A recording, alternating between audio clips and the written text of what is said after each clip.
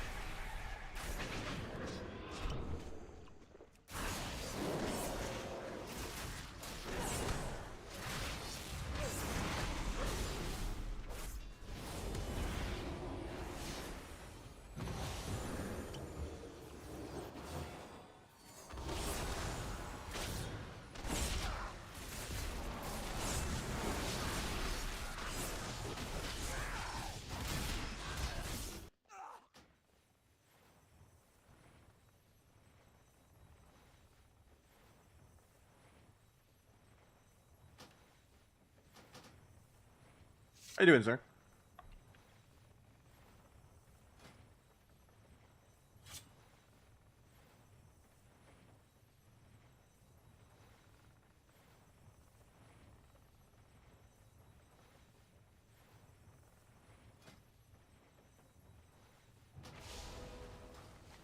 I mean, I have to play whatever I could stream. I like Kata more. What's up, Safi? But there's just no queue variety. I fight the same team like 100 games in a row. And there's no solo content, so if like Majidin's not on, or Pugs doesn't want to play, or Paimon doesn't want to play, or Floormat or something doesn't want to, or Josito, or Egg, I guess, like, there's like less than 10 people I like playing with. And if they're just not on, I can't do my job. So...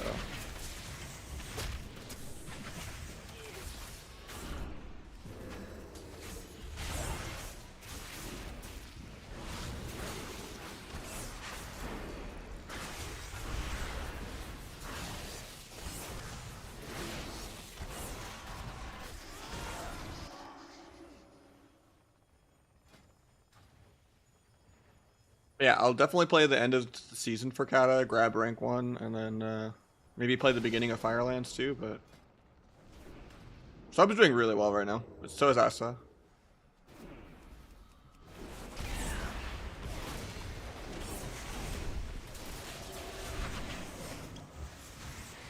BG's a little heavy to carry though.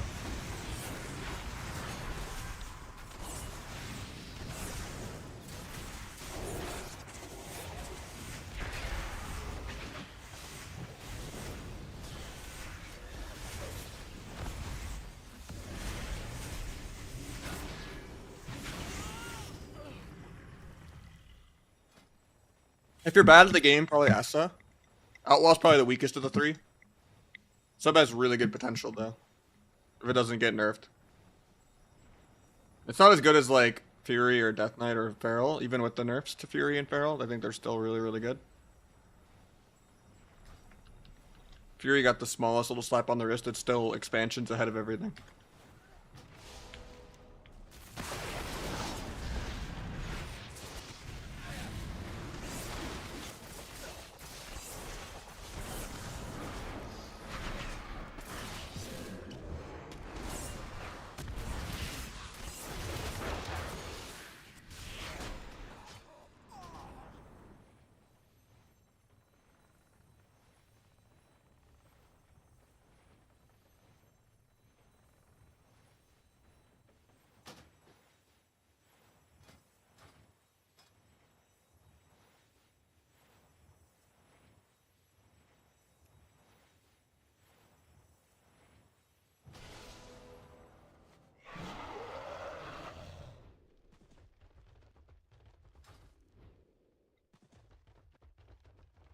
Outlaw's the worst, period, no matter what.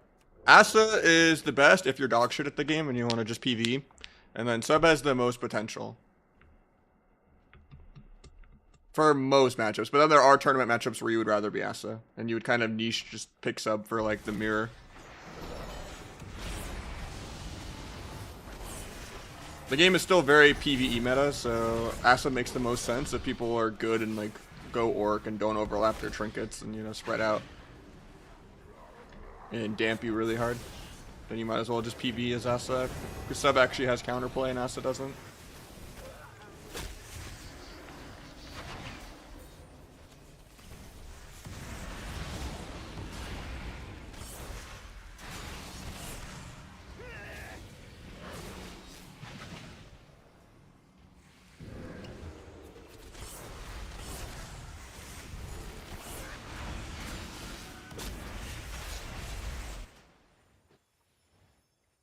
Yeah, Feral's really fun.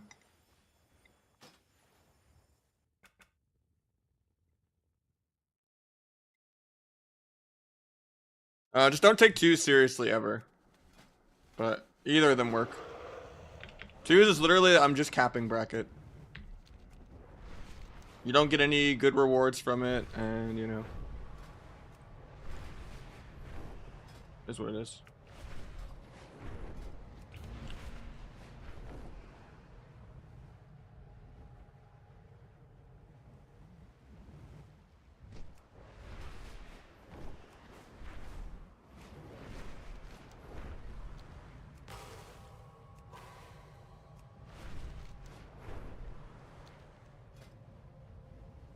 Outlaw's like A tier. It's pretty dog shit.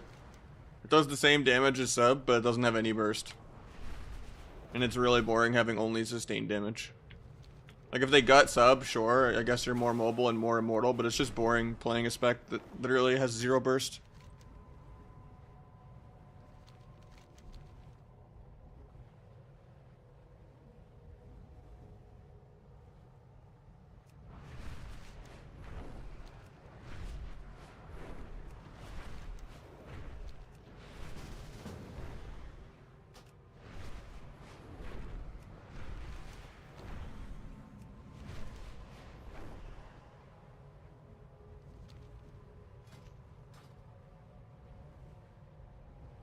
I've seen people play both for us, so.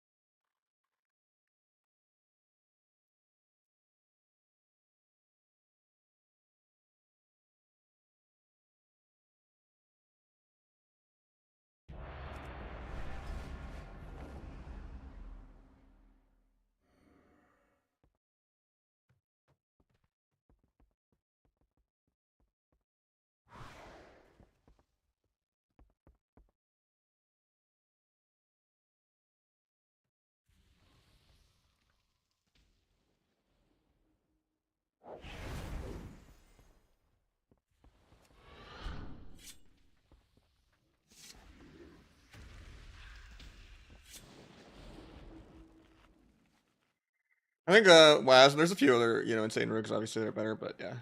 Calvish is really good. What, we getting a PP weapon for free week 3? I have no idea on that.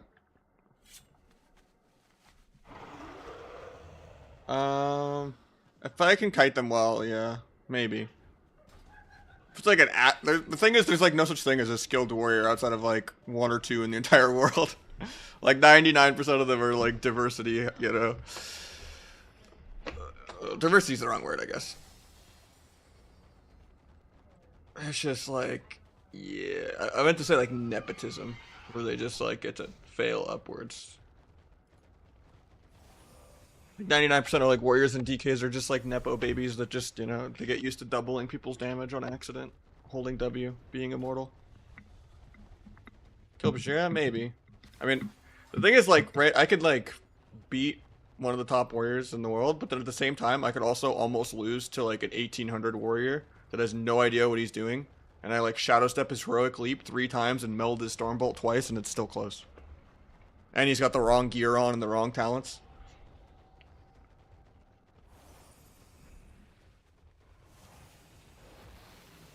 So it's kind of like a weird thing where sometimes just like the unpredictable dogshit warriors can actually be scarier than like a real one, kind of. But 99% of the duel, you're just running away.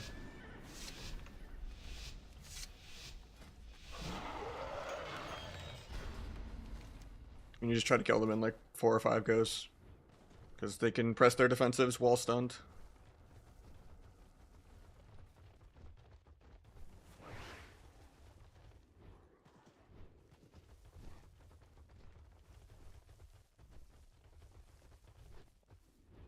Yeah, I'm full honor gear on my main. I have honor gear on my warrior, honor gear on my feral.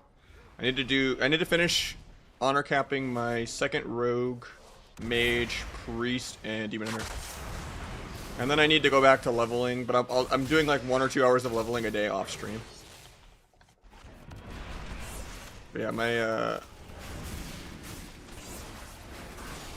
DH finished leveling this morning. Still gotta level my Warlock. I still gotta level my Windwalker.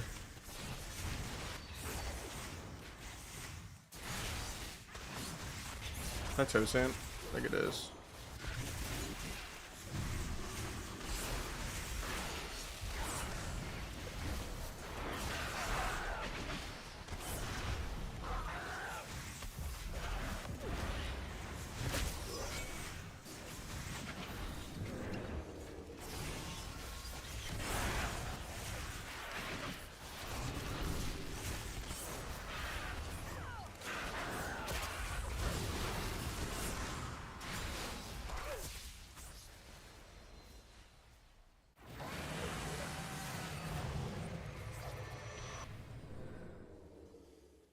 Hard is just terrible at BGs today.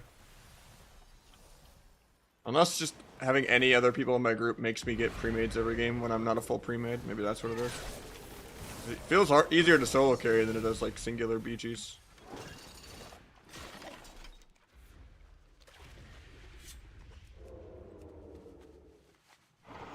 Because it was nice because I was getting 50% extra honor for being Horde. So like if I was still winning every single game, I got like 2.5 honor caps just on, I almost said yesterday, but I was off yesterday. On Wednesday. Both these 2 BGs I've been in, everyone is just so heavy.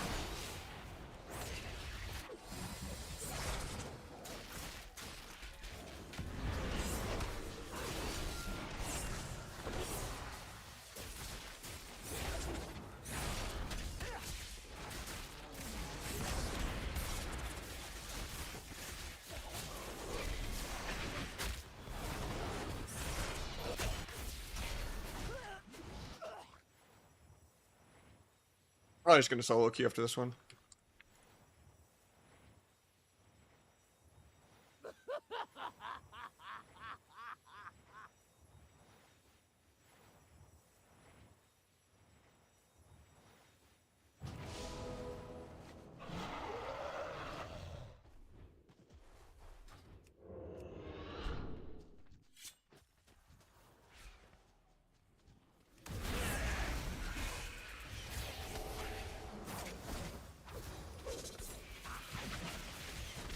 Just gonna solo queue after this one. I think it's like weird that queuing with like 2 or 3 people seems to just make the enemy team be like a better pre-made every time. So I'm just gonna solo queue because people are just way too heavy.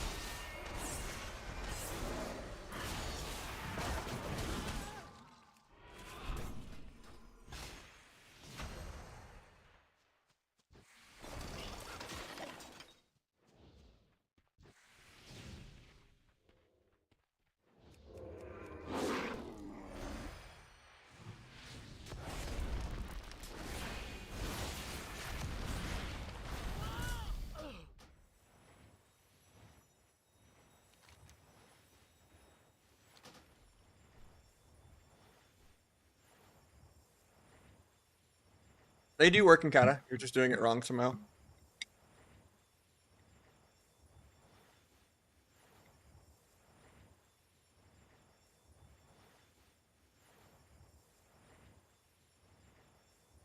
Yeah, the 25% buff is nice. Honestly, I don't know if Demon Hunter was just that overpowered or if they didn't really do the nerf that severely. Because when I played my DH, I was still doing 600k DPS at level 70 and 600k DPS at level 79. And I was in like season 3 gear. Like my DH did more damage than any other class I leveled by a lot. Like it just ignored the nerf entirely.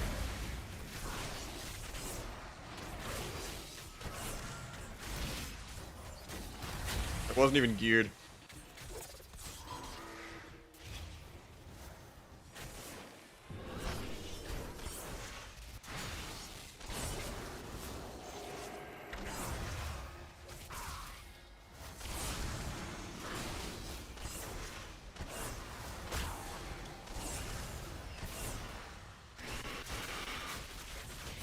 The Rogue's good. It's not as like as broken as people pre-cry about.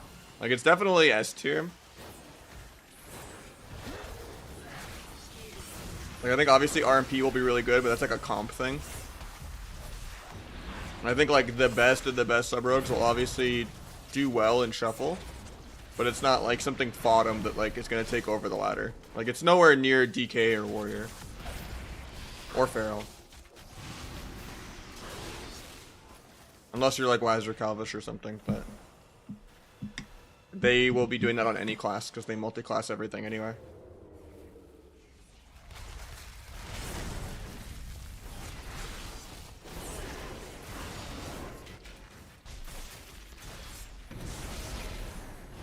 The damage is pretty mid, yeah.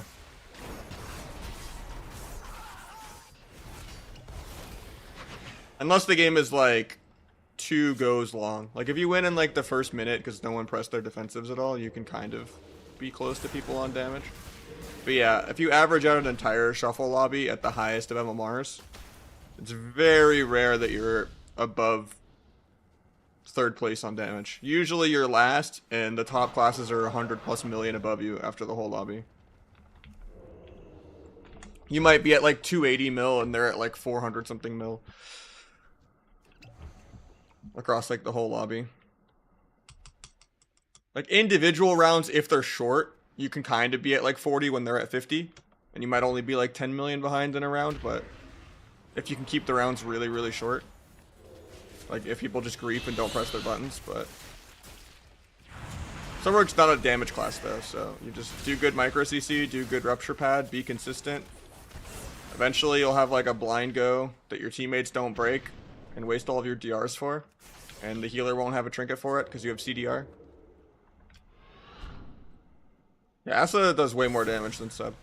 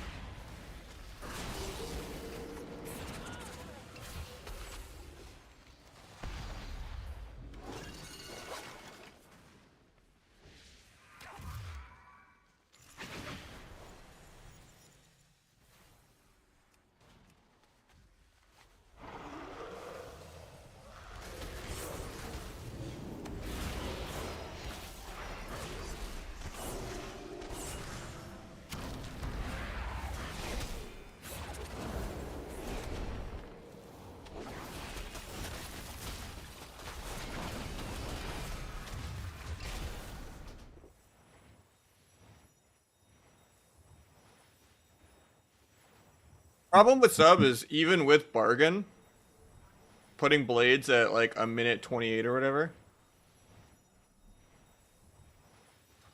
Or I think it's like I think it's less than that or more than that. But even with Bargain and Double Vanish, most of the defensives in this game are just 45 to 1 minute that are usable while stunned. So unless you're like double vanishing your blades every time, which you can't, it's very rare that blades can like out trade a defensive. And even then there's like a fourth backup teammate external. AoE AMS or, you know, AMZ or Roar of Sacrifice or Rallying Cry / intervene, you know, like if you don't have perfect cross, which this game isn't really about perfect cross anymore since like DB is a longer cooldown and Chastise is gone. And everyone's AoE breaking every CC that every lands.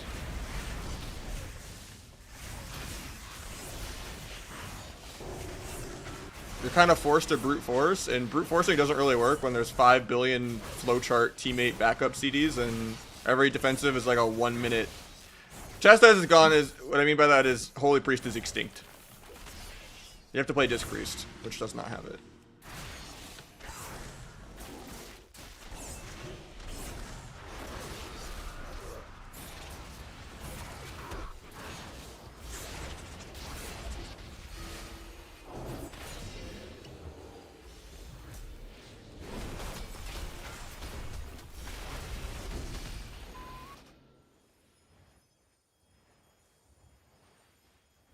I'm buffing up? I don't think so.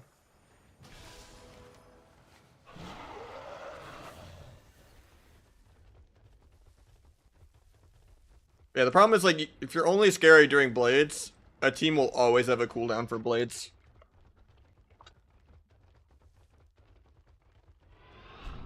One dude sub now? I mean, majority of rogues are Asa if they're bad.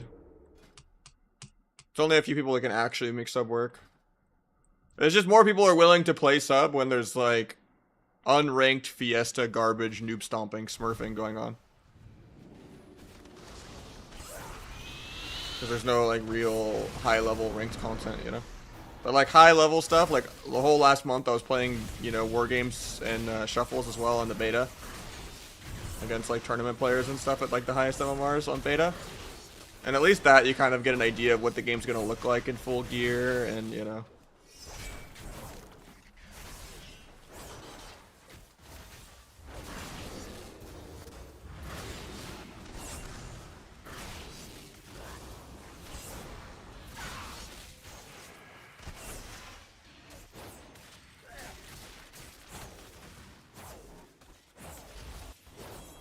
Because, yeah, I could go Q a Skirm right now and do like 30 million damage to second place is like 5 million damage because it's like, you know, multi-rank 1 tournament level versus, you know, 1200 Skirmish Andy.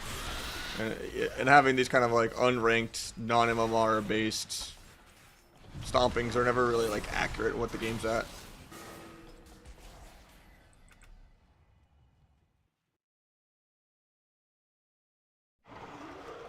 You can do Kata, Asa, or Combat for PV. I'm just gonna solo queue.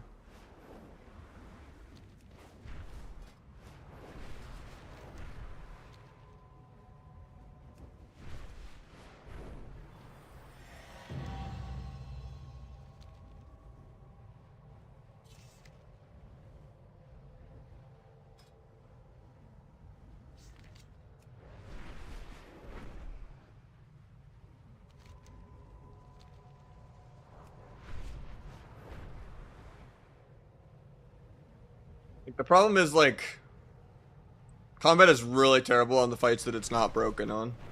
So if you only have one PvE spec and you're dual specking back and forth between PvP and PvE, because you're too lazy to have two PvE specs,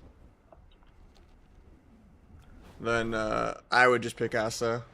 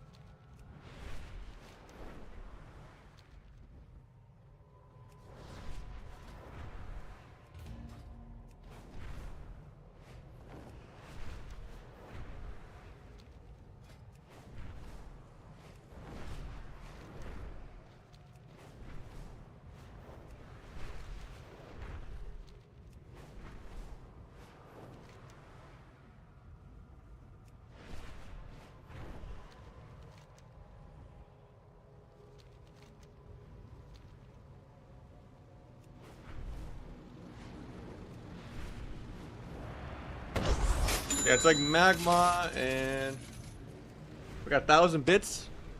KP, thank you so much, man. I appreciate you. Yeah, it's like Magma. Trying to think of all the fights in the top off the top of my head.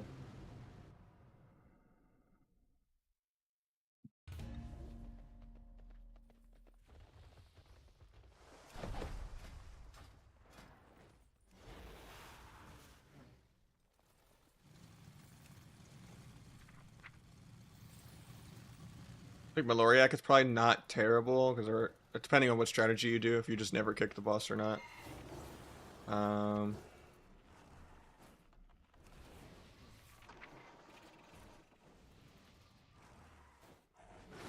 Alphys, it's good.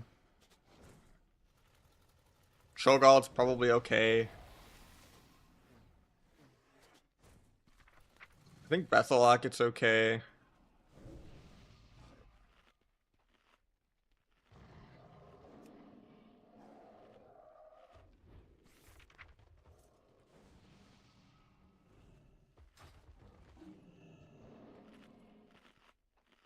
That's usually too far to leave, yeah.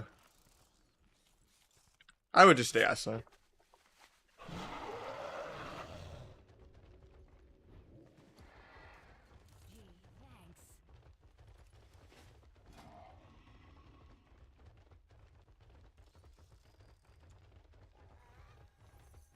Actually, man.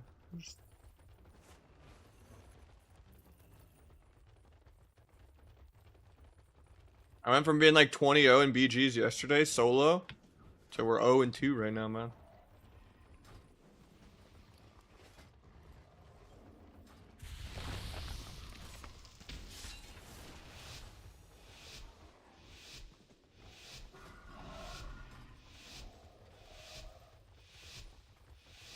I don't like opening with the cheap shot Shadow Strike because you're just Shadow Striking at full combo points after pre-med. And it's really hard to fit 4 finishers into a 2-second window. Well, 3-second window. No, 2-second window, because you have to wait the global of cheap shot, and then you have to Shadow Strike, and then your cheap shot's already half over. And you're still at 3 stacks.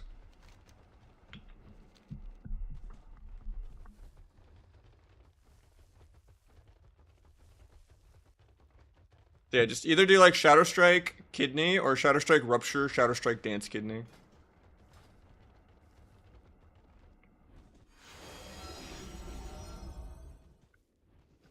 Unlucky, man.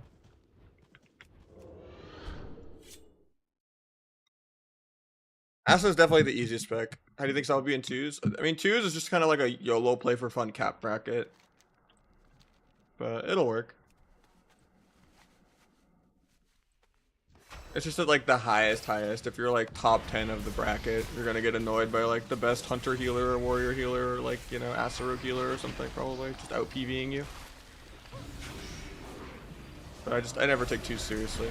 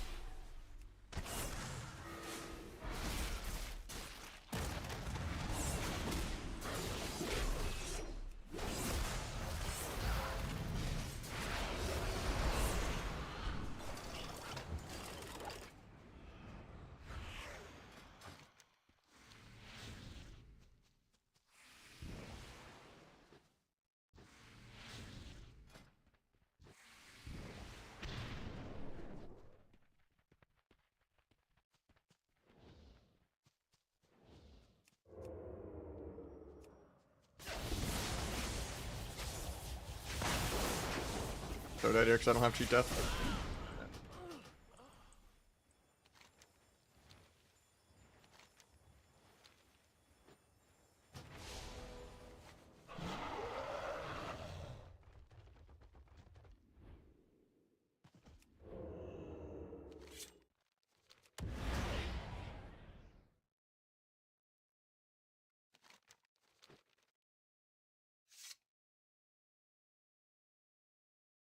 I think they can win that 2v2. I'm not even turning around. I guess I have to, actually. I can't have faith in anyone.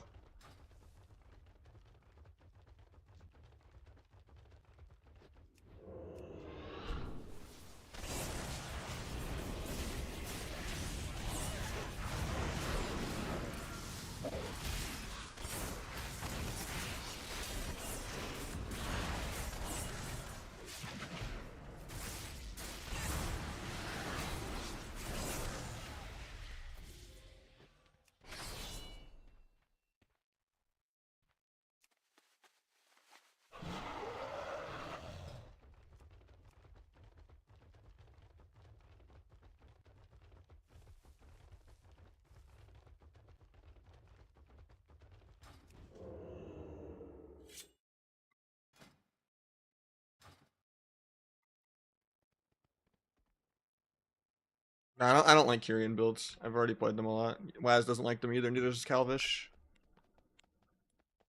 The cheesier builds are literally only if you're just like noob stomping. Like if you're playing really low ratings, but they're just not how you should play.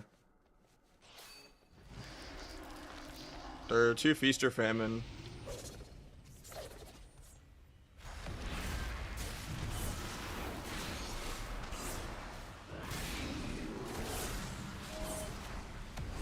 It's probably if you're playing Fatebound, because there's like this talent that lets you have like double Cold Blood, but you're only allowed to Cold Blood and Venom.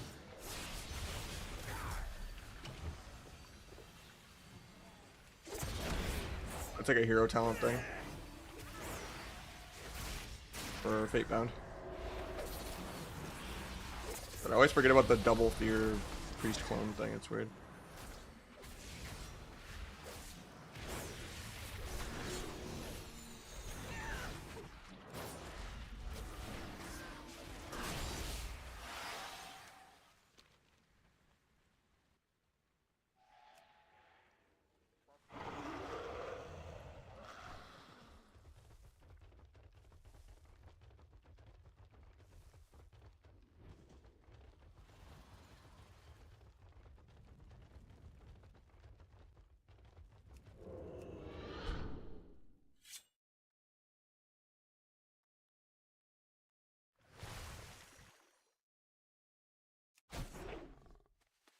Is this guy AFK? Nope, he's not.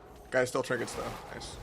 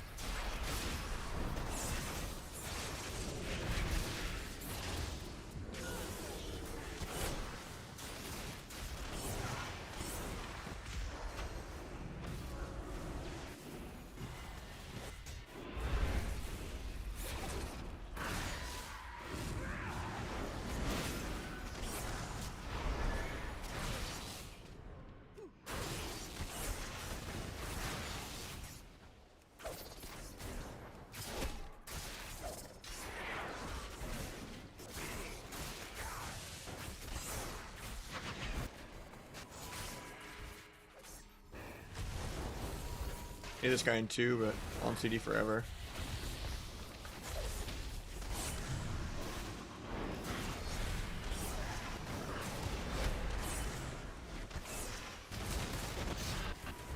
My ping is crazy. I guess exit lag's making me lag. I need to restart it. My kick was like at half the cast bar. It went off like after. I was like, am I Australian randomly?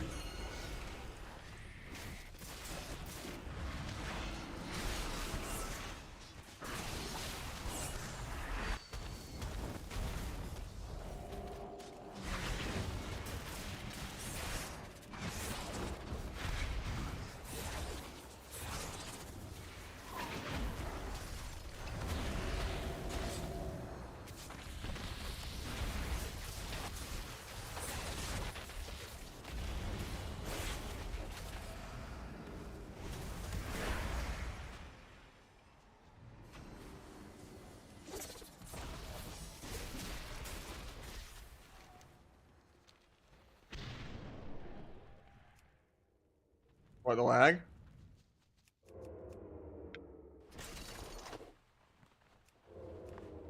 It's usually like 54 without exit lag, because it's always putting me on central servers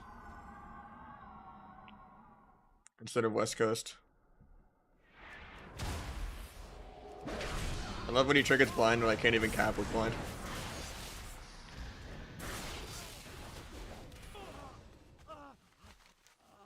Please go CC the DK before he gets to me. Nice, the warrior charged him. Good. Warrior player using 100% of his brain.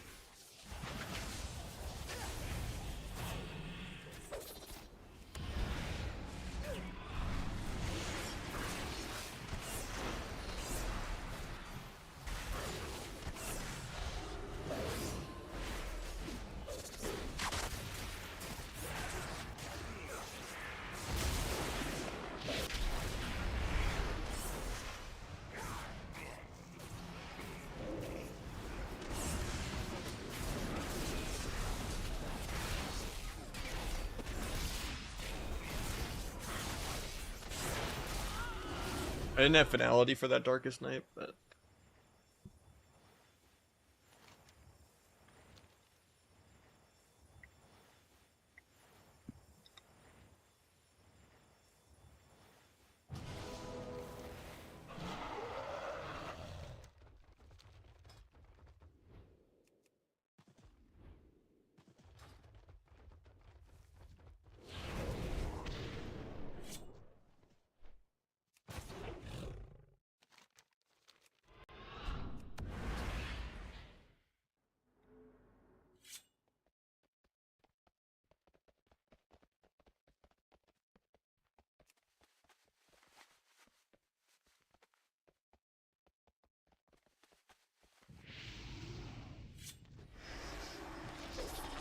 I was asleep at the wheel.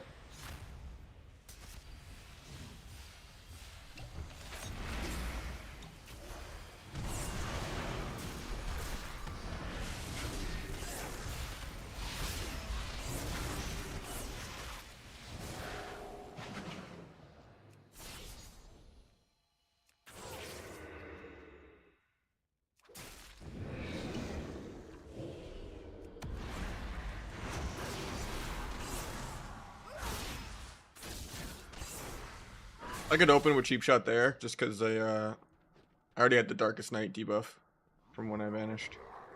So critting the Eviscerate applied Deathstalker Mark without needing to Shadow Strike.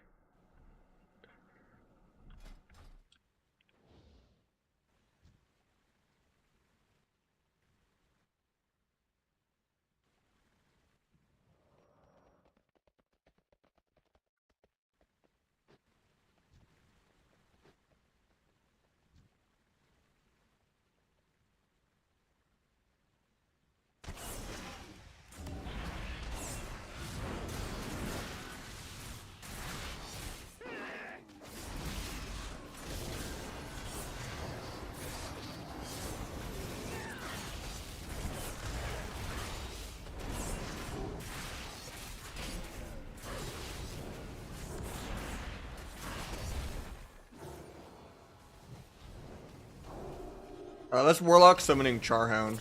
Pulls you out really far away, yeah.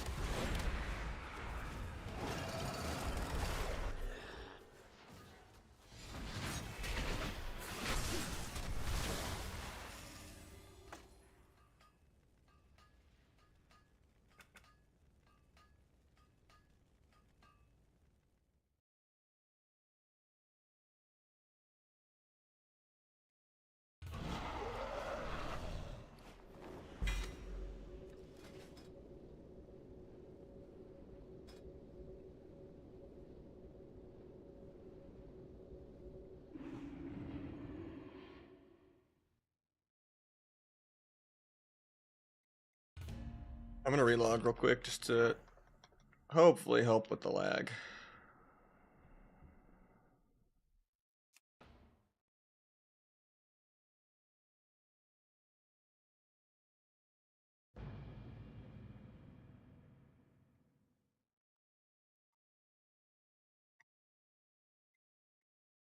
Yeah, I wouldn't say the Warlock thing is constantly. It's very rare that it happens to me, but I know what causes it. Share your talents? Yeah, I have a talents command for it.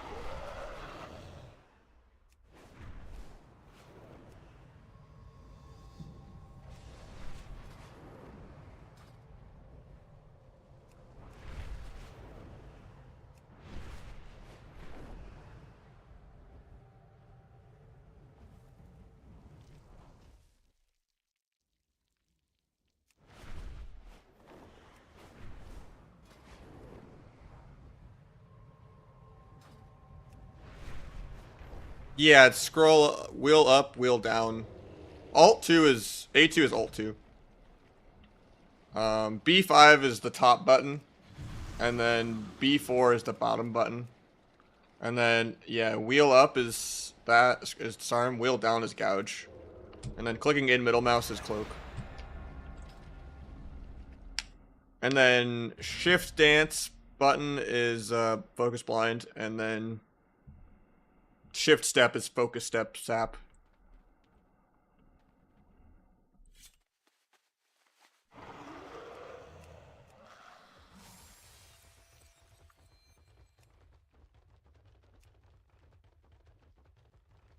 No, it doesn't apply to people that are CC'd. And it lets you get finality rupture on 2 people, and it just saves you a lot of call points. And any like random ruptures you put on pets goes to your kill target with this, which is good. What breaks CC is Deathstalker's Mark if you have bleeds out on anyone, because of singular focus. Because this will make any damage you're doing to anyone go to your Deathstalker Mark. So if you're gonna like CC someone, you need to like switch your mark to someone else.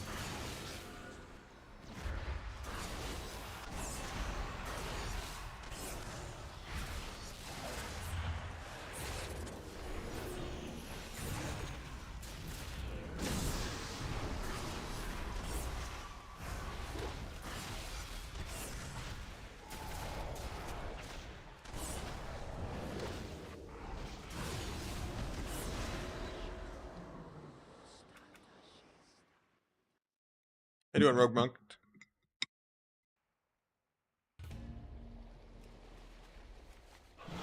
Dance separate is nice, yeah. Just things that are like off global. So you can kind of hit multiple things at the same time.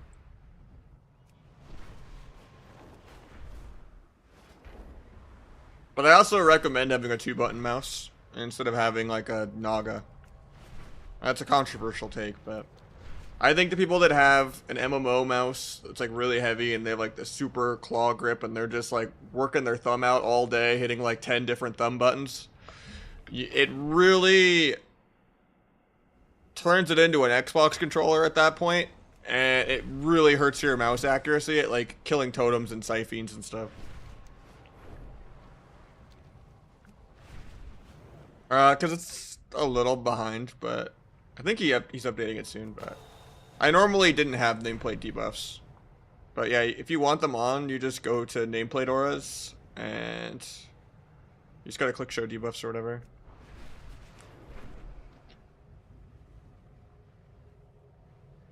Ugh. But normally I just think things on nameplate are cluttered, but I'm trying putting things back on it to see if I like it or not, but I never look at debuffs on nameplate, to be honest.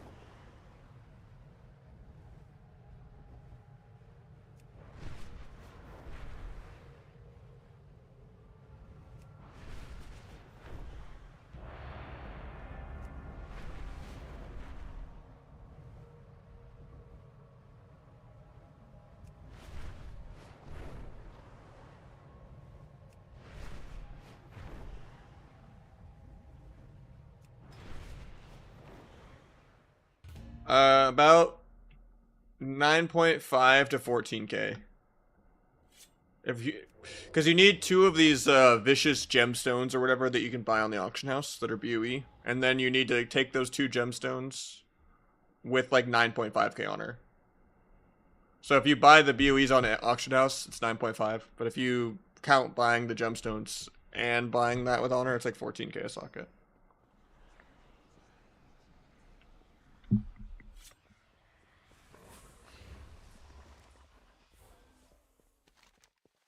Yeah, it's not the war mode chest that drops, but there's like a specific chest that drops every 3 hours. But I think they fixed it, because I haven't gotten one yet. Or I haven't even seen the chest drop. It's supposed to be either like up here, down here somewhere. There's like 3 different spots it can spawn. And I go to all 3 zones every 3 hours, winter grasp time, and I've never seen it proc once.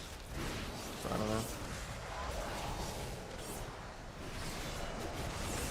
Can't tell if people are trolling me on that one.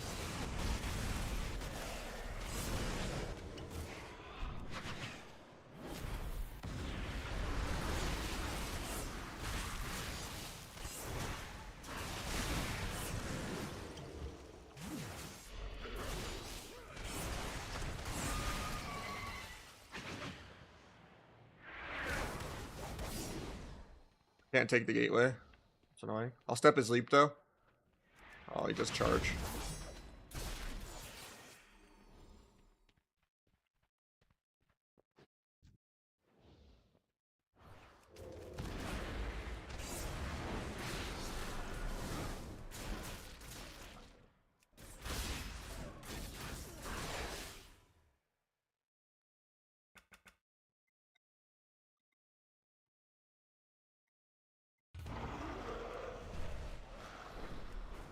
How you doing, Prominence? No, I don't have the beta stuff. It's pretty straightforward. It's mostly all PvP gear, except for maybe like 1 or 2 pieces of craft gear. Just go any verse mastery you can. And if it's a piece you can't get conquest verse mastery, you make it crafted. You're like, I'm gonna craft verse mastery boots because I can't buy it with conquest, you know. And even then, you can get the temporary world PvP gear to get 2 epics a week. To get verse mastery, belt, and bracers early season, and then just replace them with craft gear at the end. I think it might just have a cooldown or it's delayed prominence, but it's that build right there, yeah.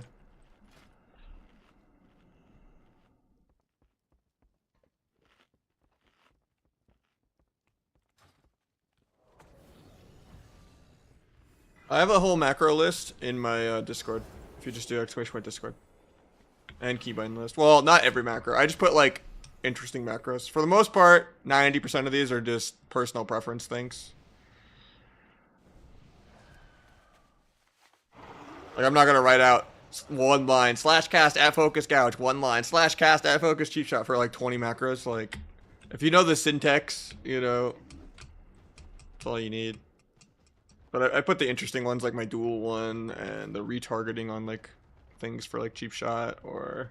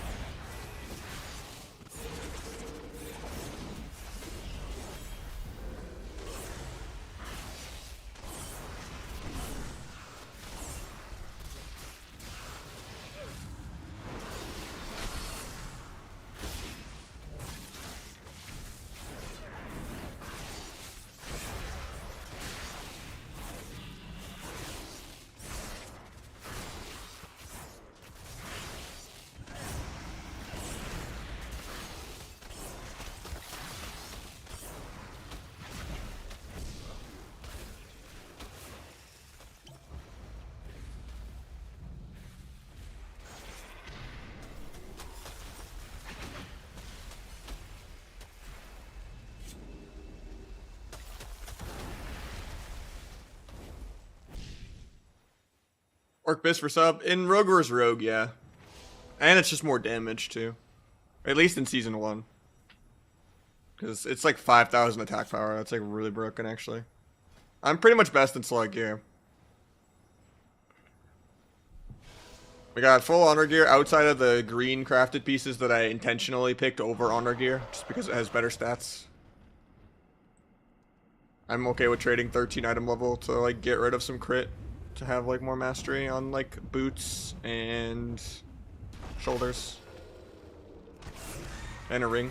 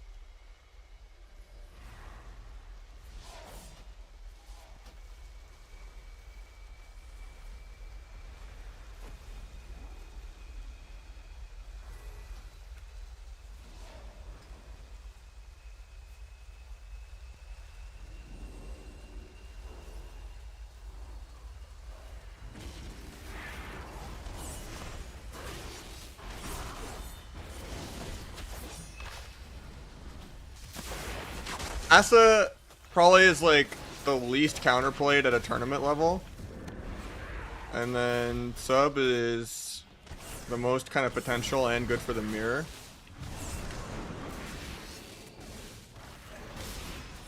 And Outlaw's just not really great at anything. It's like A tier, but like it has no burst. And it does the same sustained damage as a Sub-Rogue almost. It's just tankier and more mobile, but it's not worth the annoyance of all of the RNG and bullshit.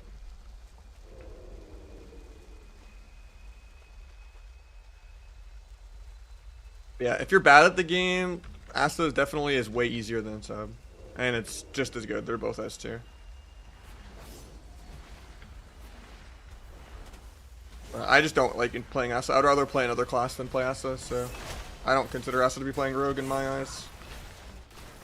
I don't really want to be a melee affliction lock that doesn't care about CC. The whole point of Rogue to me is CCing people. So I'm glad that Sub works also. I just don't enjoy Asa at all. Night Elf is definitely the best if you're going to play any Outlaw or Asa. If you're just a Sub-Rogue purist and you want the best chance at Sub-Rogue versus Sub-Rogue if it's a popular matchup, then you would go Orc or Human. To fight fire with fire, because you're like, the other good Sub-Rogue is also going to be an Orc, you know? Especially because Orc does more damage too. But if you intend on playing any Outlaw or Asa, you should be Night Elf. And then on top of that, Night Elf's probably still better than Human also in other matchups that aren't Rogue beat Rogue. Like if you want to like go meld triple cheap shut off nullifying versus a dragon, like that's always really good. Or just like a Municoil or a Stormbolt or something. Like Night Elf isn't bad for Sub by any means. It can save you a lot of dance charges, like setting up a go with a 6-second subterfuge from it and an extra pre-med.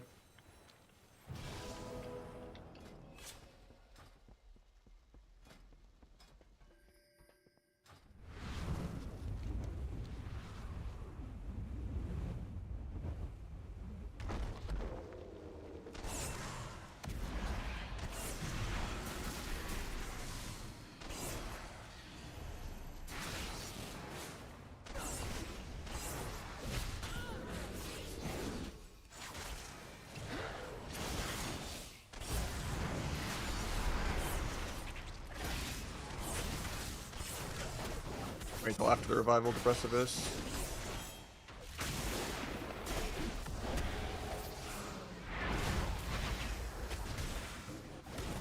Good, I think.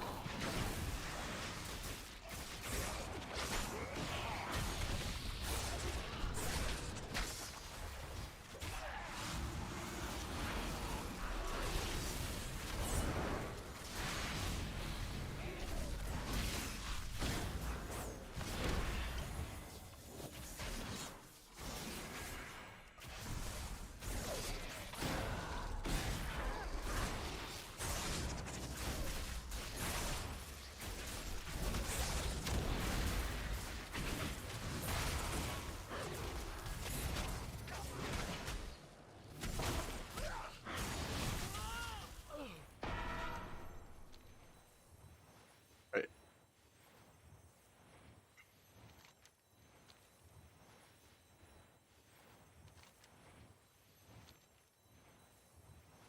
You know about these BGs? Nah, every time I queue in a group with Horde, I lose. I do better on Horde solo queue. Conspiracy.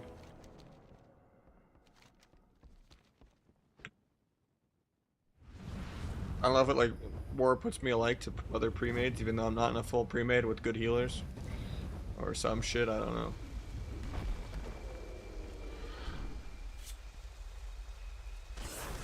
I mean, they merged a lot of buttons like that. Because they made, like, Icy Veins summon your water elemental. They, like, merged Schism and Mind Blast together.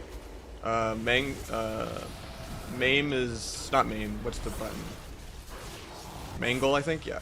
Is baked into Shred now. And is like a specific bear form ability only now.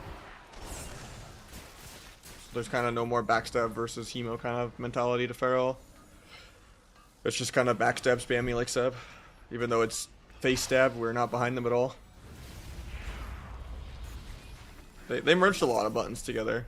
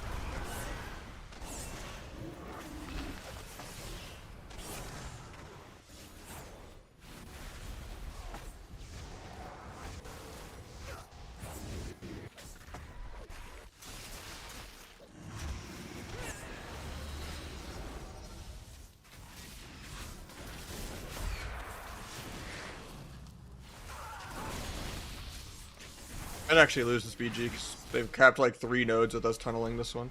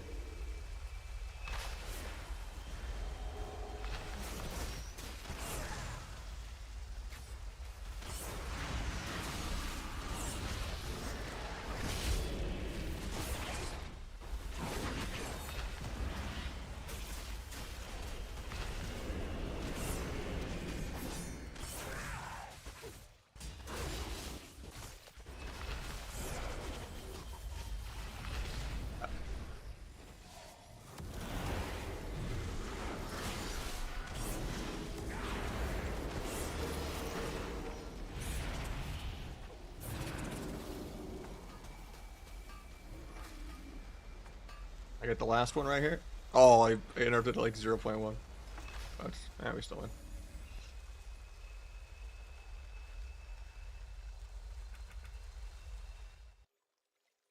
Don't really care about Macabre. You'll just get it naturally by pressing your buttons. It's not something you like try to weave in of like, oh, I'm gonna shove an extra Shiv Fan of Knives in here for Macabre. At the end of the day, anything you forcefully shove into there for no reason, that 3% extra pad you got was not worth losing a whole global of real damage. It's like, oh, that could have been another 200k Shadow Strike, or oh, that could have been another, you know, 2 to 400k Shadow Strike, or fit another Abyss in entirely, especially during Blades. Don't tunnel Macabre at all. It's just, you will get it naturally just by knowing the rotation.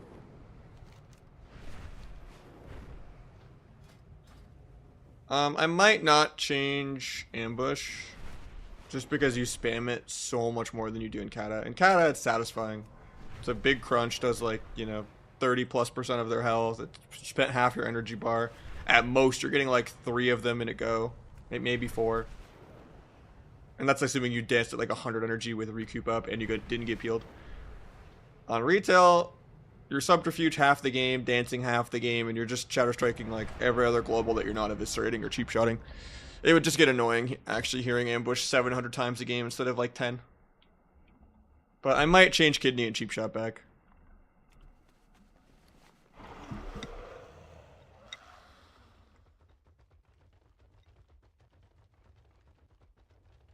Been lazy about setting it up.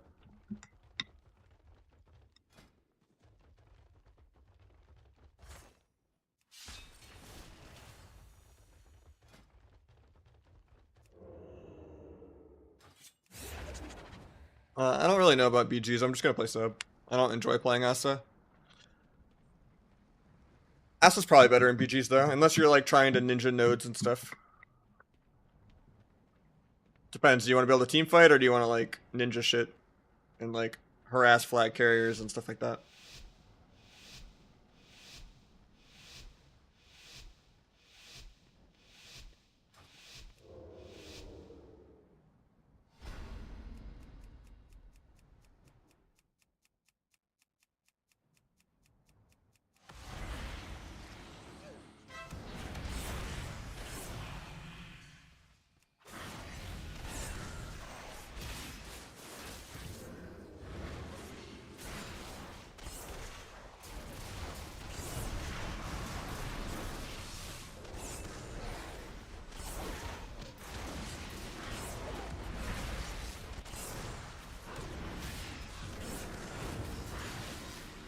Thought I dueled, but he just died before I even needed to duel.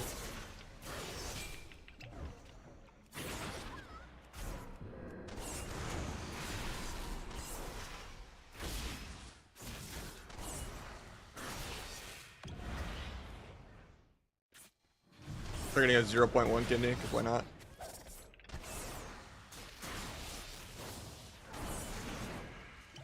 Dad for Micropus.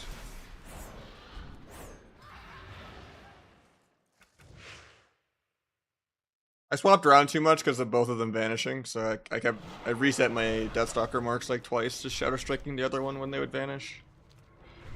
GG Spark. That was closer than it should be. My poor monk did like no damn, but neither did your other rogue, so they both did no damn.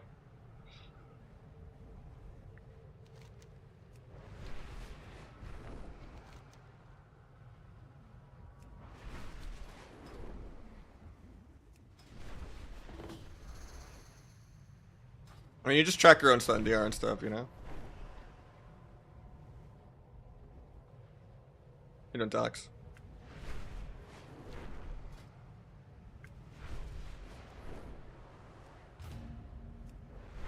I love it.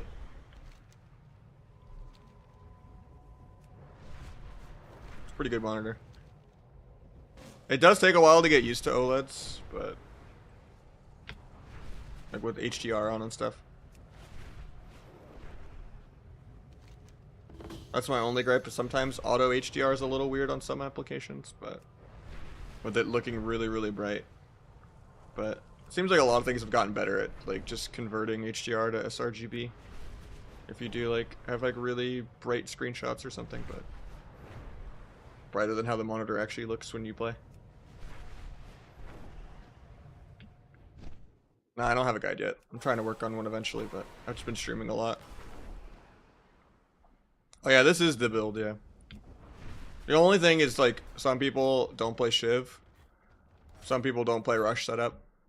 Those are like the only like move around points. I don't feel like I actually need Shadowrunner. I also don't feel like I have energy problems that need Rush setup either, but in the long run, if I'm doing like crazy DPS, it's kind of good to just... Because with 200 energy, you're never like hard capped if you have good uptime. So it kind of makes farming dance charges a little smoother. But it doesn't really matter. These are like 0.1% diff, not even. And then some people don't play this shield. But it's helpful now that they nerfed Vanish to 1.5. It's like the way you just don't pop out of Vanish instantly if you have a dot. But damage reduction and move speed is nice. Especially if you have like priest shields or something, but...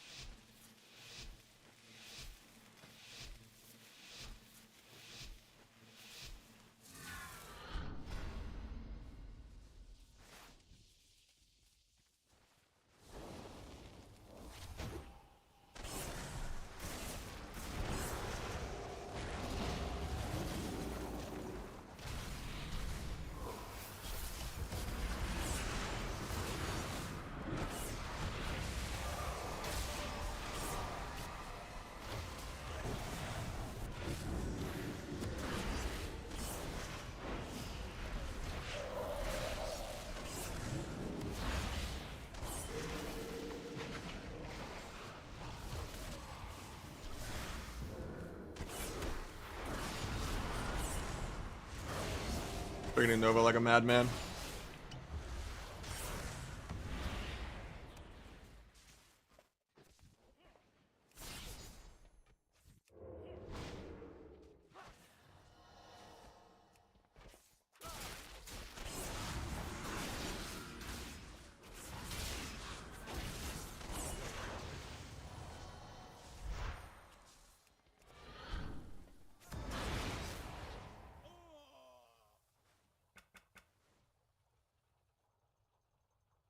It was a world quest. But you could buy a green one on auction house too.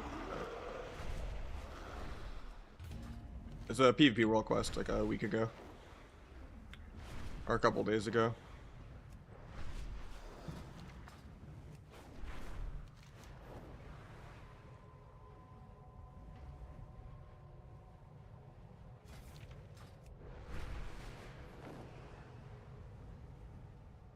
Gear tracker, better bliss. No, I'm using diminish.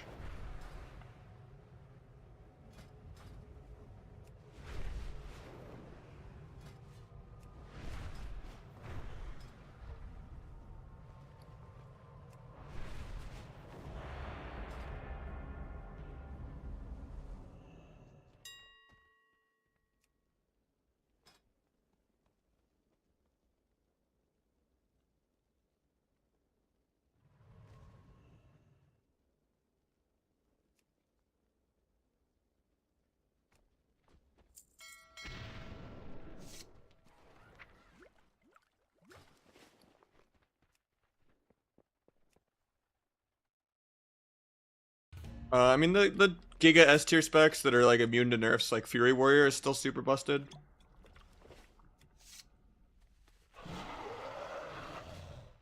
Some of your favorite transmogs? I mean, I've kind of worn them a bunch. I wear Season 9 Elite a lot. Tier 3 I never wear, it's boring. Polar I've overworn.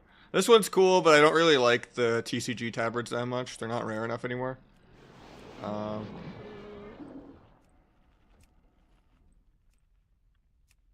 this is one of my favorites. I think this is one of the coolest mogs I have. Most people don't have these wings. They take forever to get. Outlaw is like A tier. It's not great. It's the weakest of the 3 rogue specs. This one's one of my favorites too. I would say the Shadow one and this one. Not just because the tabard's rare, but because it's like a 4-piece combo to get the sleeves like this. If I change the shirt, chest, gloves, or bracers, I don't get this kind of combo. So it's like it's like a weird combo to make that. Druid tier 3, eh.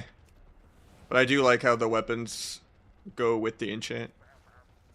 This one's a meme one for when I wear the Dominant Gladiator title.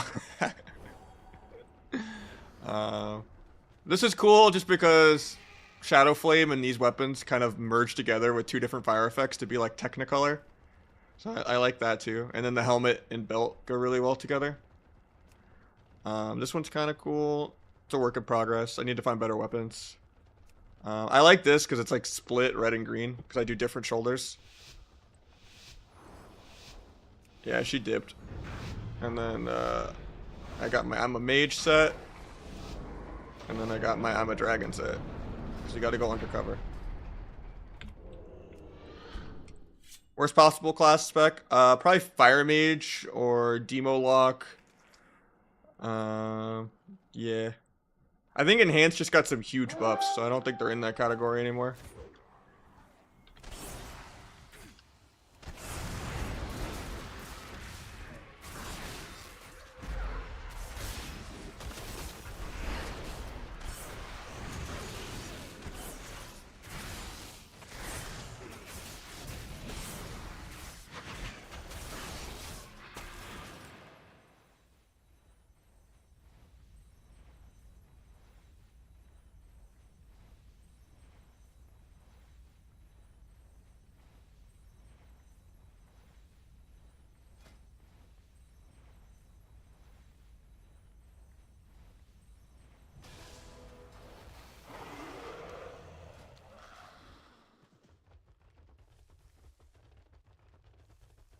Yeah.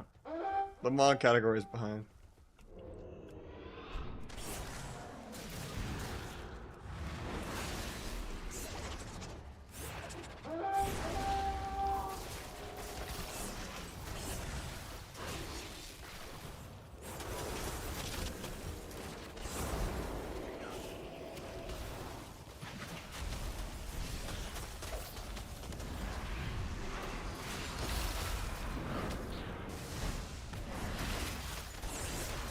I just want to move my character one time.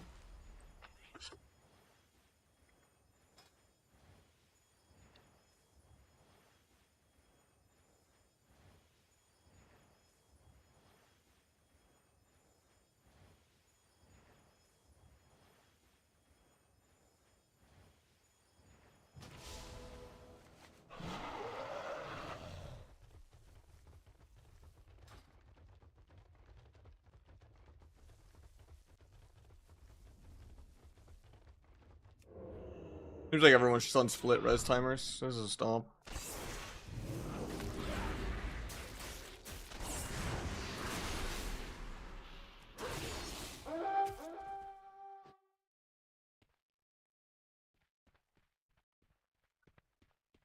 Because we have 2 H-Pals, and they have a Restless Druid. Yeah, this guy's doing more healing than both of them combined times 2, almost.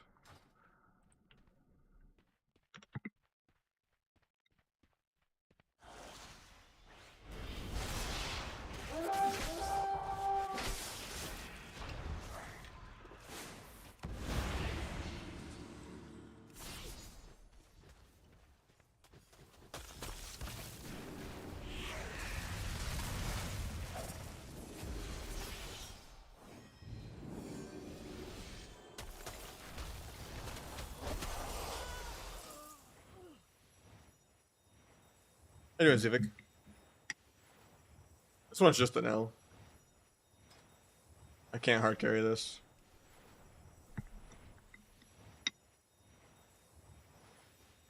They just have a massive healer diff.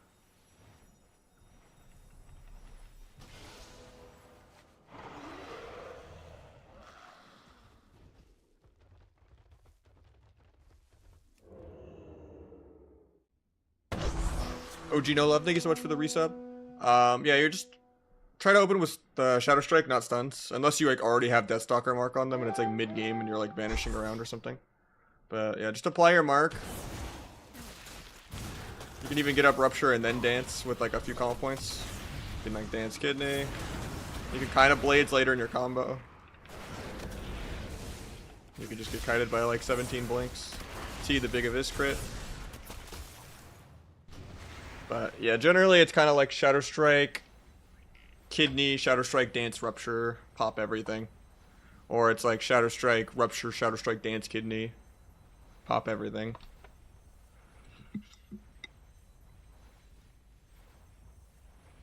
It's good to time Secret as like the last stack of Deathstalker mark. So the delayed damage lines up with the guaranteed crit.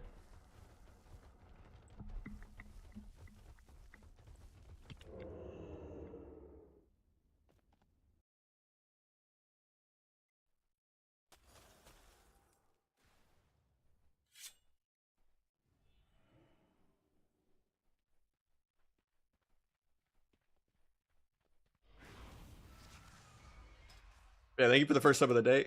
You get your type up there. Sub is good. It's like low S. There's a few specs better, but yeah. Show right now, Mog? Sure. It's kind of the Mage Tower set with one of the legendaries. Or no, it's Unchained. Okay. I thought it was like one of the legendary ones. Shadowlands, but. And then it's the. It's kind of hard to find the white one of the back. Like, it's easy to get the red one, but this one's a little more annoying to get. It took me like a month to get this one. Doing it on multiple characters a day. And we got OG also gifting one over to Lurchy as well. Thank you so much, man.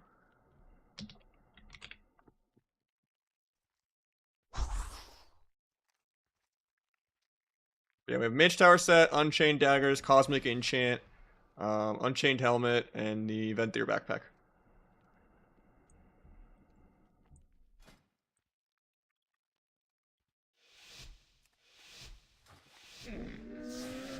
I don't really like TCG tabards though. I wish I had a better tabard.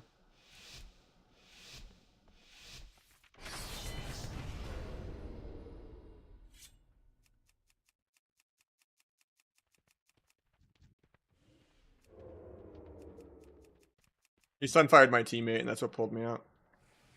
It's 2v1 though.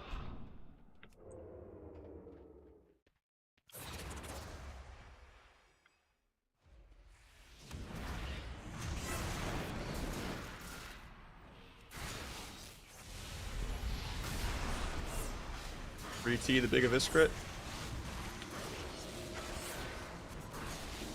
Another Abyss crit. I used the Wooting 60 HE.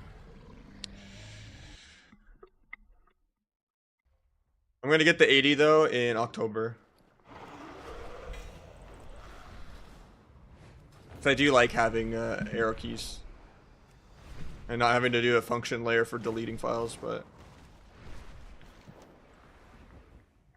Deathstalker for any type of content. Trickster is just terrible.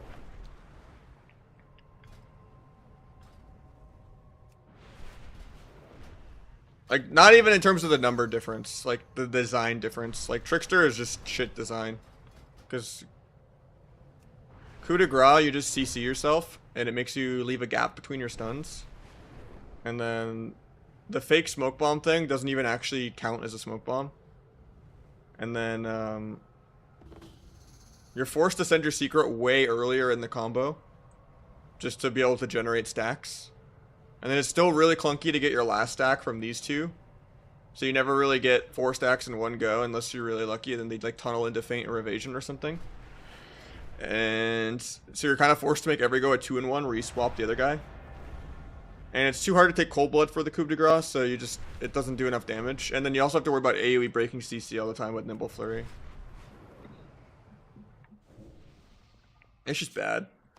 Even if it didn't break CC, and Deathstalker got nerfed again, and coup de grace didn't CC yourself, I think Deathstalker would still be better.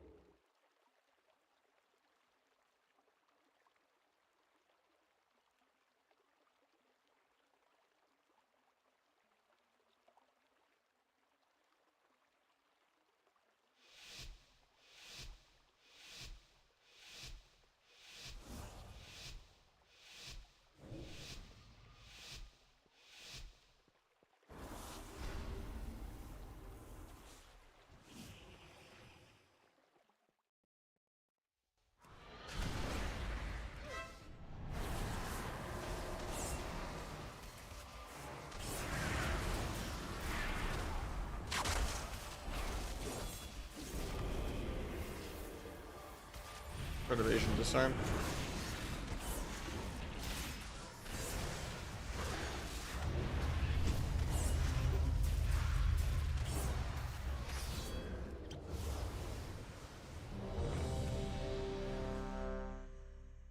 Oh, you were asking about the keyboard. I'm sorry. Thank you, YX. Yeah, that's the keyboard.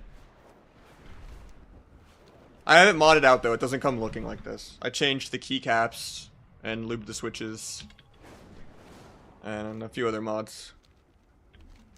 But honestly, from what I've heard, the 80 HE comes kind of pre-modded. So you don't have to do that much besides change keycaps.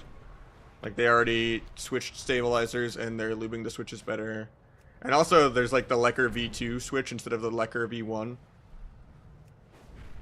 Which has a little less rattle in the new switch. But honestly, I don't have any rattle in the Lecker V1, so I don't know. They were just having some Kool-Aid on that one.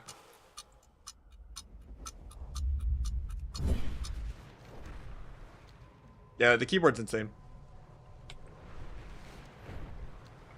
I mean, they revamped the entire keyboard industry. Because back in the day, like, I remember when mechanical keyboards first started picking up in, like, the Kata, Mop, you know, WAD, Recful days, you know? And everyone was, like, only using cherry switches, and very few people were, like, actually... Outside of maybe, like, Topri boards, people weren't really enthusiasts of different switch types. It was just, everyone knew cherry, and that was it. And it was like, oh, I love my cherry red, you know, basic mechanical keyboard. And nowadays, it's like way beyond that. It's weird to think that a keyboard could actually give an actual gameplay performance increase beyond, you know, just some being like less input laggy kind of thing. But because yeah, the main marketing thing of Wooting, of which every company has been trying to copy them for the last year. So now like Razer's doing it, you know, SteelSeries is doing it. You know, all these other keyboards are trying to basically do what Wooting changed, and that is the rapid trigger function, which is basically, it's a mechanical keyboard, but every type of switch is magnetic. So it doesn't need to all the way go up before it resets. So for like rapid trigger, it's like the key doesn't need to go all the way down and all the way up. So you can kind of just keep it fluctuating between all the way down and like 20 or 50% up. So you can like repress it before it's like done resetting. So it just makes your inputs feel faster. And the only downside with Wooting compared to like every other company trying to copy them nowadays on newer keyboards is like the Wooting software is much better and it's less bloatware, but it takes longer to get a Wooting generally. Because they're still, you know, not like a giant corporation. So generally you might be waiting months to get one, but they're worth it.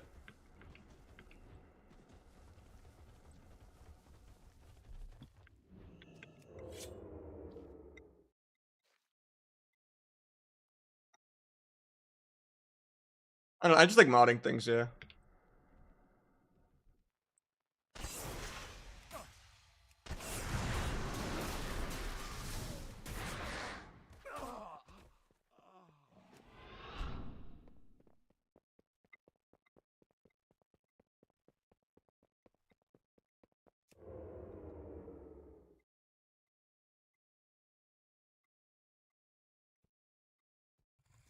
Yeah, every keyboard is like trying to copy it. If you have poor impulse control and you're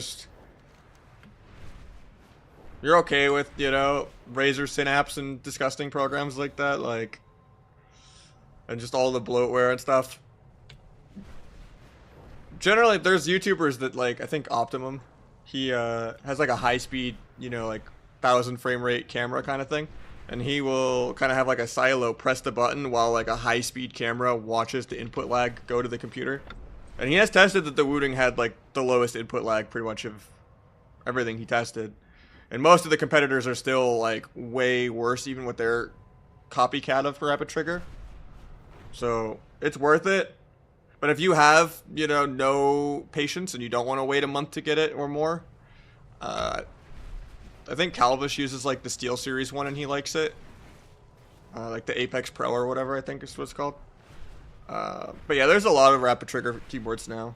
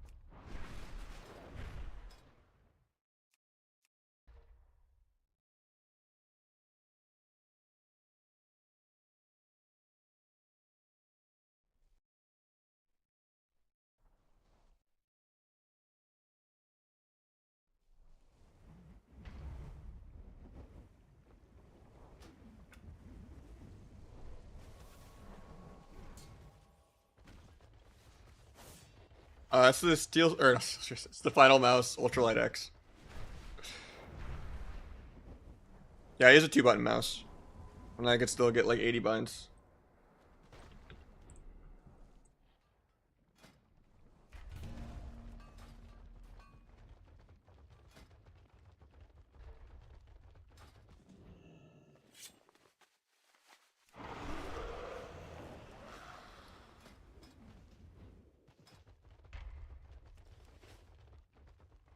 Just have long piano fingers, you know, and be okay with hitting like Shift T and Shift G and 6 and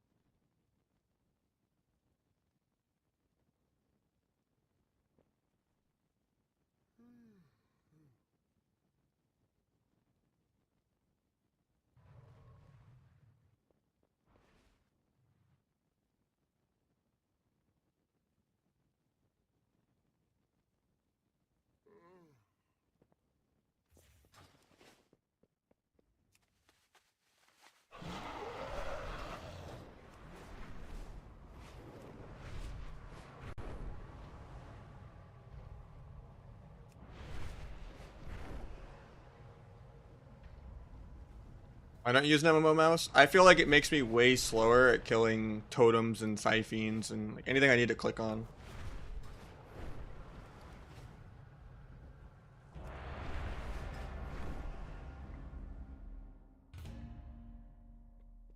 And since I do targeting with my mouse and a lot of abilities already on my mouse, I feel like it just makes me less accurate on the mouse buttons I already have. With my 2 mouse buttons, shift mouse buttons, scroll up, down, middle mouse, shift, scroll up, scroll down, middle mouse, alt, scroll up, scroll down, middle mouse. That's already like a billion binds anyway. Because alt scroll is target pets. Alt click is focus pet. And then shift, scroll up, scroll down, click is targeting. And then scroll up is disarm, scroll down is gouge, and click in is cloak. So like I already have a lot of stuff on my mouse, as well as dance, focus blind, focus step sap, and then like normal step. And it's just with a really light wireless mouse. It's like really easy to like target totems and stuff.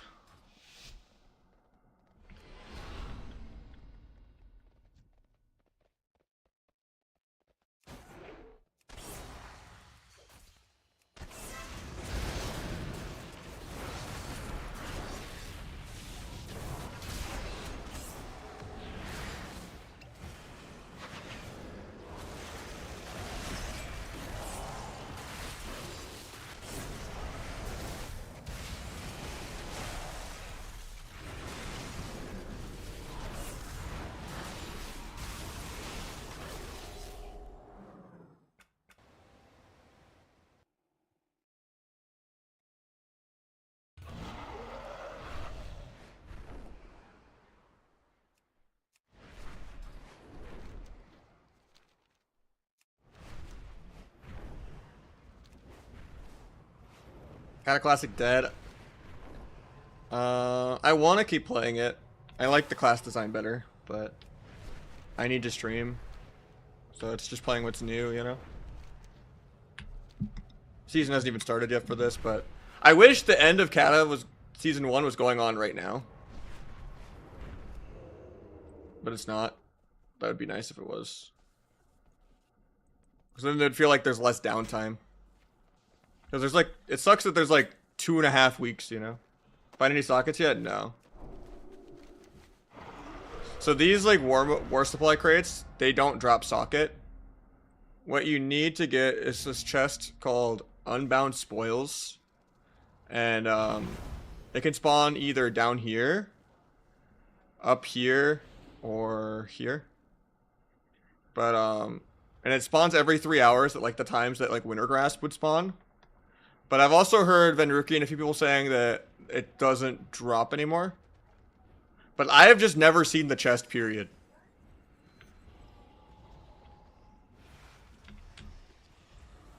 I fly to all 3 spots every 3 hours or whatever, and I've yet to see it once, so I don't know.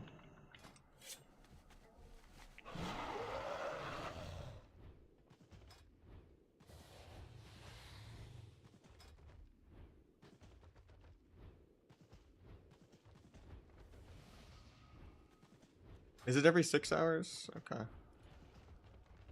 Well, I checked at 12 at all 3 spots and I didn't see anything. But maybe I flew to them out of order and it already ended by then. Because it doesn't mark it on my map or anything. So I was in like Ringing Depths at like 12:55, and then I went to Isle of Dorn at like 12:01, and then I went to the Spider Place at like 12:03.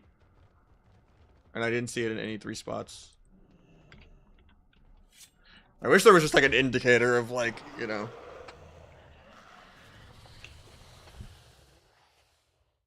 I know like KZ Fox or whatever like tweeted that he got like last week a socket in it, but all I know is some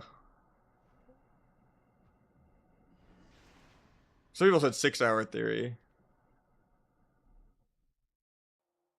instead of 3 hours.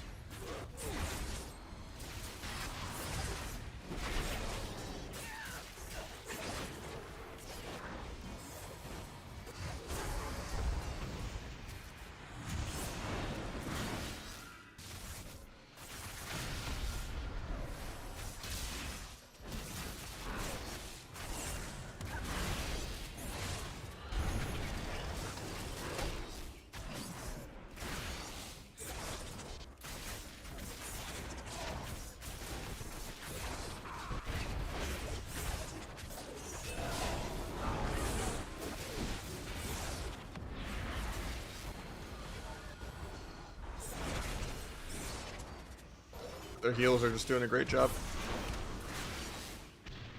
That or everyone else is doing a terrible job of killing anything.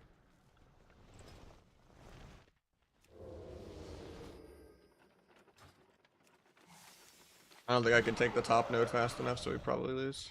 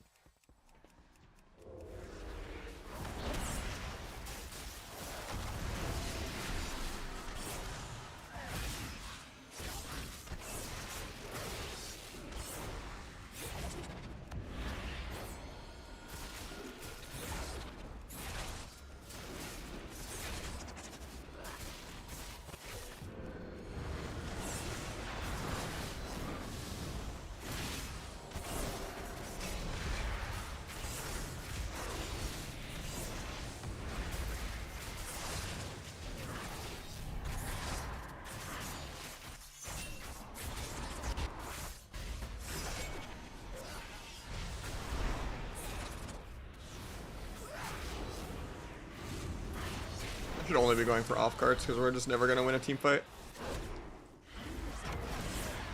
But this BG's already over. I'm not in a pre-made, and I guess they are.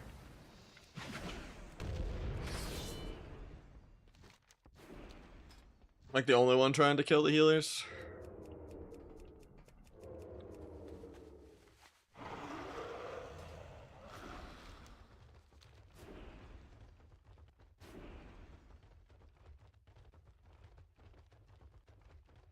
Oh, I know. In like high ranked RBGs, I would never play a team fight because Rogue is not a class that can do damage. But I figured in a random BG, I can almost always solo carry by just being the only one that kicks and stun healer. It usually works out that way like 90% of the time because no one has their keyboard plugged in a random BG. Unless you queue into like a pre-made of another streamer with your pre-made.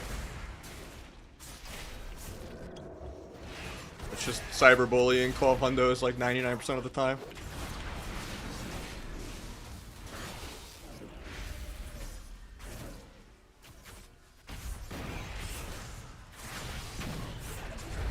Like you can get a lot of pressure by just, you know, triple stunning both healers in a row and landing a kick, and then you just wipe the whole team because of it.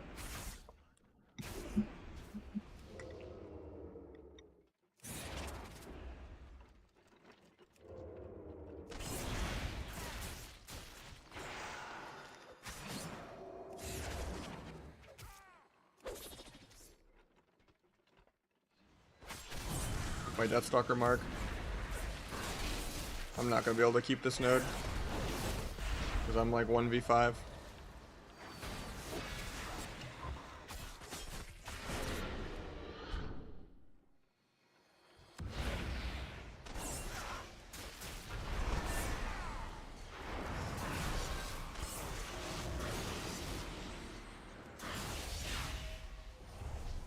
Place to force life cocoon.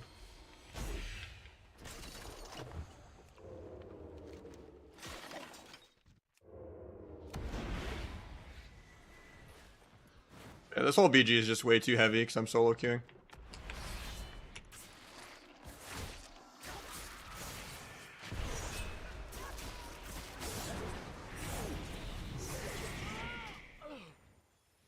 Anyway, it's like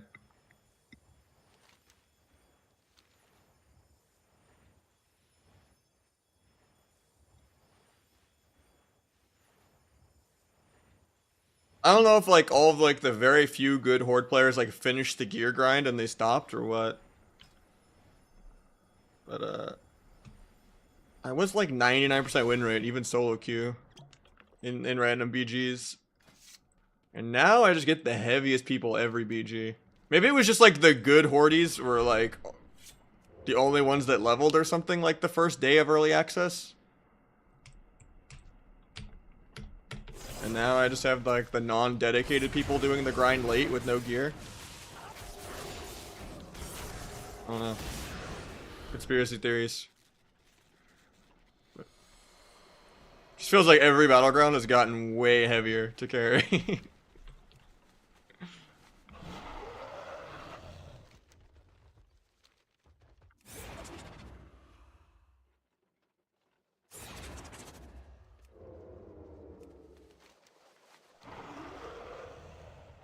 The Zoomers are the ones that are good. The Boomers are still at work for a couple more hours. Okay. That's why there's no prime time. Like, if Arena was going on right now, there wouldn't be queues for 3 more hours. Prime time exists.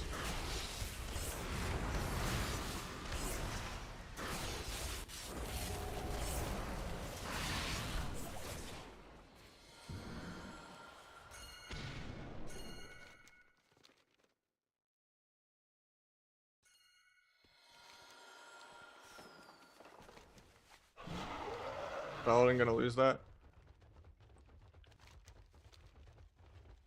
He's winning his 1v1. I'm almost there though. If he can live like 2 more globals, we're chilling. Oh, he's winning the 1v1. He's a healer. Not that it matters, because even if they cap 1 cart 2 more times, they win. Because we lost the middle fight like 3 times. If I did off carts the whole game, maybe there would be a chance, but... Their healers did a really good job. I mean, they didn't fake any of my kicks or anything. And they were like kind of using their defensives weird, but... They did not die. But I think that was just DPS on my team not focusing them properly. Everyone was like hitting DPS for no reason. If we can somehow get a triple cap here and then we get another triple cap, we can win, but... So you're saying there's a chance. Revival Rapture, kick this guy into a kidney. Vanish to reset my kidney, and now they get it. We lose.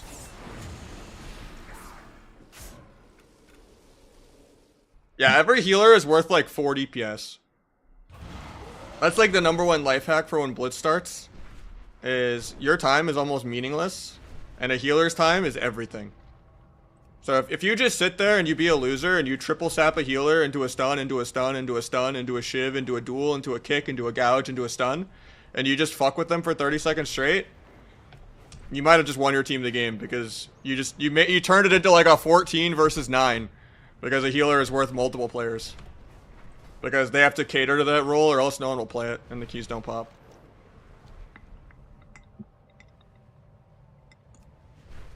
Same with like FC maps. If you just make your whole mission be to get like the battleground target add-on or whatever, to like the Gladius for BGs, and you just target the tank every time he reses, and you just go triple sap, slow the, you know, even if you're not even stunning or slowing or gouging the FC, you're just tunneling him with crippling poison the whole time before he even gets the flag. You make your team's job 100 times easier. If you're just 1v1ing the tank the entire game. Yeah, battleground enemies, yeah. It's weird because it tries to work in Arena, so I had to like turn 80% of the shit off in that add-on for it to work right, but...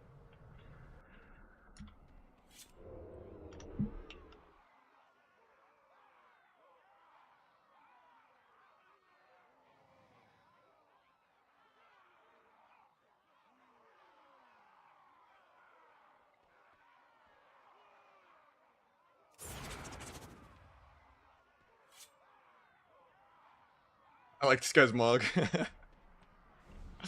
Baked potato. He's got the little Murloc floaty. Upright work. Wearing a pimp suit. He's got the earrings on too.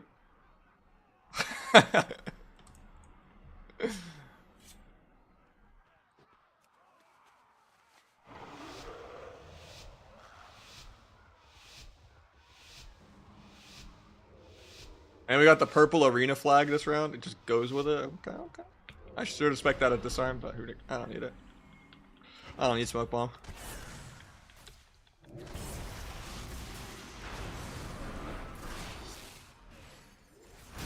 Gonna duel here. Try to cloak coil. Didn't get it. Not gonna re-T here yet.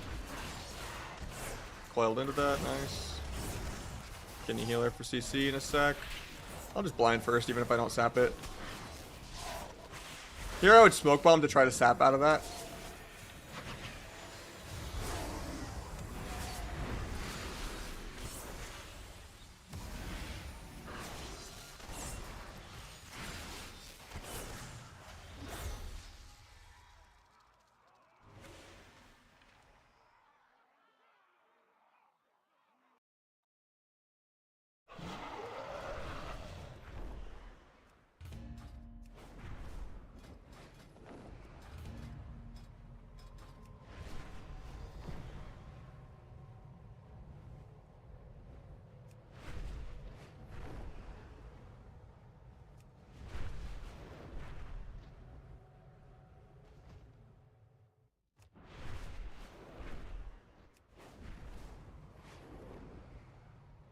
Affliction is still level 70.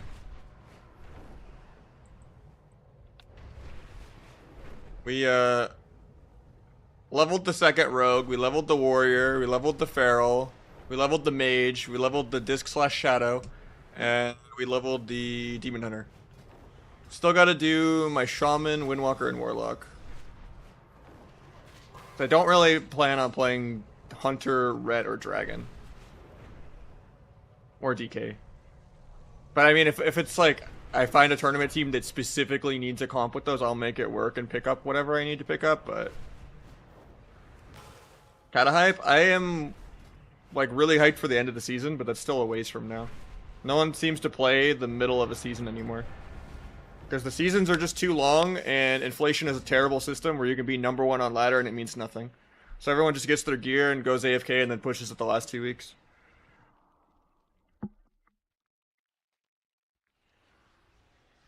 There's just not enough Q variety, and it kind of just snowballs. I'll just fight the same 2 Thug Cleave and jungles that snipe me every time I Q RMP, and that's it. And then if I tried to play RLS to counter the hunters, I would lose to triple DPS instead.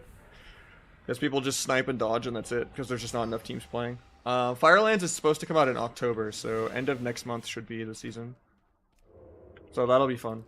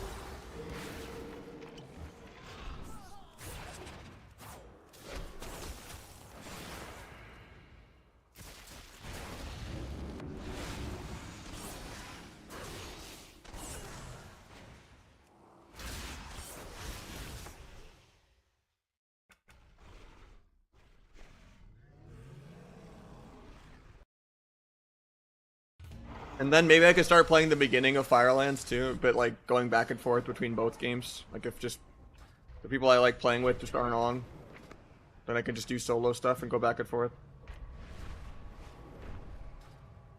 So far, I'm more pleasantly surprised with War Within than I thought I would be.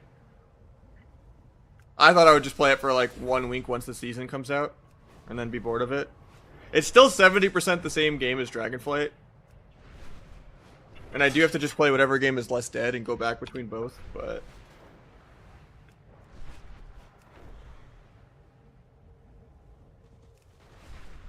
There is something to be said for having a solo queue and...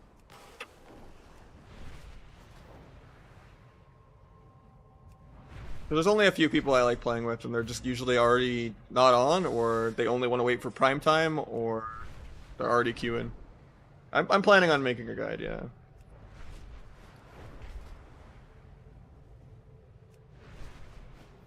We got Subhuman, sub into the channel. Thank you so much, man. Appreciate you.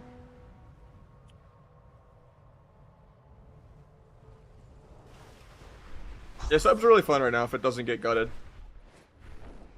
It's very rare that it's the, like, pickable S tier rogue spec that it's, like, comp flexibility.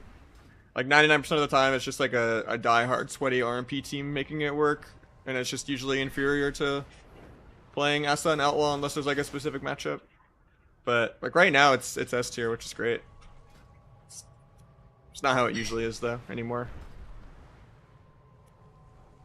It's always very niche of like, oh, it's just better in the mirror. Or, oh, it's a little less shitty into jungle, you know.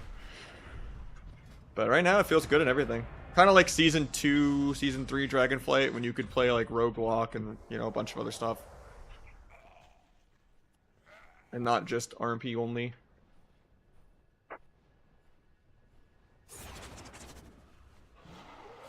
Canceling Shadow Blades would be better? No, Shadow Blades is like the only time you do anything.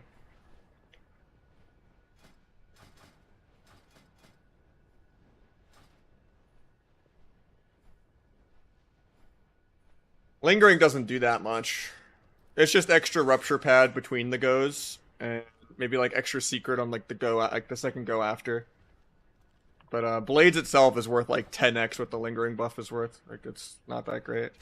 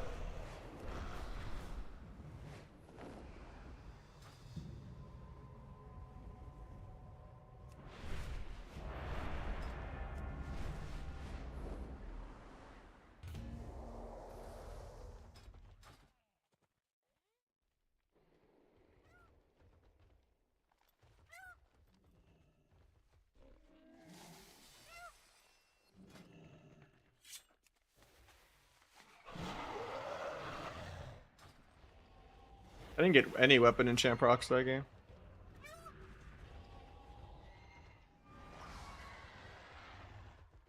Or this game.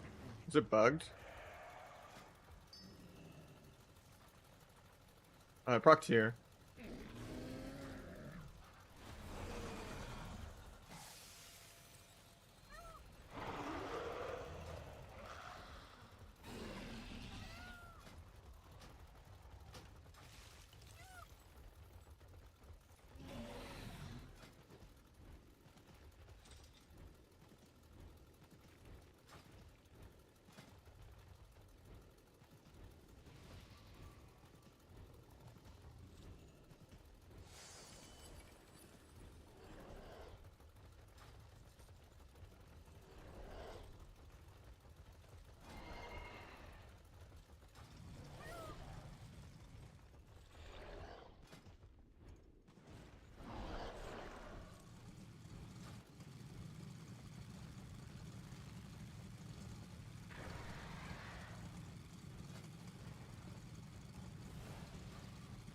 You still spam Fan of Knives and Crimson Tempest as asset? Yeah. Why are you playing 2 daggers? 2 daggers is just more energy regen and common point procs. If you really want mastery in the offhand, when you get 2100, you should be able to get a crest like Dragonflight. And you should be able to make a PvE crafted weapon in the offhand. That's like 3 item level worse. And you could pick the stats on that. But yeah. For one, I like the Transmog to match. It's like a couple percent optimization, but Double Dagger is a lot better in PvE.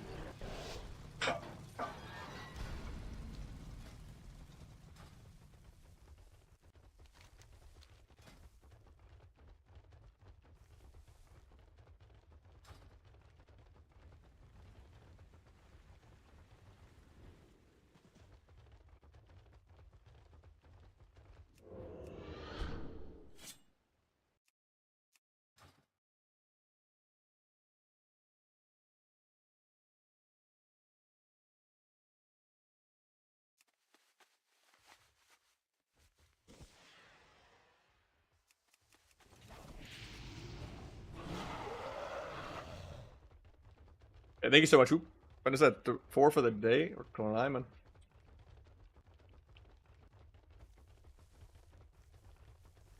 Thank you for the tier 1.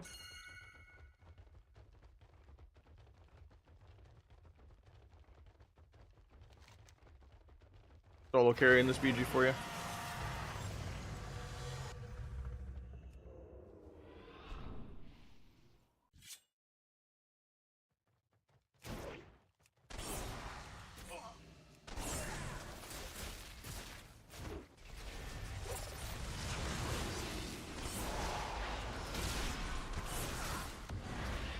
Biscrit.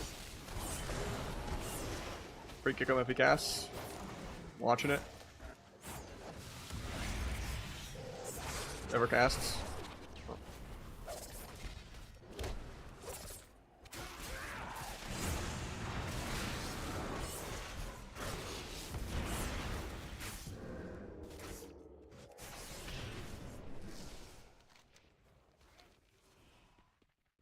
There's so many DK pets, I can just see them from orbit way back here.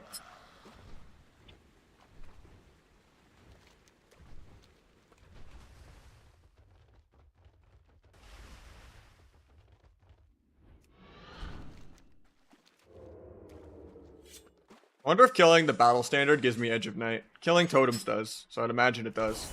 It does, hell yeah. Alright, we got a free Abyss crit from that.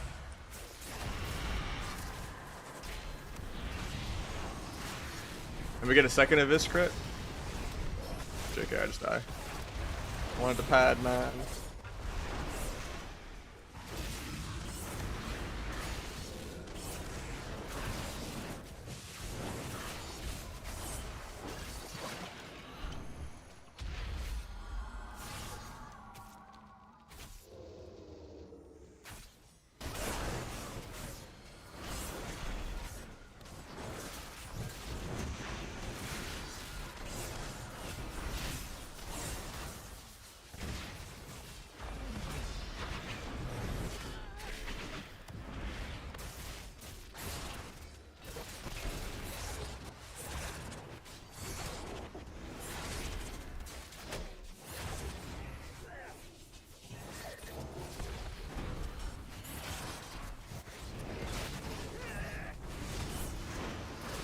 Wish I had Emerald, or Duel for Emerald, to cancel it out for his teammates.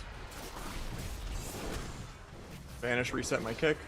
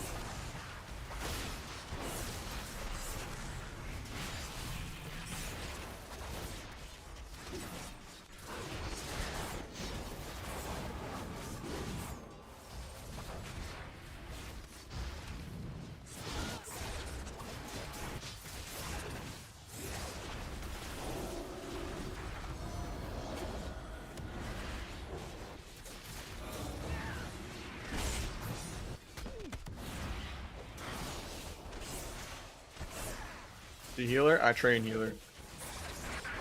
When you shiv, you get the 18% hero damage shot. The crit one? I don't think so.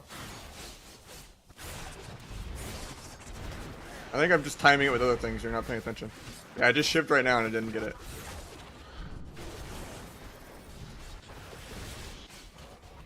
I think you just had Deathstalker mark on like a pet that died or something. And you just happened to be pressing shiv. And so as someone killed the pet before you switched your mark back.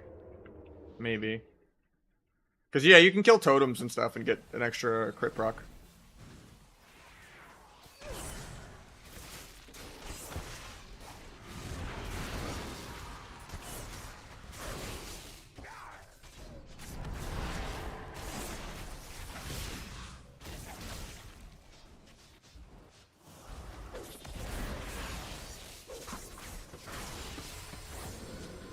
We're just losing this BG so hard because I have been team fighting.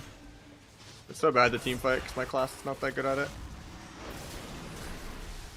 Even if I like kick and CC the healers the whole game, they just kind of buddy system it up.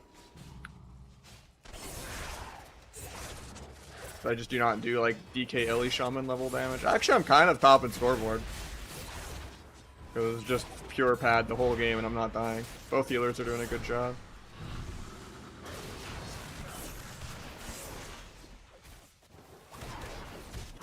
I just know we insta lose this team fight if I'm not here. But we're not winning the team fight anyway, so I should just go for a million ninjas.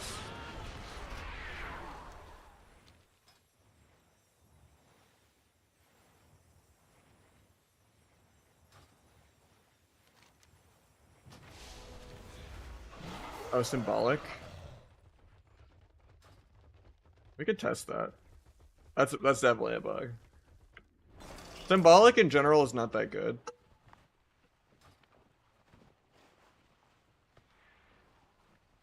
Because it forces you to symbols too late in your combo. Yeah, I can go over it after this, Smelly.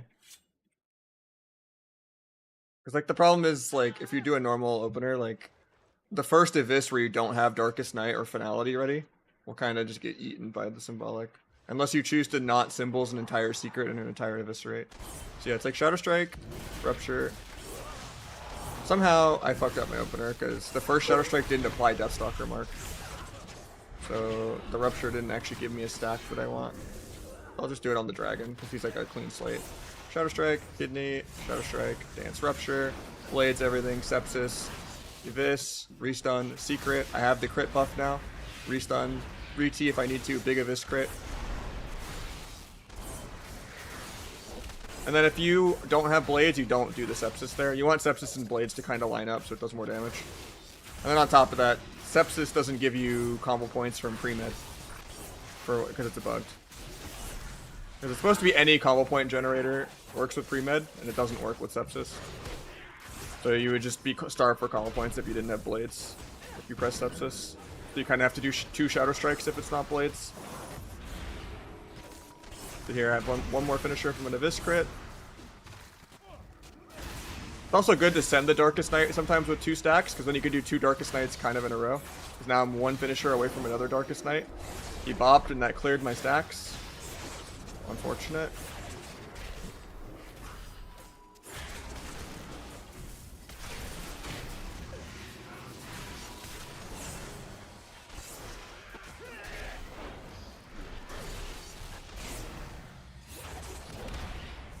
And a kick. Too bad they gave Dragons Blink for no reason. Too much? I mean, it's basically the same opener as Dragonflight.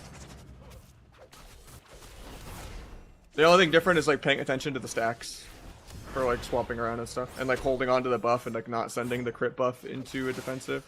Or you could just play Asa and spam Fan and Hives the entire game and turn your brain off that. I don't consider that playing Rogue. It's boring.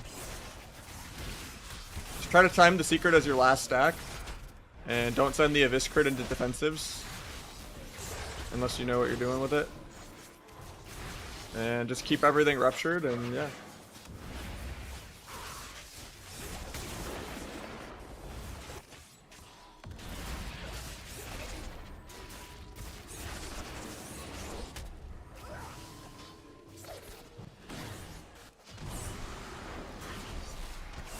So he's at 1 stack left. This is where I like to secret.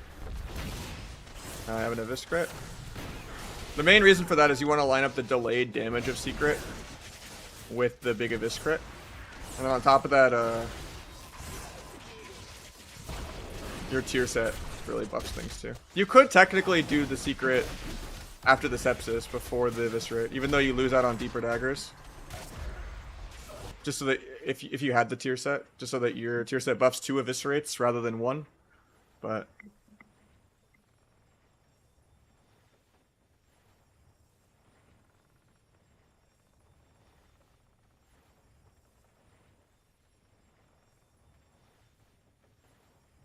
I'll try the Shiv after, but yeah.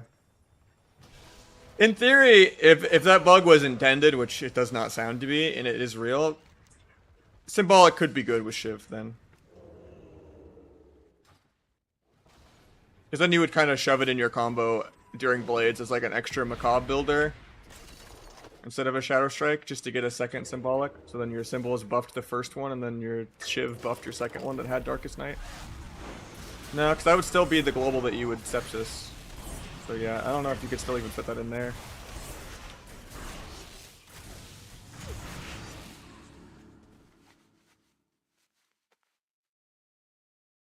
That's just a really weird bug.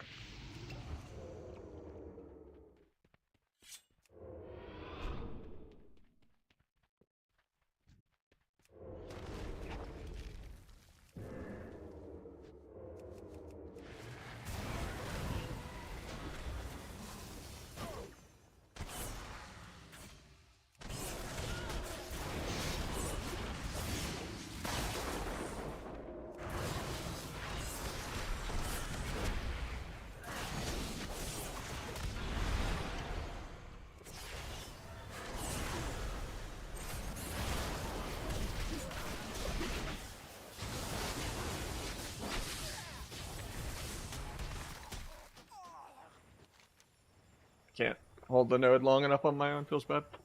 Thought someone would come help me instead of our whole team being just AFK at Blacksmith, but I almost had the 1v3.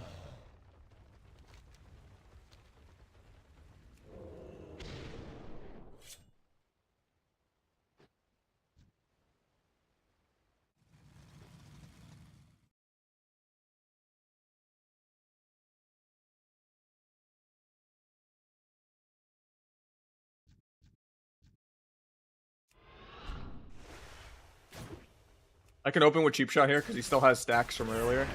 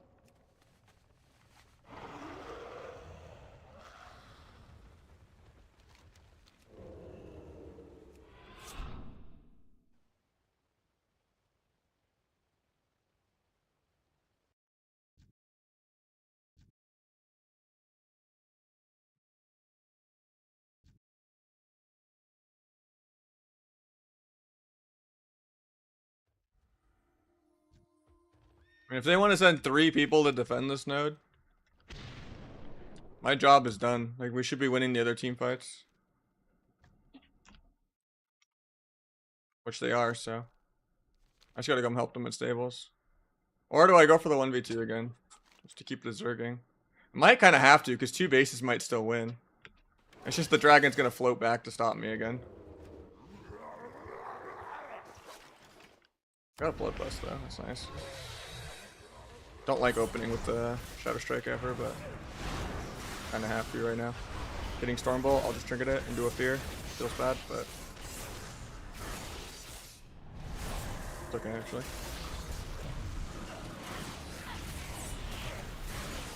Need to kill this guy before the warrior reses in like 2 globals. I think they still win with 2 bases. The dragon got here in time. Can't 1v3 fast enough. And they capped another base anyway, so yeah, we lose. I was hoping I could get them down to 1 base so that we'd win, but they just float back every time I go for the 1v2. X-Wish White Talents.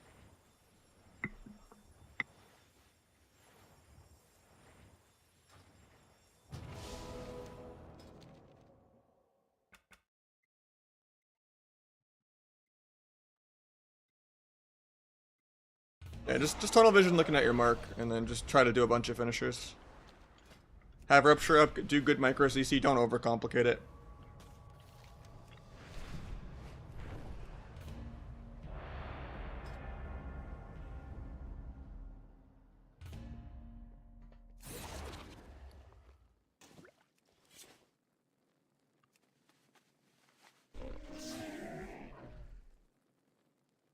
We got Dr. Suck as well.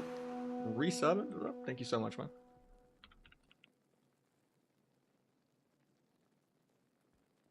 Or if it's Sook, my bad. Both work. They're both S tier. Asta's the easier, like, wheelchair kind of, you know. If you have a lot of bad habits.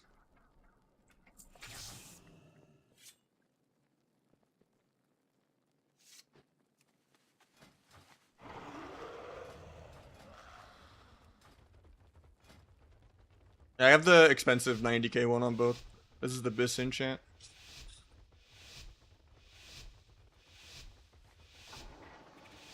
Outlaw's like A tier, it's not great.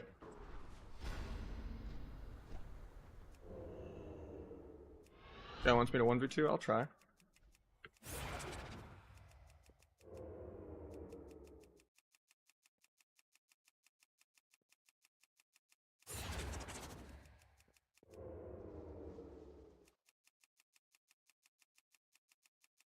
I shouldn't come out of stealth and get Hunter's Mark like this, I'm just bored.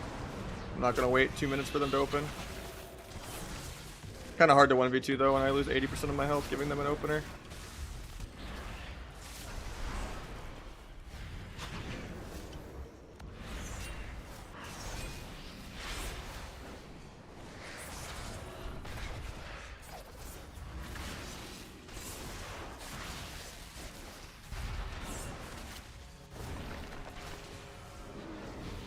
Yeah, I just can't give them the opener like that. That's unfortunate. I could have cloaked the Hunter's Mark off, but like I just shouldn't come out with Fan. I should just wait a whole minute on the Hunter stealth ending. It's just really boring in the skirm. I'm like, these guys are 1500, you know. I'm just gonna Fan Knives the middle of the map and get them out. It's really egotistical.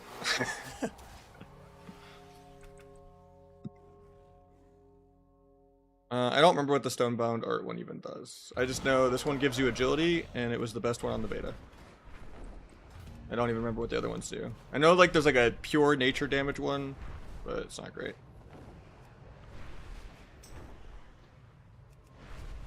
Zara wants to do some skirms, so that sounds fun. I don't know if I can cross faction though.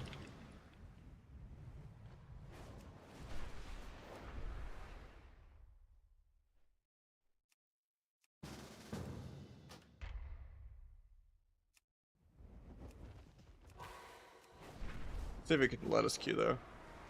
Nah, it doesn't let me.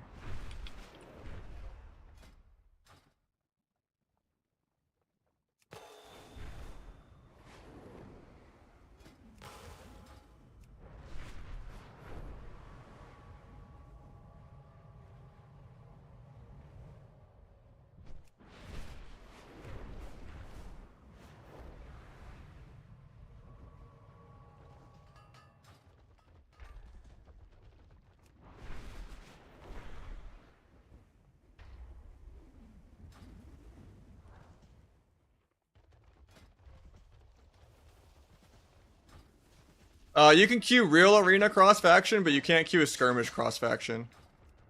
Like a spaghetti code. That's unfortunate. That'd be fun.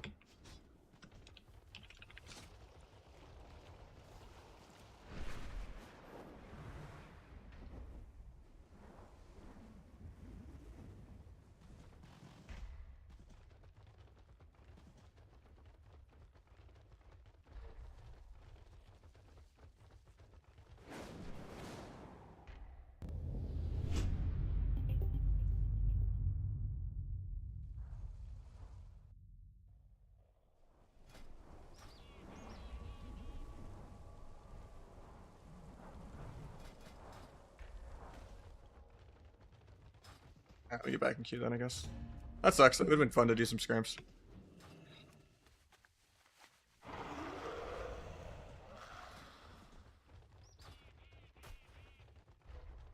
You copy your UI? Almost all my UI stuff is on my Discord.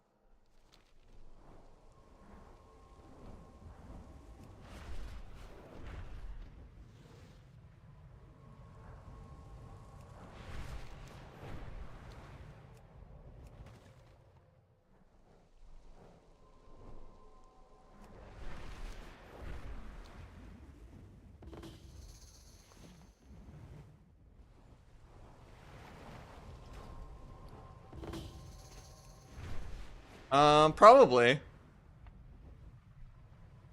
Hopefully they nerf Fury some more. I think Feral will still be really good because they got compensated for the bite. The bite was ridiculous. The highest bite I saw in the beta was like 4 million. And that's not even counting the max HP you lose from the honor talent too. Like I've seen people die 50-0 to a bite. Plays a lot with Trickster. It's wrong. There's a reason Waz likes Deathstalker, I like Deathstalker, and Calvish likes Deathstalker. There's a reason for that.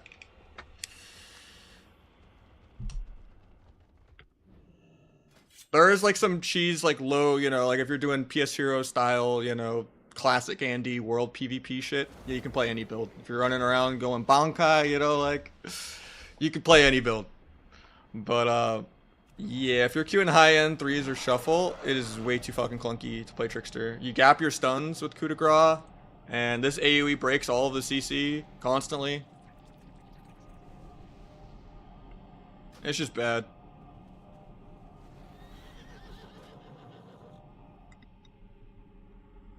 Even with Rogue Mage 2s, like, you can try to like drop 7 combo points for Cold Blood to make your coup de grace do like an extra million, but Trickster in general is just terrible. Even if you're playing a Kyrian build with Deathstalker, where you lose like the 25% phase bonus and you lose like 300k Kyrian damage and it goes down to like 800k, that's still probably better to play Deathstalker Kyrian. Just because the energy regen on Darkest Night too.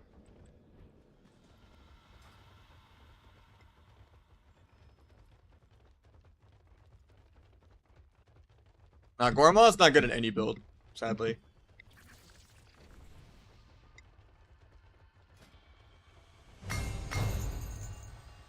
Rotten is too important, and Macabre is too important, and Dark Brew is too important. So either you're moving Dark Brew to Rotten, you know, like, you could drop 1 point in Finality, I guess, but like that's terrible.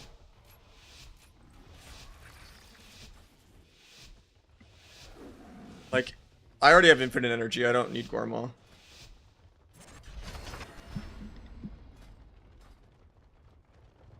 Rogue PvP, it's pretty good.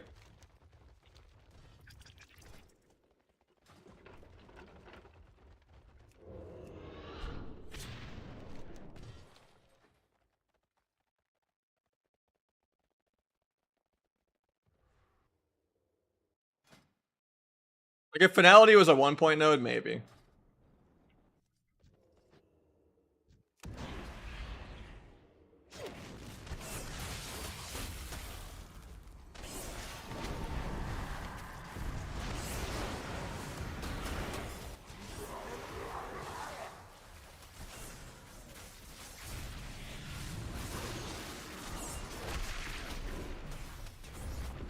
Off my stacks.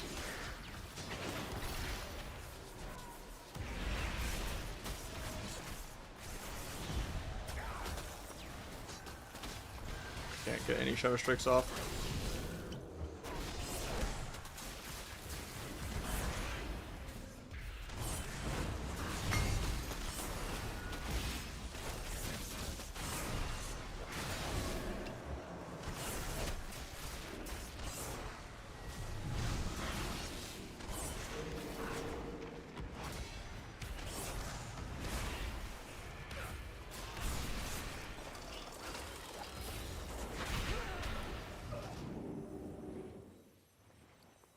Those aren't twos. You can't skirm cross faction.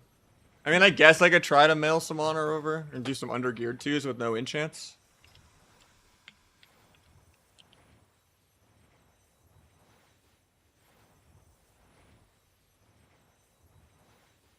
I'll try some undergeared after this BG if he wants.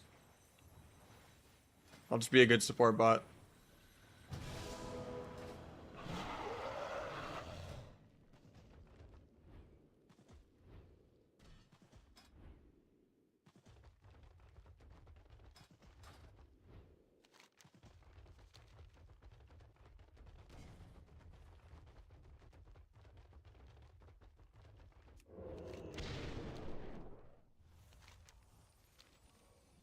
Flag. Go harass the dealer.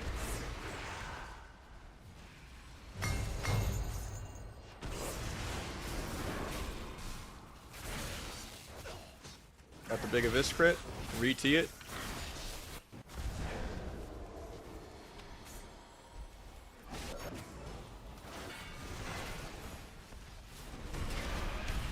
Get on the next healer. And those guys are ret. Defensively duel to not die.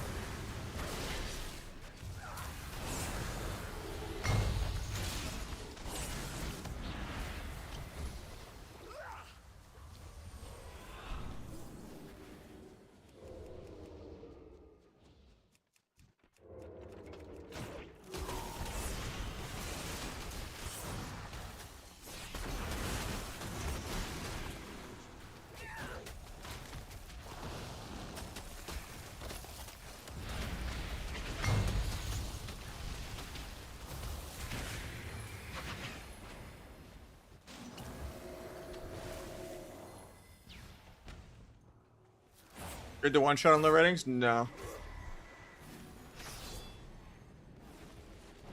If you just play normal, if you try to play to set up some cheese one shot, it'll be like 5 million overkill because they're bad. But if you just play normal with the normal build, it'll also be overkill because they didn't play right either.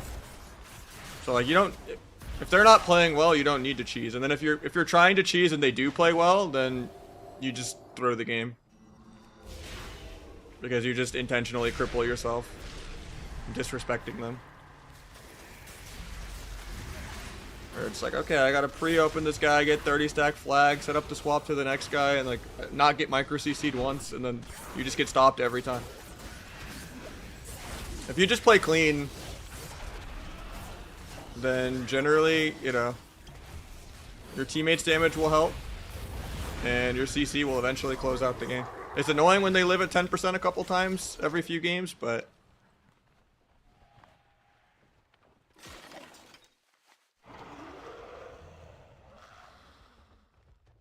if you want to like actually improve and not get stuck at a certain rating, you should just be more flexible.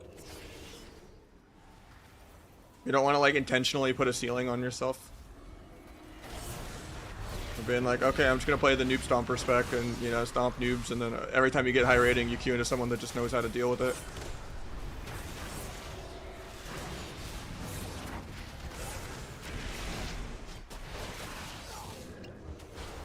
Now, I'd say there could be different target choices based on rating. Like if you're a gladiator player and then you started a second rogue, and you know you're at like 1800 MMR. And you're smurfing at a rating higher than you belong. There might be certain targets that are more likely to die at a lower rating than a higher rating and be like, okay, I'm just gonna zug healers more, you know. because I want to have a higher percent win rate, and the healers here aren't going to know what to do about it. Like, you can kind of have that difference, but feels bad to open with Shadow Strike. That's a good thing. If they pre-wall, you got a wall for free and you didn't dance. That's basically what Houghton would do to everyone in Dragonflight. He would just soft open.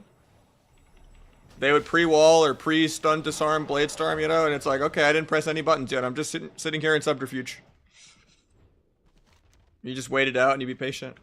And then you set up your go. If they pre-use stuff, you just don't have to go into it. Or you can just stun them for CC and swap someone else.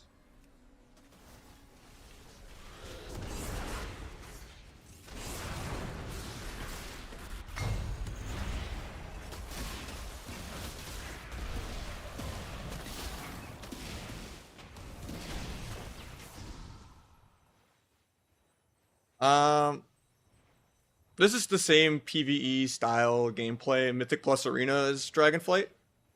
But obviously this is also Battlegrounds. Like, Battlegrounds aren't fun on Kata either. If you like Arena, Arena is not replaceable by anything else. It's its own thing.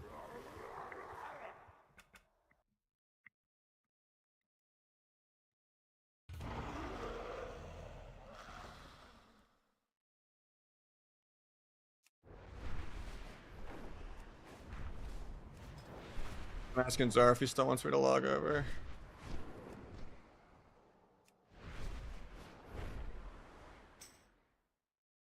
Oh, he's playing some Rep Mage with Savix, alright. I'll just kill another BG then.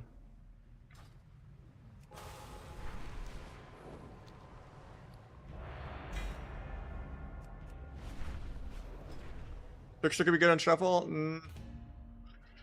You do more cleave as Deathstalker by having more Rupture Pad. Corrupt the Blood is really good.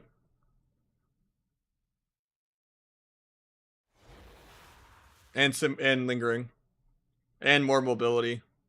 And Singular Focus. It just has so much extra passive damage.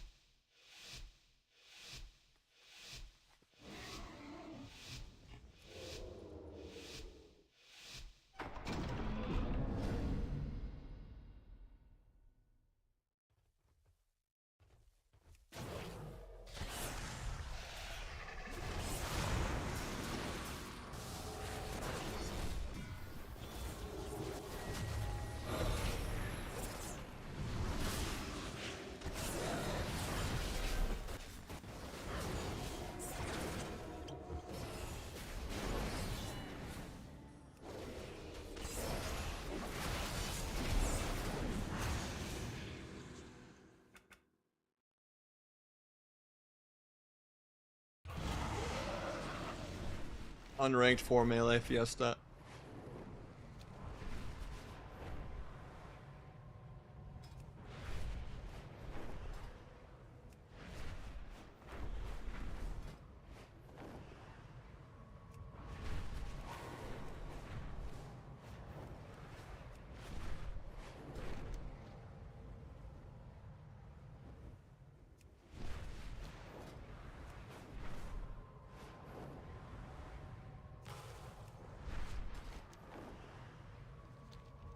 I wonder if I even can send Honor to my other rogue, because it's on my WoW too.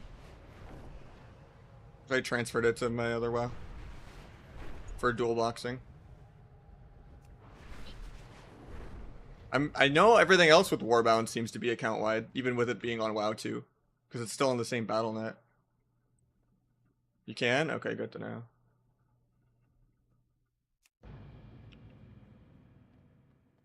Still gotta set up my UI on that one too, so works out.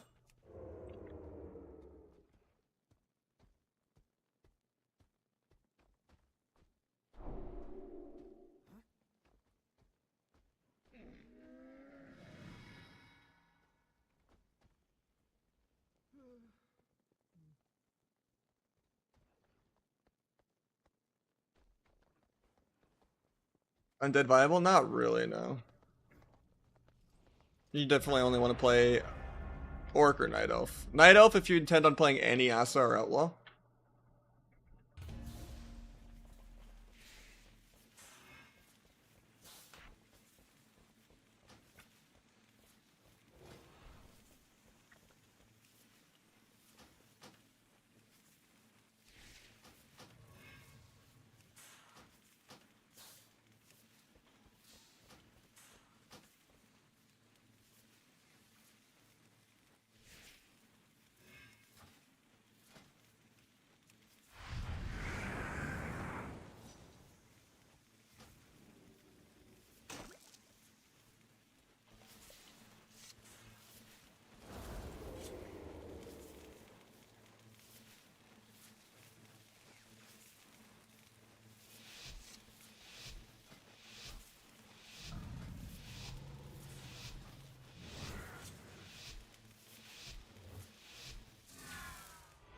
The thing is, Nimble Fury is only proccing when you have Flawless Form or whatever. Like when you're doing a real go, but... And most of the Nimble damage, if you mouse over it on details, it can show who it targeted. And 90% of the time it's just pad on pets. And at least pad on pets for Deathstalker goes to your kill target with the mark because of singular focus. But yeah, like every round that it would do like 10 million in a round on shuffle at like beta, like high-end games, I would mouse over it, and 8 million of it would be to pets.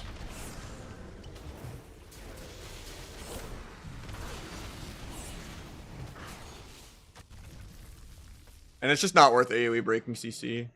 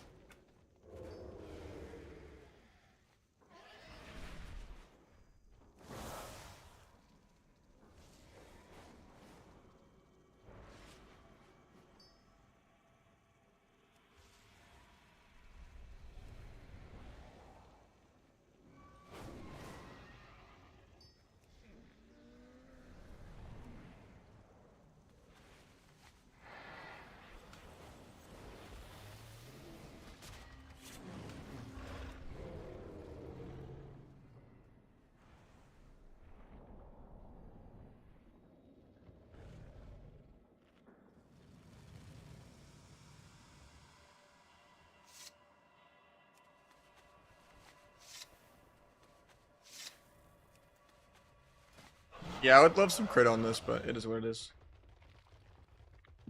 I tend to upgrade the on-use trinket pretty early in the season.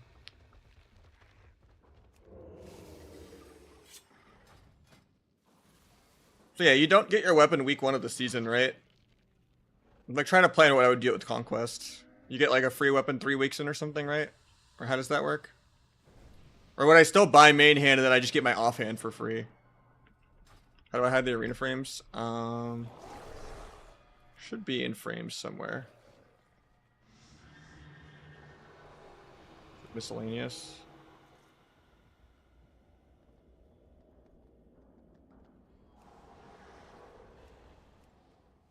Hide arena frames. Literally the first setting.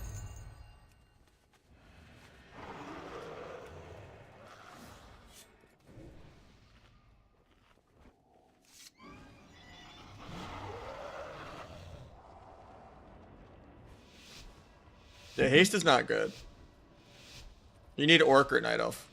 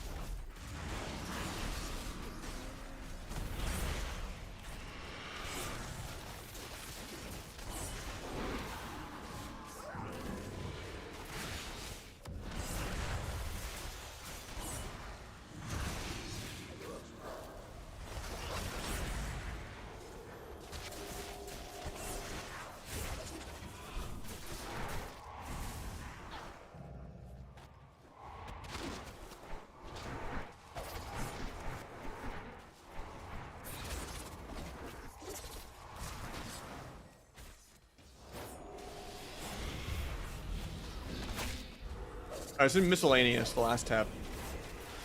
Or you can just import my better Blizz settings on my Discord.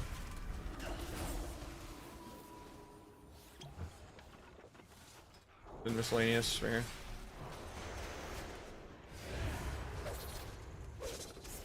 Outlaw is the weakest of the 3 rogue specs. It's like A tier. It just doesn't have any burst.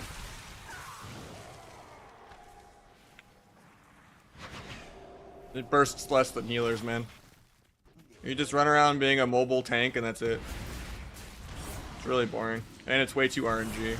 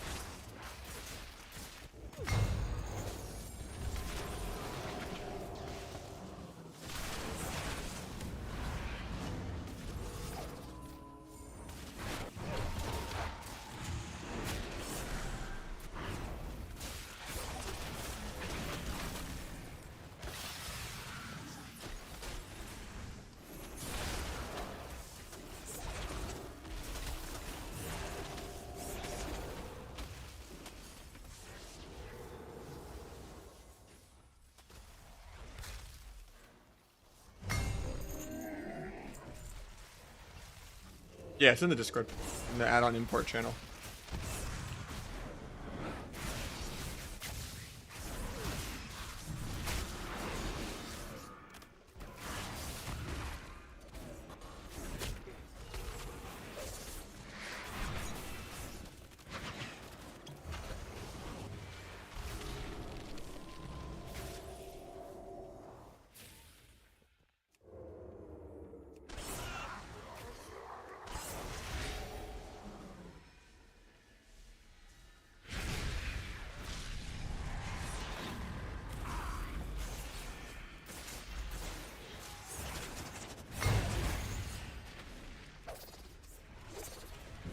Push the hunt.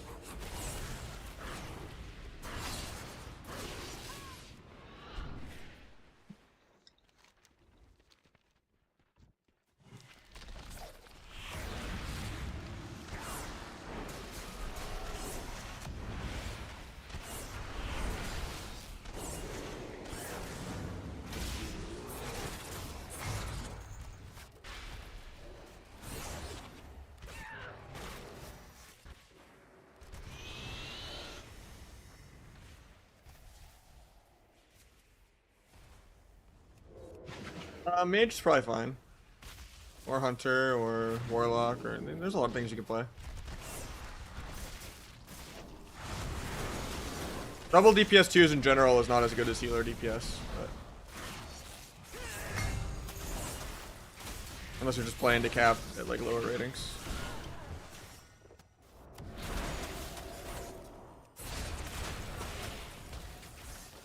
You'll generally be a couple hundred points higher as a good healer DPS than you would as double DPS.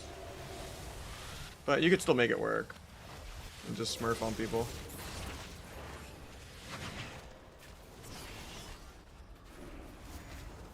But yeah, similar double DPS comps as Dragonflight. If you wanted to play like Rogue Affliction, Rogue Dragon, Rogue Shadow Priest, Rogue Mage. But you'll always be higher with a healer.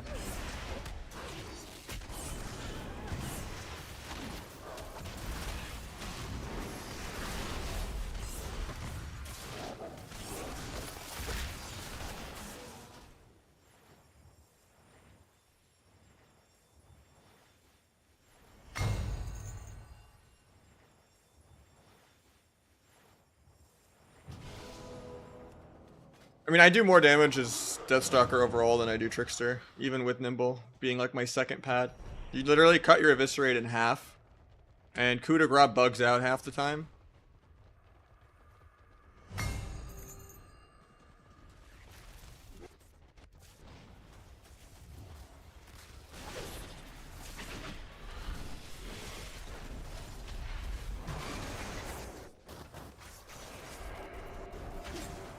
This is the mage that was in that one Peekaboo video.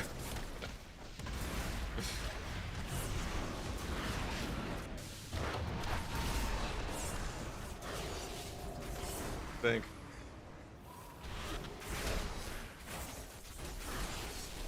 Is it?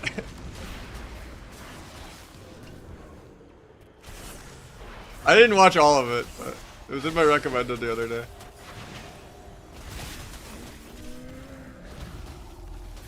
Knocked me to safety, appreciate it.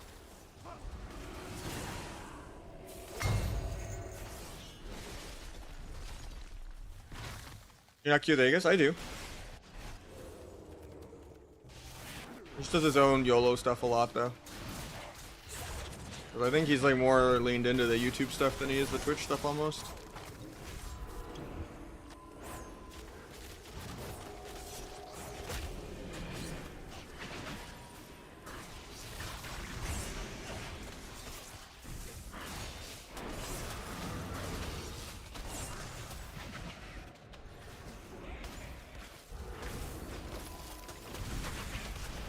Why am I dead, man? Okay.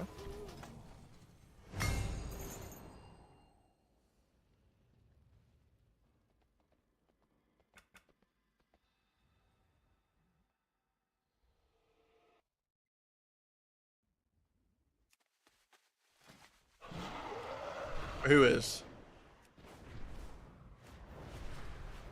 Thank you, Finkel.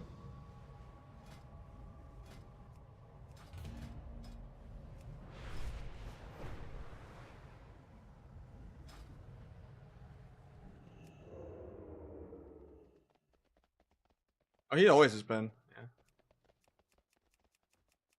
That's why he's one of the few people that can make Arena actually work.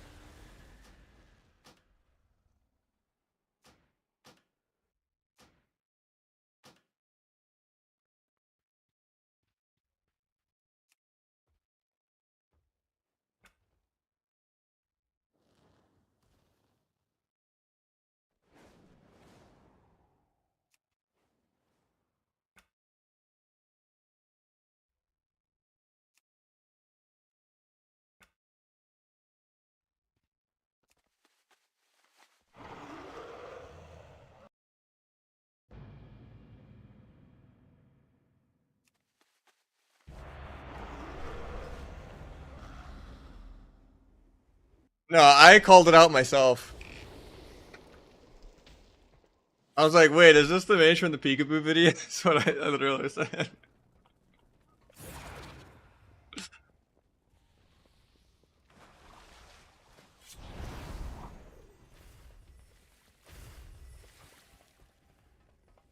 That's probably a different add-on that did that. Bobby.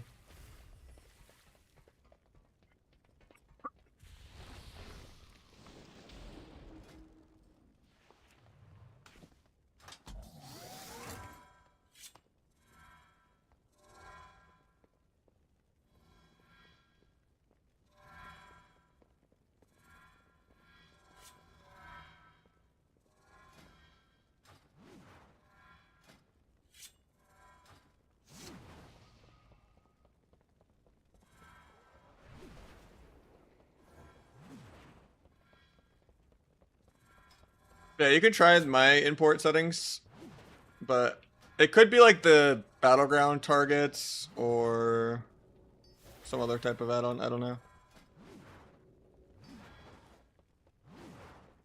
You could try making sure you have hide arena frames checked.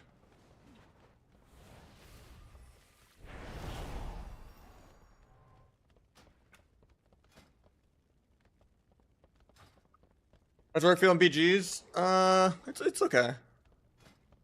I think it's BG enemies? Yeah. I've had the similar issue. I had to take everything out of there.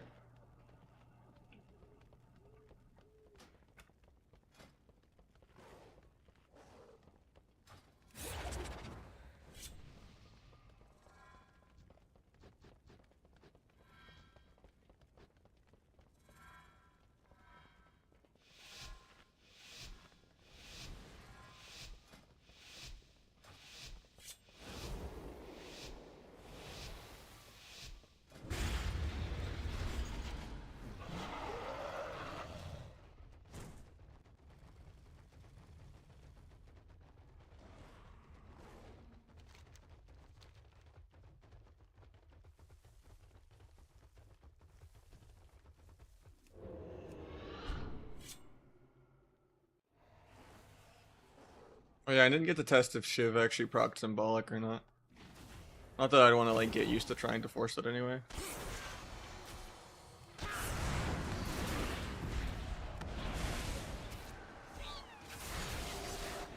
Coil.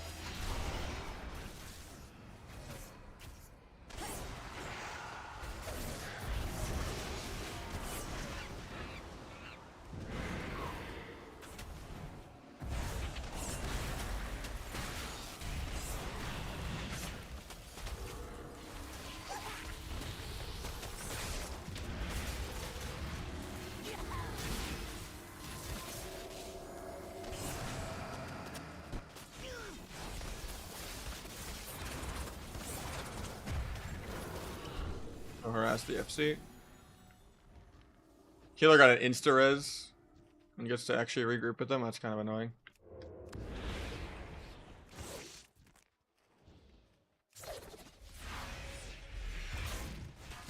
That might be GG because they actually have a tank.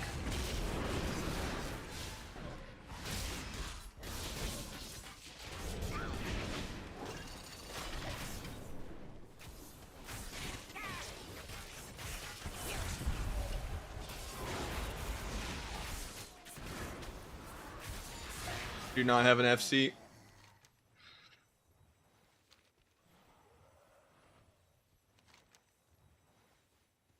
They're not gonna be able to kill him either because he's got like 2 pocket healers already.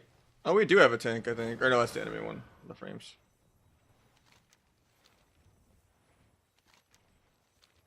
The only play is like someone grabs the flag ahead of him to stop him from capping, but usually as soon as anyone ever caps in an FC map, everyone gives up. People don't usually believe in comebacks unless it's like an actual RBG or like ranked. It's like, okay, let's go to the next one. You know, like people just give up instantly. It's like League of Legends, where someone's just like 0-3 and ready to fucking open mid. When you know you can usually come back because people are bad, but.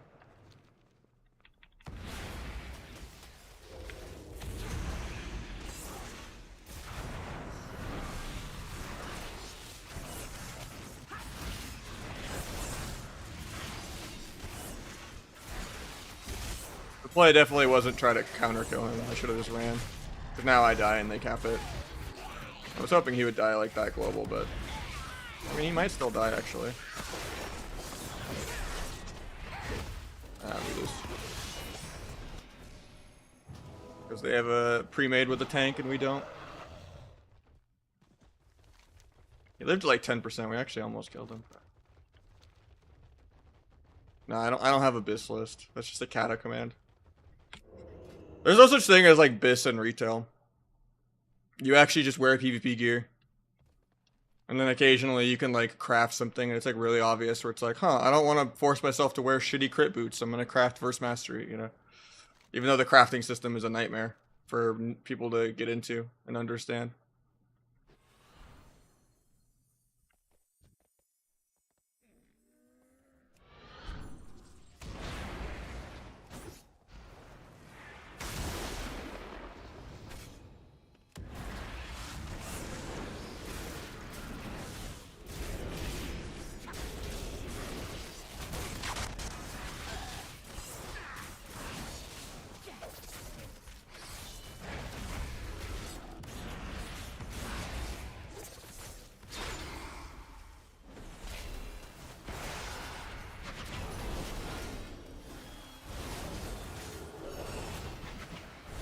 Waiting for the DH to res, and I'm just gonna go fuck with the DH. Because he's the only important person on their team. As long as they don't get a flag handoff, the rogue carrying the flag is useless. So, we just go harass this guy. He's gonna res in a couple seconds. He must have got a 30-second res timer.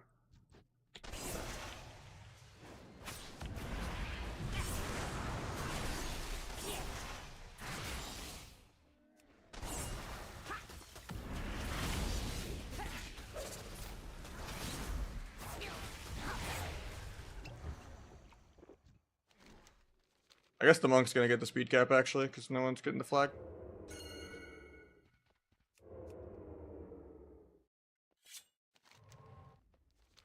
Shaman looks like he might grab it. Nice.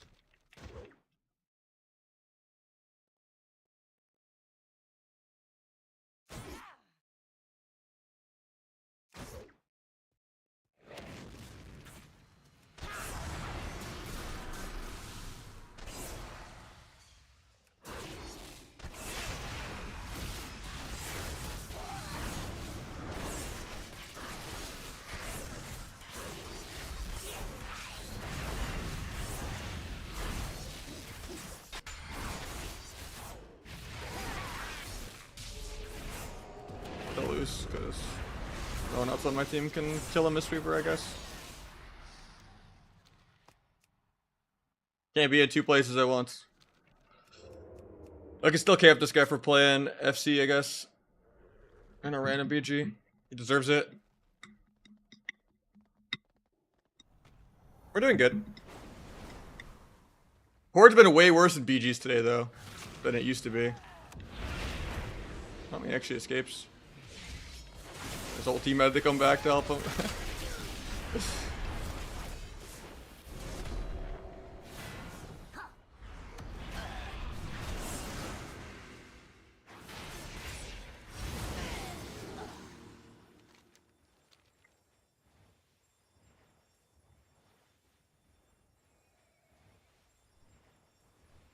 I mean, I think the crafting is like kind of a necessary evil. It should just be easier for noobs. Because it's nice to have a way to customize stats perfectly. And not force people into wearing the wrong stats. Which is my problem with PvP tier sets too. Like there should just be a PvP set bonus that's, you know, the same. Because it's just one raid tier, you have a broken tier set and you're S tier, and then the next season you have a dog shit tier that you don't wear and you're A tier, and you know, it's just bad. It's like 1 tier per expansion, you get a fun tier set, and then you feel really bad when you lose it. When you lose like the auto symbols on dance, or like the throw glaive built into blade dance. You know, you get the 1 cool tier set of the expansion, and then you lose it, and you're like, I wish this was a hero talent or an honor talent, you know. And then you know, it's just is what it is.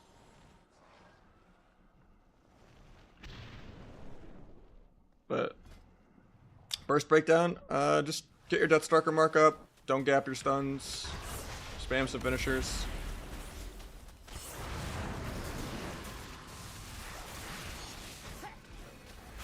Re-T the big Abyss crit.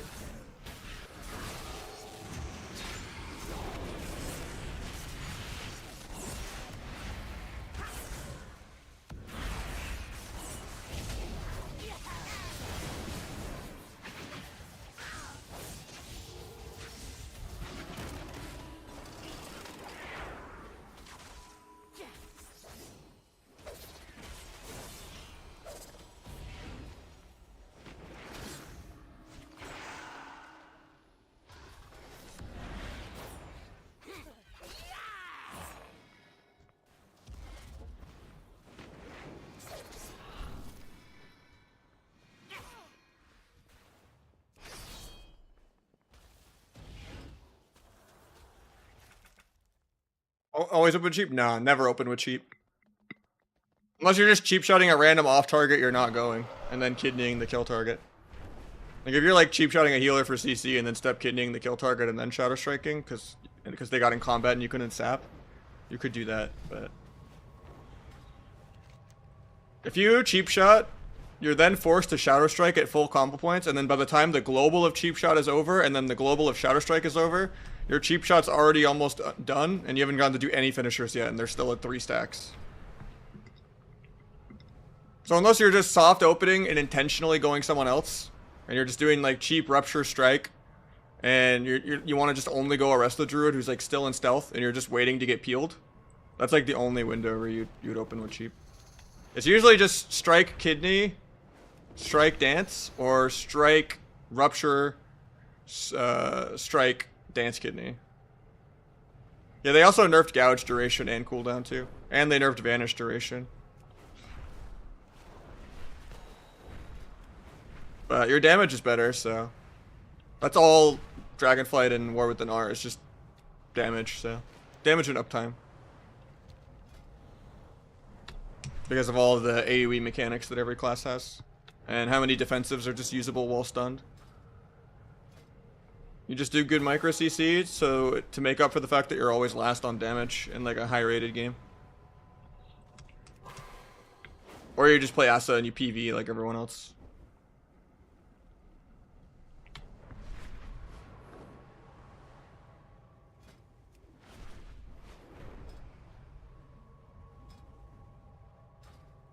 Brief opener, I just said it literally less than like 2 breaths ago.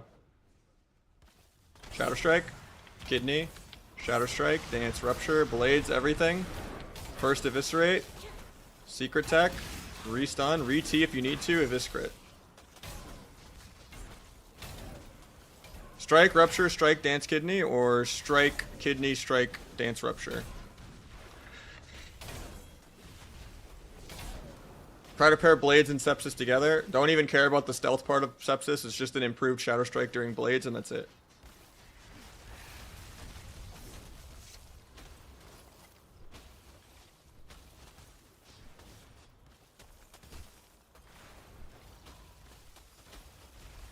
Sub and S are both S. Outlaw's like A.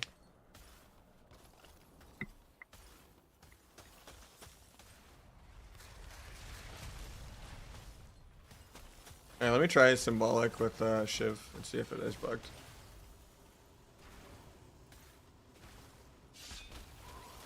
Yeah, it is. That's so weird. So you do get 2 Symbolics.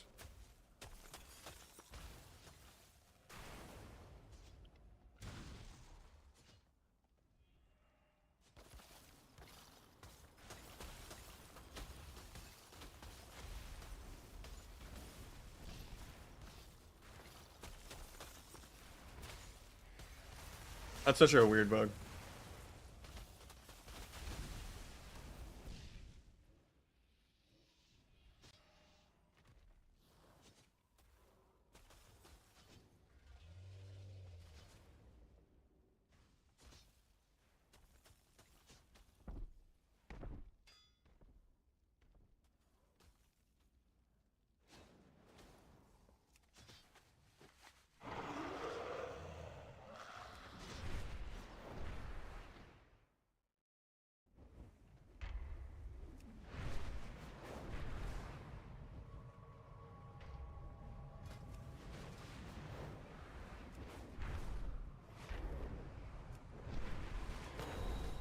Booting it is, yeah.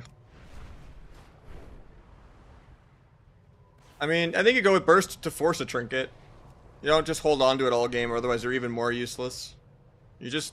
The whole point of Sub-Rogue is you have the cooldown reduction on Bargain and CDR on Shadow Dust.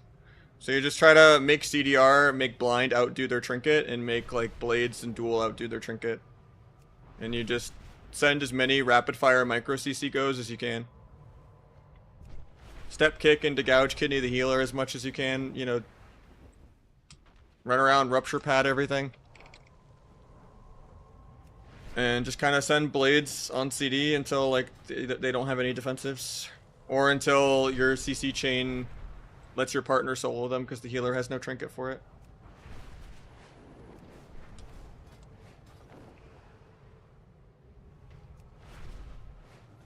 Maybe. I mean, there's ways you can get around it. You could, like, gouge the kill target into Kidney. For, like, pre. Or you could, like, DB/sap the kill target and then, like, cheap shot the other guy for poly. And then Kidney the original guy out of the sap. It could be, like, sap, gouge, or DB on as pre on the kill target. And then cheap shot the healer for sheep and then run over and Kidney the kill target. And then you can strike with the Kidney.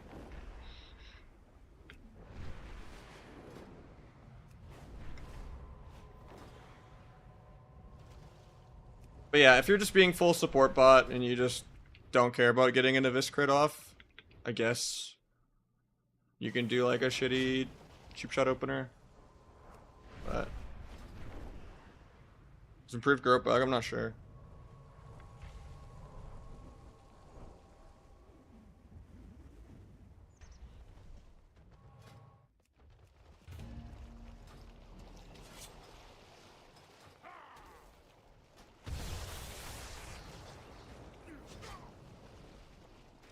Can I transfer honor while I'm dual boxing? While this is on my WoW too. Transfer. I can, yeah, cool.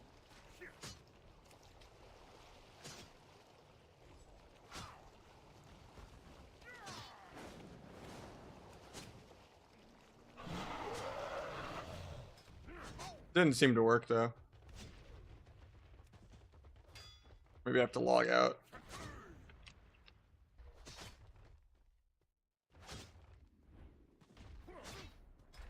I'll log out and then see if it works. I'm from Arizona.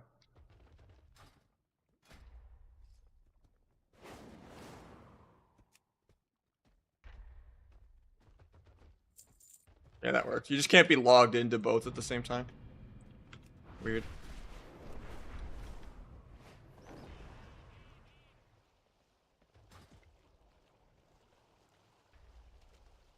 And it bugged me relogging back in. Character not found. We have to log out of this one.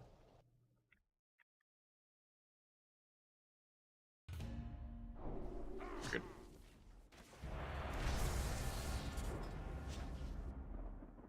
Zoomed in minimap bug? I don't think so. I just hide my minimap in Arena anyway with better Blizz setting.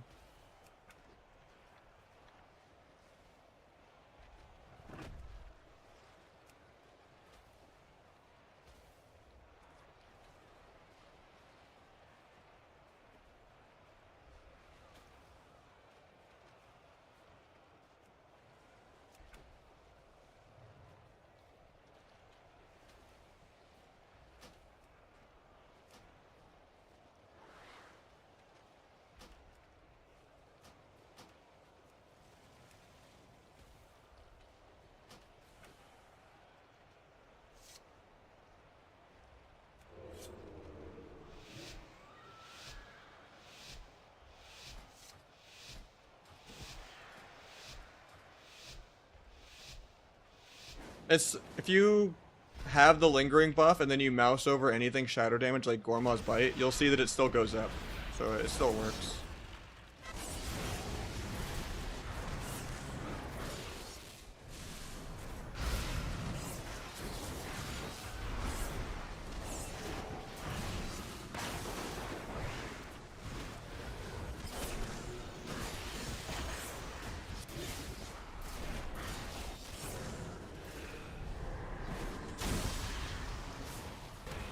I had lingering, so or a singular focus. Break that. I still had a Deathstalker mark on Priest. I wish Blind would like remove it, that'd be kinda cool. But normally I'm better about playing around it. It's like the first time I've broke something with it in a while. I was just swapping around too much between the two of them.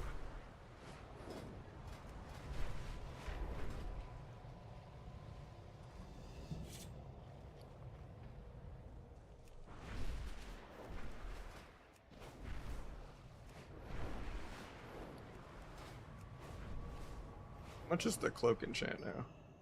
Is it still like 50k or whatever?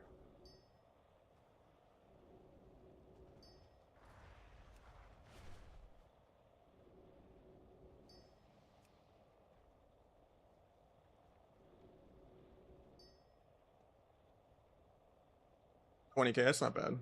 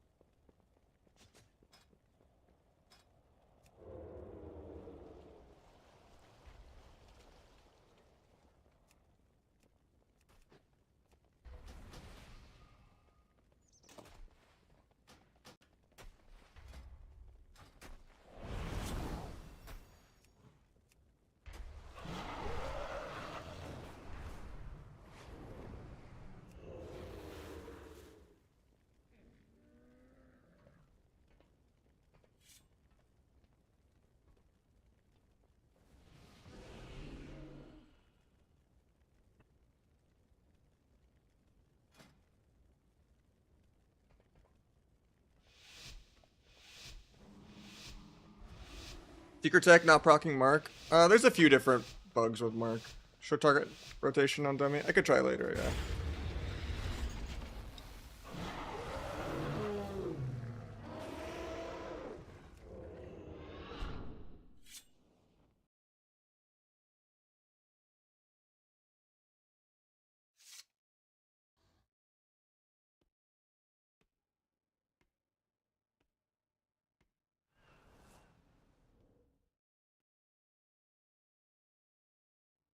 Asa's broken, yeah. I would just play Asa or sub for anything, whatever you prefer. I'd say Asa's easier, but...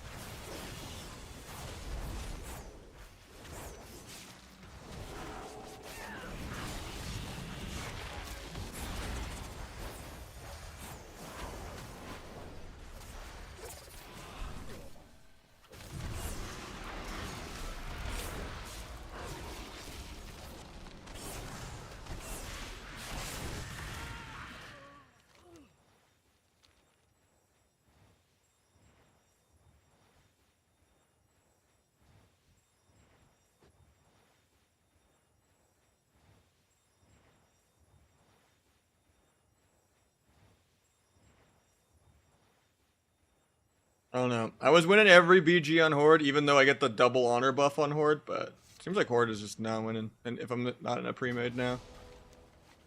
So maybe I'll keep some BGs on my warrior.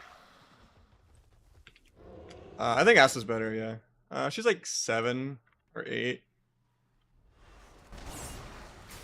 She's just causing havoc right now, harassing my girlfriend while she works. So I was like trying to pick her up. And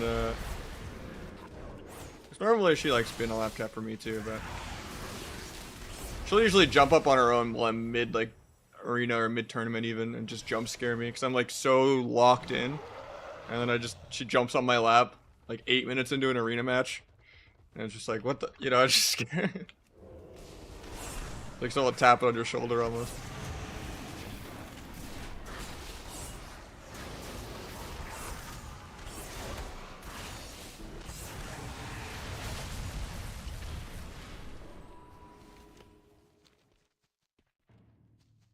They're pretty close, so just pick what you enjoy. I'd say S is easier though. And Acid just has less counterplay if it's like a tournament level game. But then sub will always be better in like the mirror.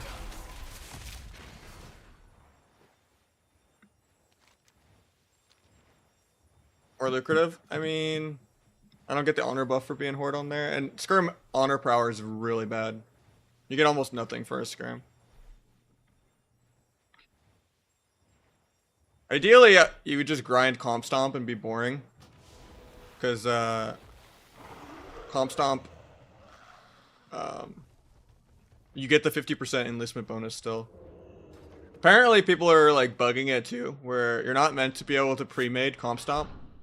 But Waz was talking about this, where people are getting in queue for Comp Stomp and then inviting their friends. And then they all get in the Comp Stomp queue that way, even though you're not meant to queue Comp Stomp as a group. And then you just kind of have like actual good players run over the bots way faster, so you always get the 5 cap in the opener. And that's like just the quickest way to get like the most honor per hour, but at the end of the day, I'm just streaming, you know, 6 to 10 hours a day. So I might as well just have fun. It's just harder to find pre-mades on Horde. Because everyone is like Night Elf.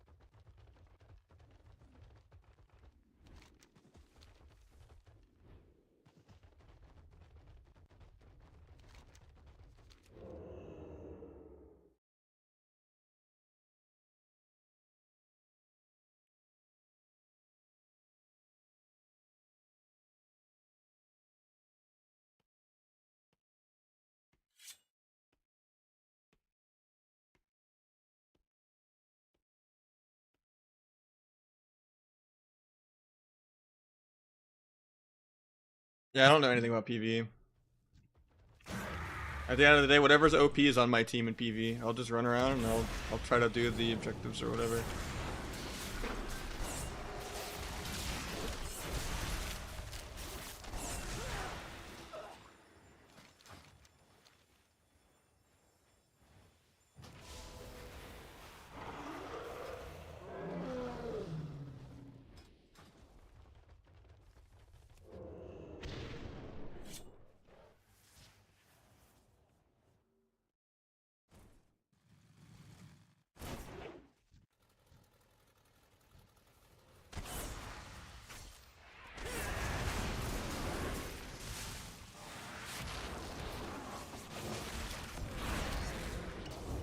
Every BG just feels like I'm 1v20.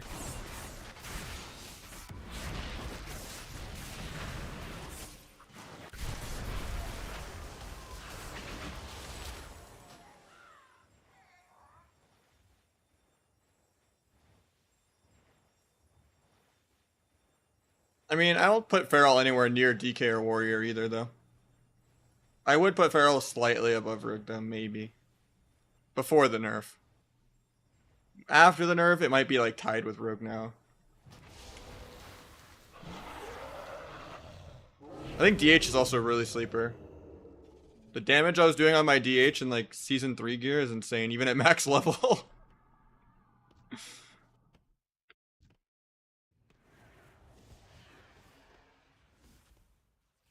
And it got some buffs. Not this latest set of hotfixes, but the set previously, they buffed it a little bit too.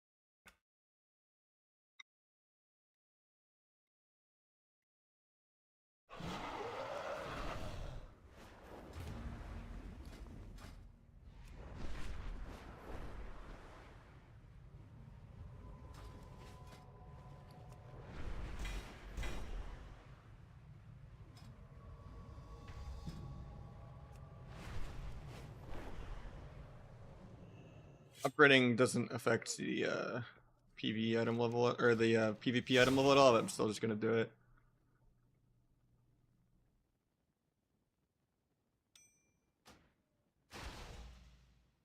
Because I'm just almost capped on Valor Stones anyway. So I might as well make world quests more convenient.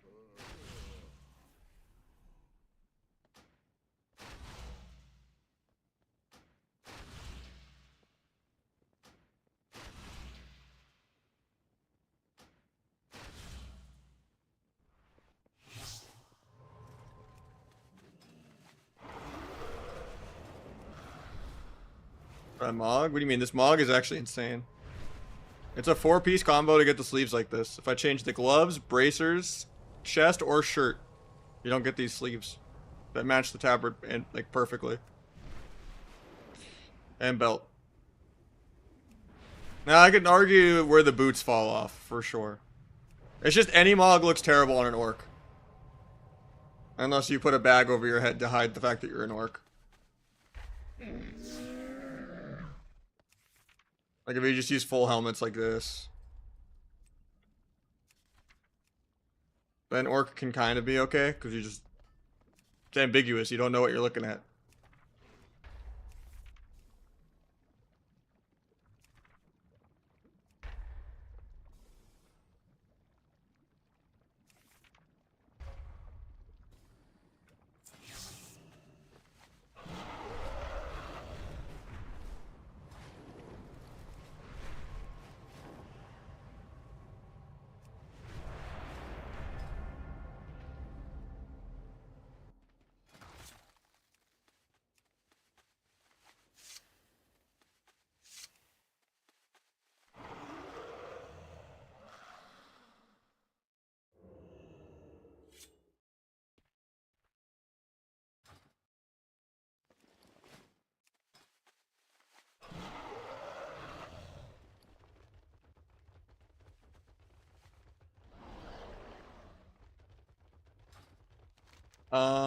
I think you get Valor from anything.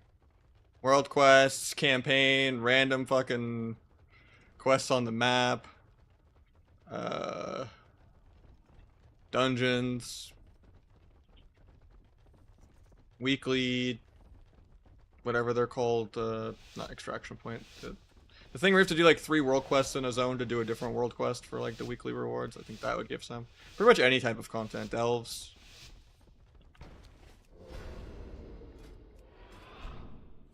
I've gotten a few thousand from just PvPing excessively, so.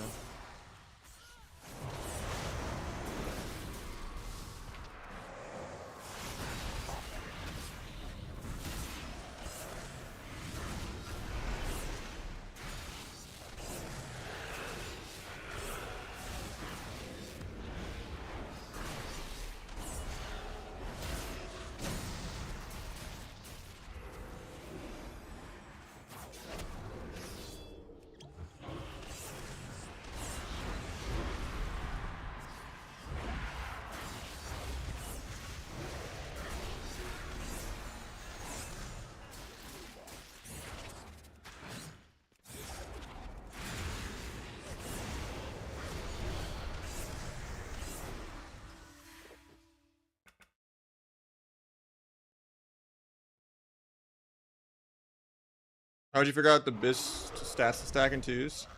I mean, it's the same as you always, man. Verse and mastery, then crit, then haste.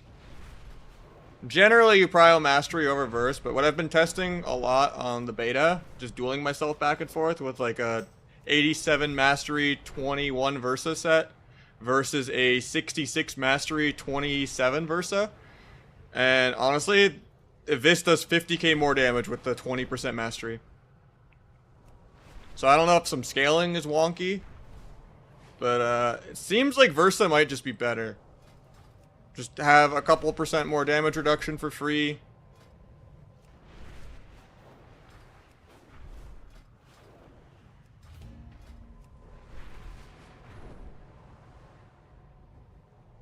I probably won't go NG goggles, I guess. I don't know. It makes no sense when I was dueling. I even like took weapon enchants off so that I wouldn't get like procs to like invalidate one, you know, duel over the next duel.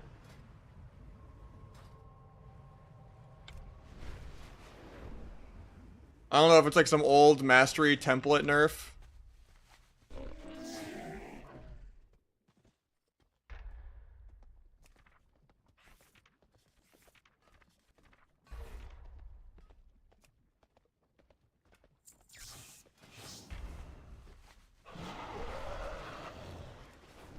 But yeah, dueling myself, the Edge of Night with Finality, no weapon enchant, and every modifier possible. Both rogues human on leather was like 1.35 mil as Versa, and then like 1.41 or 1.43 I think as full mastery. Or it was like it was like 13.5 mil versus like 14.3. With no weapon enchant proc on either of them. And then Rupture was ticking like 20k harder, and then Secret Tech's really hard to average because that's just how many times he crits. But I was kind of just going on the average non-crit tick, and that barely went up too.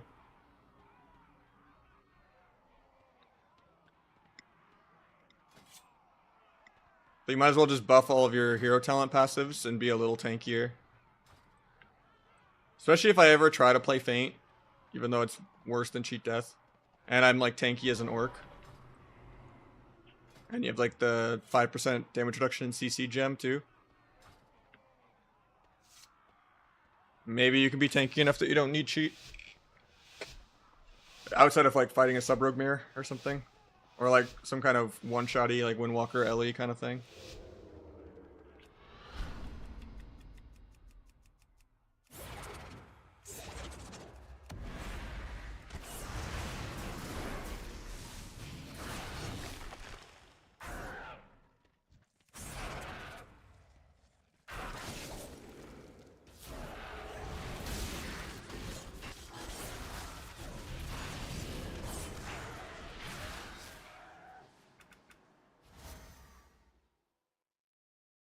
That's both. They naturally glow the green, and then I put Shadow Flame over top of it, so they kind of like, it's two glows.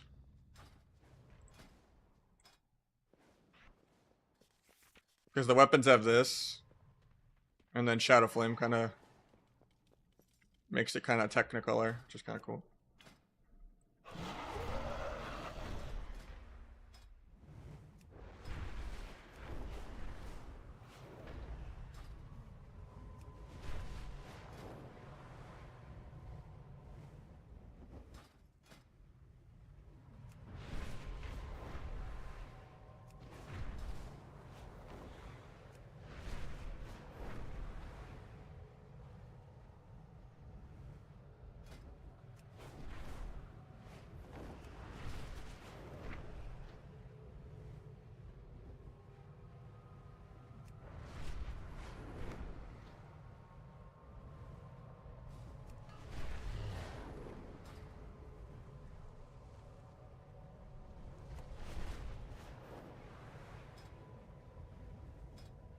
Yeah, at 6 o'clock, the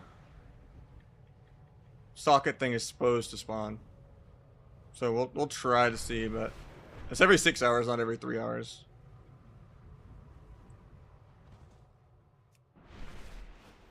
But I don't know if it drops sockets anymore. Everyone's saying different things.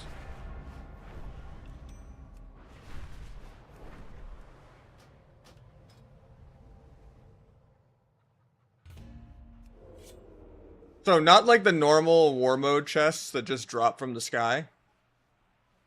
But like those just give you honor and like the green things for crafting that no one cares about. But yeah, every 6 hours supposedly there's a chest that can spawn either here, up here, or here. And this has a chance to have a socket in it. I think it's like a once a week thing. But yeah, I've never seen one. But a few people have talked about it. I don't know if people are trolling or like I've been trying to get it for like a day now, and I've never seen a chest, checking multiple times a day. But supposedly it's every 6 hours, like noon, 6 p.m. I just have not been that lucky at seeing it. But yeah, I don't think there's like a good notifier of what zone it's going to, and it can be any of those 3 zones. So I'm gonna, since I have 2 wows and my alt rogue is on the wow too, I'm gonna camp out at 2 out of 3 of the zones and see if that way I can find it.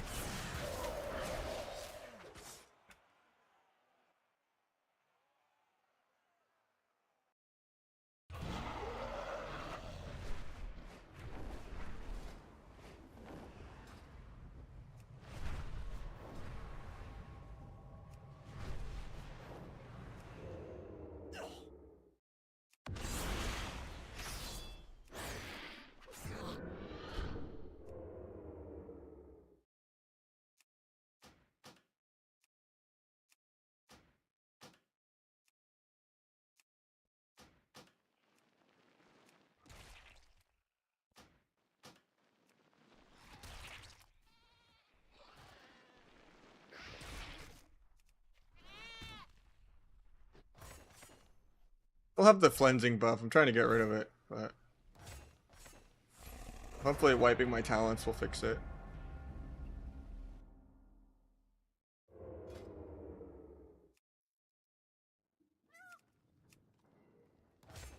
If I just like remake my talent tree from scratch. So I have like a bugged hero talent that's not even meant to exist.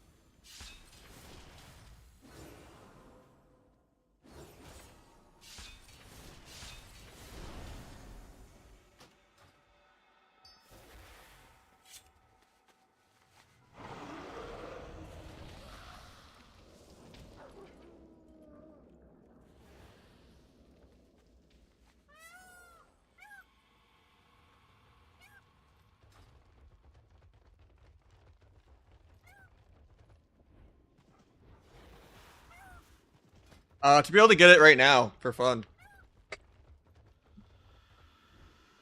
I mean, at the end of the day, it's like, if it's for honor, it's not time gated at all. Because if you just play a lot, you're gonna have full sockets. Especially the crazy sweaty people that have honor cap on like 7 ults. You can just war mode, transfer honor cap from like multiple characters to your main. Like if I didn't want to buy honor gear on my feral or my warrior, or this rogue that I already bought honor gear on, I could literally just mail myself multiple honor caps day 1 and full out socket my gear if I wanted to. It's not some I could only get a socket once a week in your weekly vault if you didn't pick loot type thing. So it's gonna be really easy to get, because like the sockets you get now are for only for PvP gear. They're not for anything. So you're not bottlenecked by, you know, PvEers wanting their sockets. So you can just kind of full out socket your PvP gear really easily now. It's not time gated. And there's no weekly vault for PvP periods, so it's a lot easier to like maintain ults and stuff, but it's just, you know, why not try to farm some player power for fun?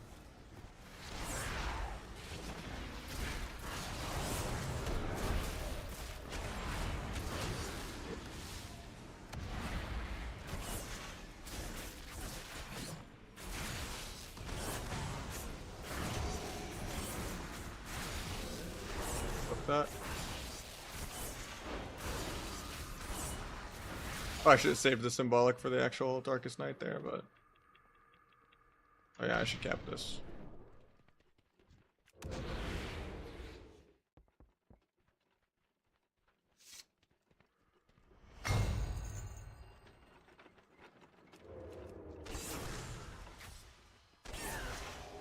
Paint the rogue opening on me.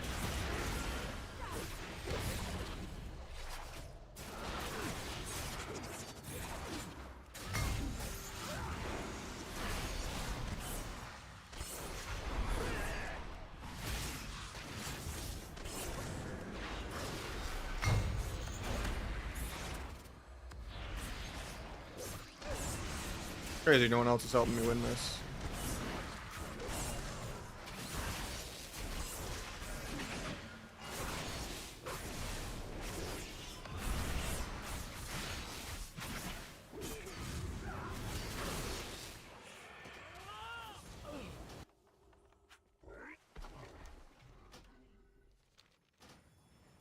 I guess this is just an L.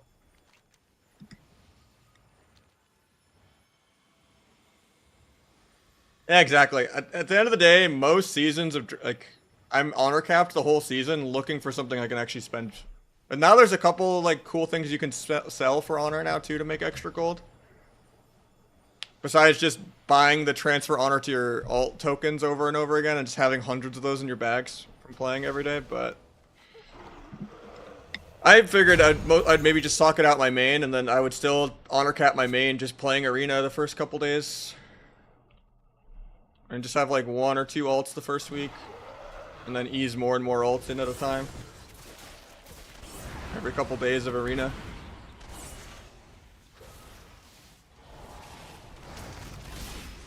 Right now it's just a matter of having something to do to stream, right?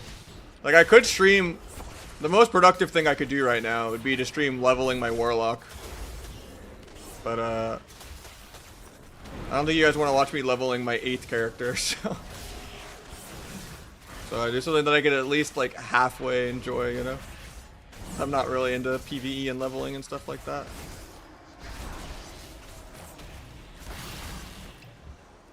I know BGs aren't as fun as Arena, but the game's starting eventually. It's a good refresher on like actually differences in my rotation PvP wise. It's just Horde has gotten so much worse at BGs. I was still winning every single BG when I first went Horde, and this made me get so much more honor. But yeah, now it just feels like every BG is so much heavier today.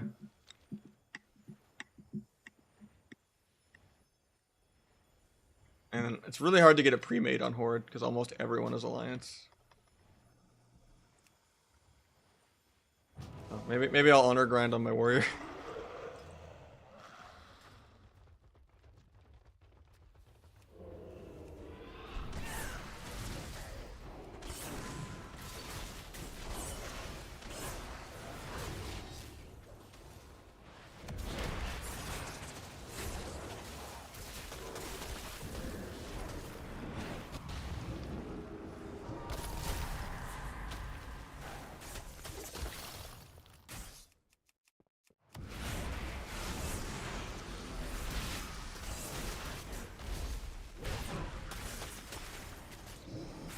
I've just been so much micro CC, man. It's crazy.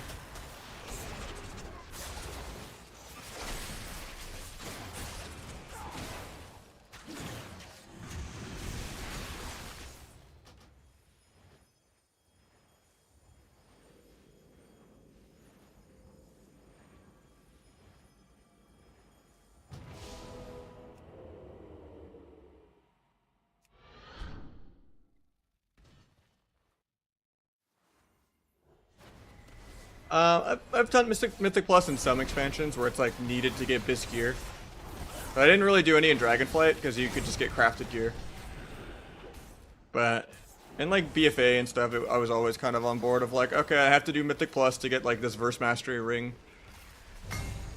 Because there's no two PvP Verse Mastery rings. Like, I don't know why a lot of the PvP gear is unique. Like, I should be able to just have 2 of this Honor ring, right? Like, it's kind of dumb that I have to like buy a crafted ring or use a stupid crit ring that I don't want.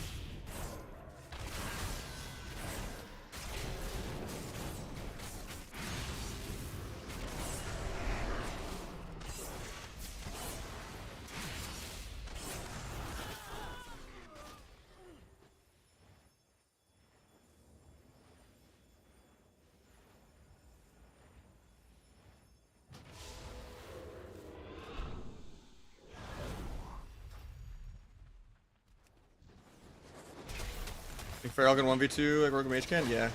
Feral can do crazier shit. Yeah. It's really good. It's like the ultimate 1v1 champion if you ever get a cross skill.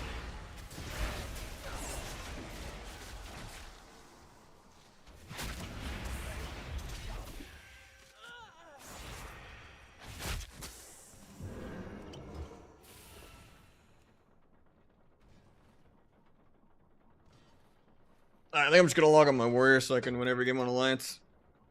Horde is way too fucking heavy if you don't have a pre-made. Well, I do have to try to get this, I guess I'll do one more. Because I need to try to get the 6 PM thing.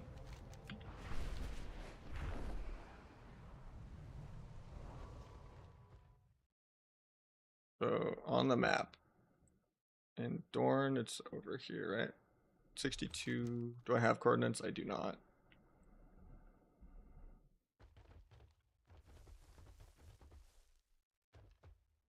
Looks like it's over here, though.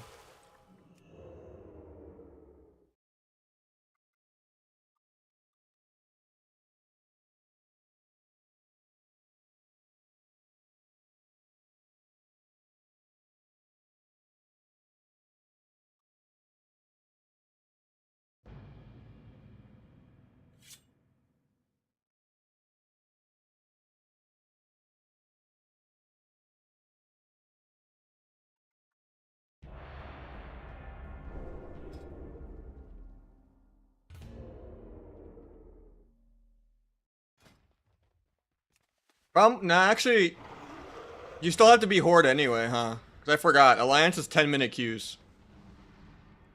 And then if you queue Horde from Alliance with the Merc mode NPCs, then, you still don't get the 50% bonus. So no matter what, it's better to queue Horde. It just sucks I can't, like, pre-made over here. Because there's literally, like, no one playing Horde.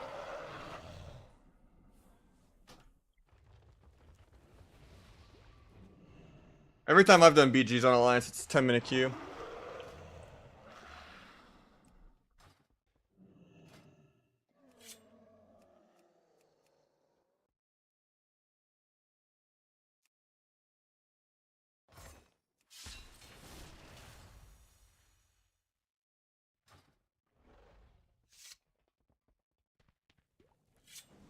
Regular spec, true.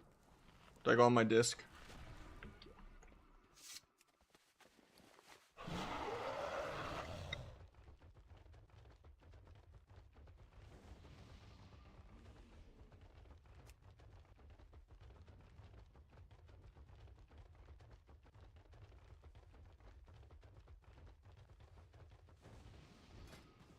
Meld is really good if you're like Night Elf, or if you're Night Elf. Meld is good if you're Night Elf, of course. It's really good if you play Outlaw Rasa.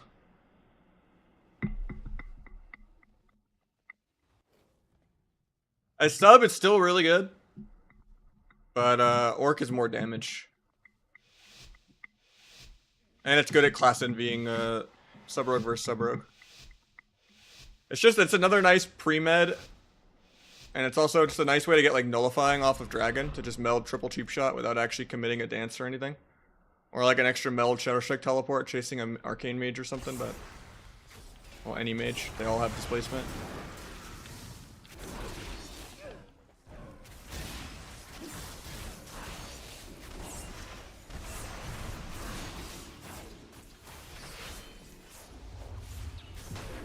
Rocket Boots failed. Kill the Sky Fury for another crit buff. Still gonna hold on to it for whoever I 1v1 up top.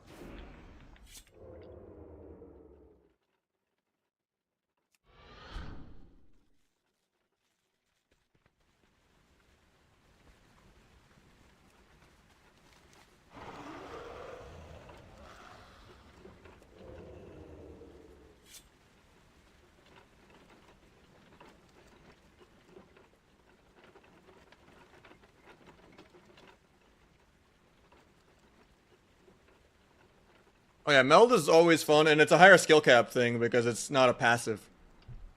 It's always fun to like meld a coil, meld a Stormbolt. It is peak fun. But I also don't like losing Sub-Rogue versus Sub-Rogue because someone else is a human or orc and I'm Night Elf.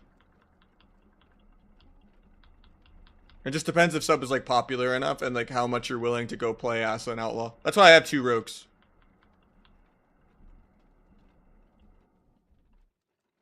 My alt rogue is Night Elf, and then my main rogue is Orc. Normally you'd think it'd be the other way around, but I'm more likely to play Asa and Outlaw as an alt and want a main sub.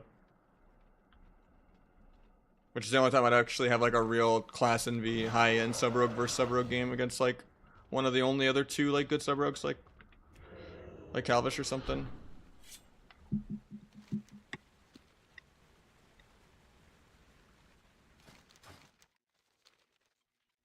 Or Nick the Rogue if he played sub, or, you know. Maybe Explicit or something, you know. Like, there's a couple people I could queue into, but... You get used to it. I don't feel like there's any clunk anymore, to me. The opening with Shadow Strike thing was already, like, the better way to play in Dragonflight. Because, like, you just let people outplay themselves. If they CC you, you didn't commit anything yet.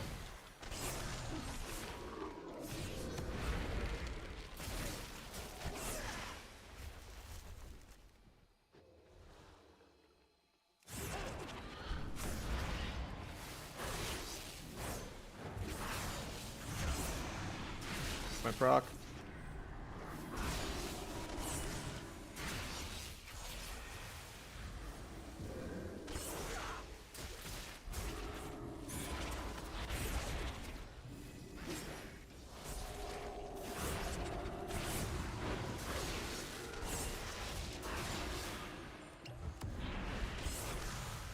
And some of the things that changed your rotation from Dragonflight at least give it a little flavor.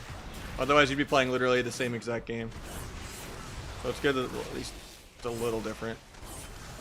Because before I was like, it's literally 99% the game, same game, you just have different passives to put weak auras for, but they do actually change your targeting a lot and what you try to pad. Which I think is a good thing. I would rather have more buttons. Like if applying Deathmark was like an ability, and then I could like forcibly switch it off to like not break CC or something. Like if it was kind of like redirect. Like that would have been kind of cooler, but I get that they're trying to just get rid of keybinds because they merged a lot of abilities together. Like Mangle and Shred are baked into one to just spam Shred, even if you're not behind your target. You summon your Water Ellie by pressing Veins. Schism and Mind Blast are connected for Priest, and like, yeah, there's a lot of like abilities that got like merged into each other. That's kind of why they got rid of Dance for Outlaw and Asa and gave them 6-second Subterfuge. And it's just to like dumb it down. Because it's like 6-second Subterfuge is basically Dance, just without a modifier.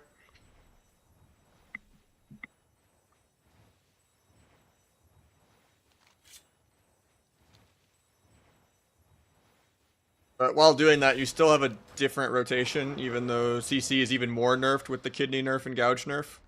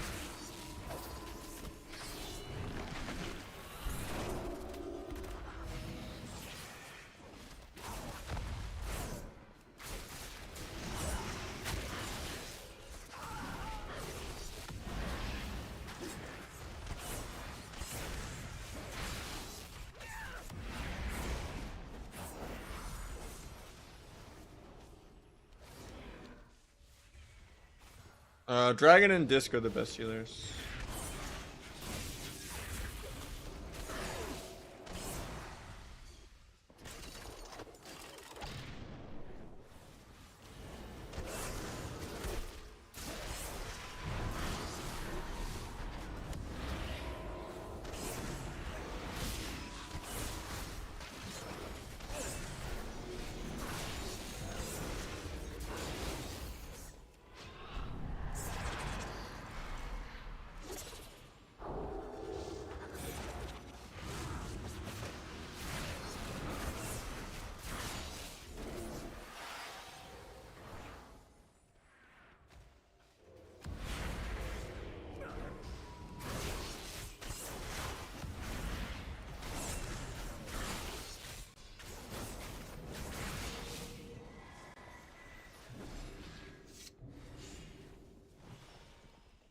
Outlaw's nerfed by the removal of dance? No, Outlaw got a buff.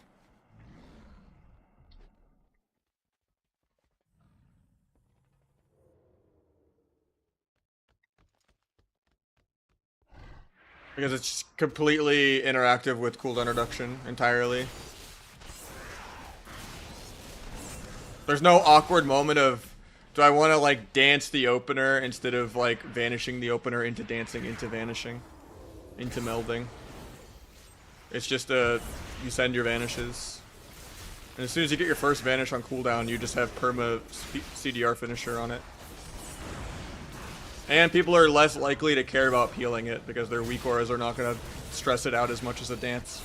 Even though it did nothing to dance as Outlaw. Anything different than vanishing.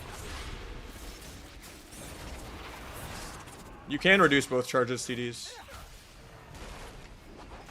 There's a lot of windows where like you're overcapping on just like crazy CDR.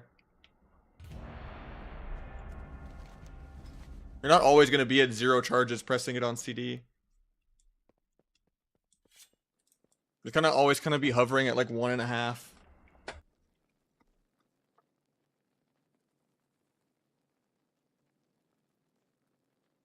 The thing that sucks about Outlaw is just there's too much armor in the game, so plate just screws it over, and ace up your sleeve between the ice spam is just too inconsistent and too nerfed. And then Fatebound is even more RNG on top of the stupid RNG that already was Roll the Bones and Ace procs. And it just has no burst cooldown, because AR is just sustained damage. And, you know, more APM.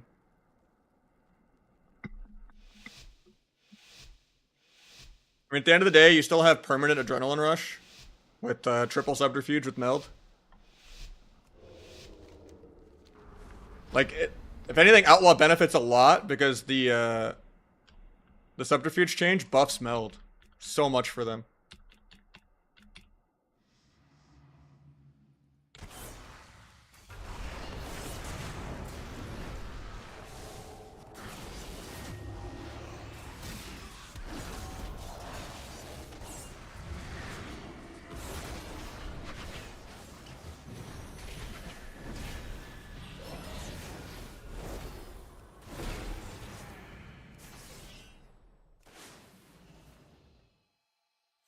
Outlaw's terrible in general, so. But it's not because of the dance change. That's all I'm saying. Like, I think the dance change is a buff to Outlaw.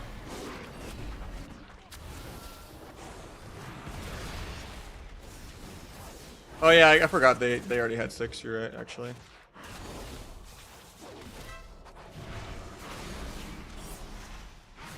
I forgot they already had 6, but everything else still stands on my logic on that. That's a fair point, though.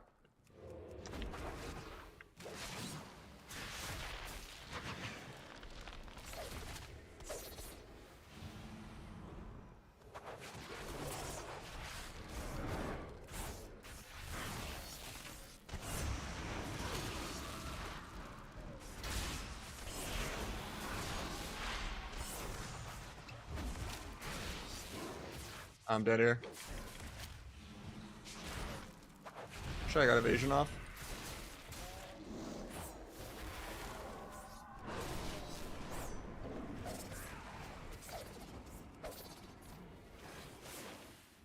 Should be able to sap this even though it's DR. I don't even think I need to though. Okay, just rupture.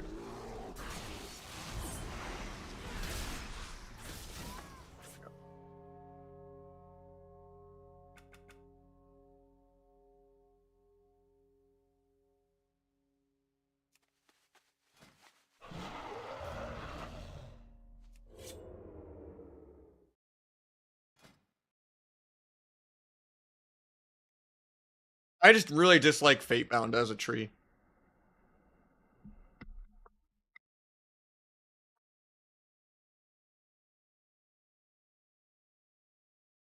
Sub and Asa are both really good. They're both S tier.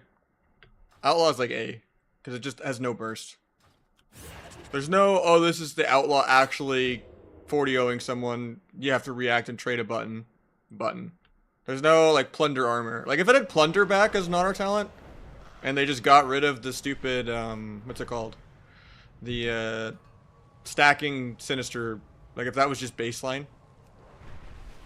Like, if Trickster didn't AoE break CC, and Trickster bursted really hard, and you could, like, set up some big Trickster combo into, like, with, like, Plunder armor, then it would be fun. But it's just, it does the same sustained damage as Sub, and it does worse damage than Asa, and it doesn't have burst. At least, Asa has more sustain and more burst. And Sub has the same sustain and more burst. All Outlaw has is it's more mobile and it's more tanky, but it's also incredibly RNG. And it's just, it's boring to play literally the only spec in the game that has zero burst. You're like 2 expansions behind on like trying to actually kill someone in a stun lock. You just restun, hope you get a bunch of between the eyes procs that like do no damage, and then you kind of just hope your teammate just solos them for you.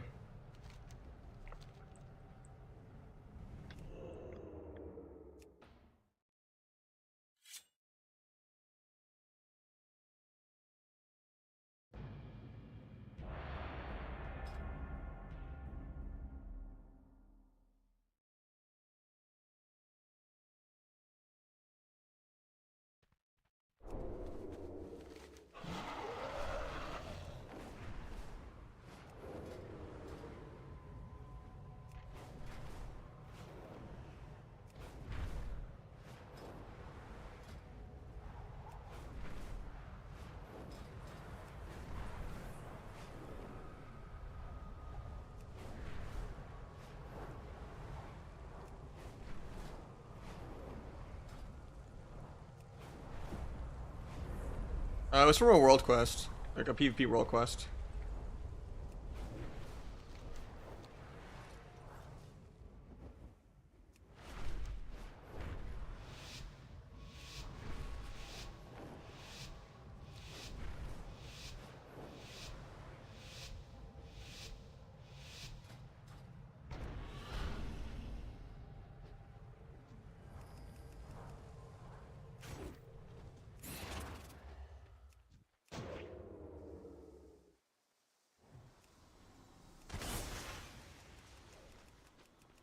Not actually going him, I was just waiting to go Hunter.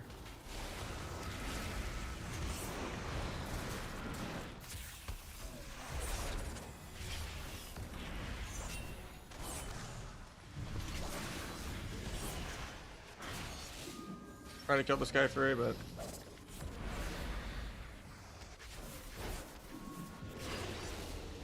think I can still 1v2 this. As long as he doesn't remember he's a healer. He remembered he's a healer. That's not good.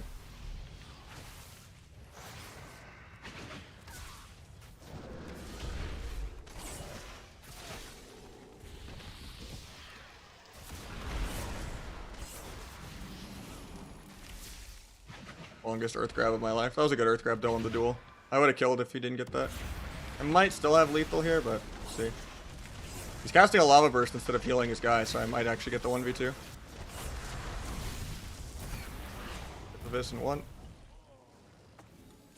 I need to get to him to gouge so I can run, but I can't get there because he's just insta cast spamming. Got Crimson Vial off. Maybe I live a global. No, he just lassos me. That sucks. I could have just ran like 1 yard faster, I could have gotten there to gouge him into kidney and then ran back to the pillar and healed. That sucks.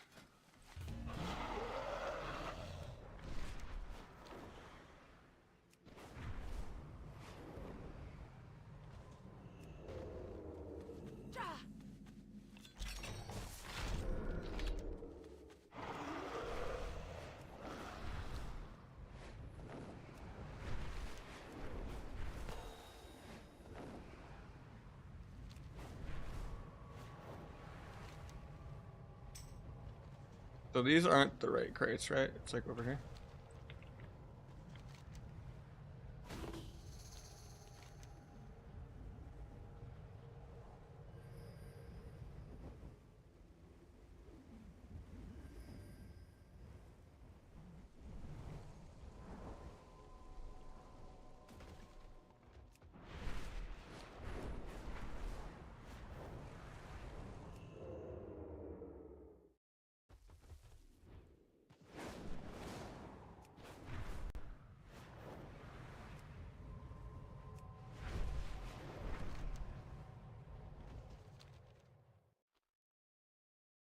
Alright, after this like next couple skirmishes, we'll try to see if we can get this chest to spawn. I don't do PV. I'll just randomly steal some random build off Icy Veins if I had like friends that wanted to like drink and do keys or something for fun off stream. I would just Icy Vein some random build and YOLO it and not care, because I don't really I don't get that excited about PV. Or I would just play my PvP spec in PV and not even care.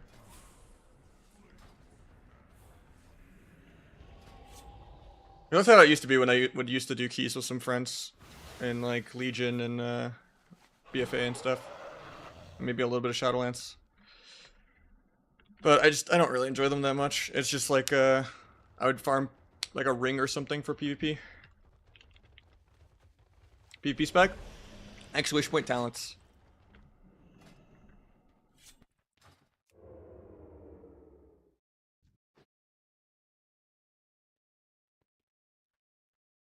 I think this is the BIS for 2s and 3s. The Deathstalker T build, yeah. That's the build that I, Calvish, and Waz run, yeah.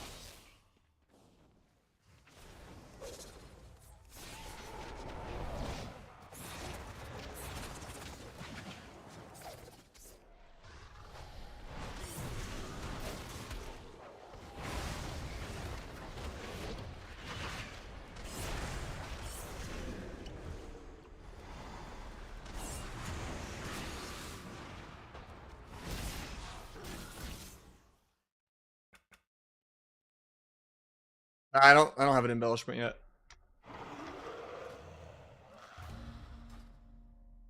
I have the spark because I did the epic BG quest from the PP quests right outside the city, like right by the vendors. The vendors are here, you get the quest like right here. You do like 2 epic BGs and then you turn it in at like the middle of the city, like over here. And then you can get your, as a tutorial, you can turn a splinter into a full spark one time. But it's not really nothing to craft with it right now. So I don't think you can make it scale to the green PvP gear. So it's just going to be like way terrible item level.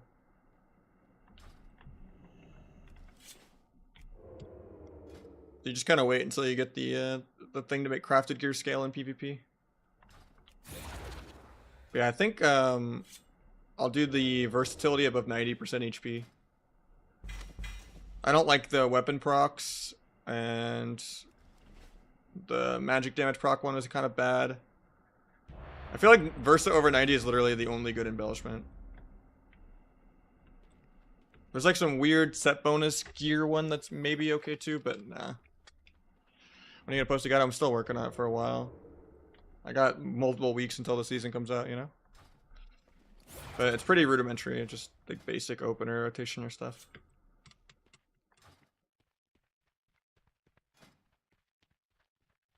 Can you get 2-set week 1? I don't think so. Actually, maybe. Because you probably get the 1600 tier piece. And then you probably get the singular catalyst charge, probably. And there's no weekly vault, so there's no auto 4-set week 2 type shit with your second catalyst charge. Unless you did like actual rating for like LFR or normal or something.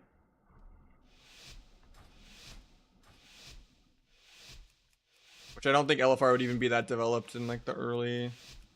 Nor would it be worth the item level drop, I don't think.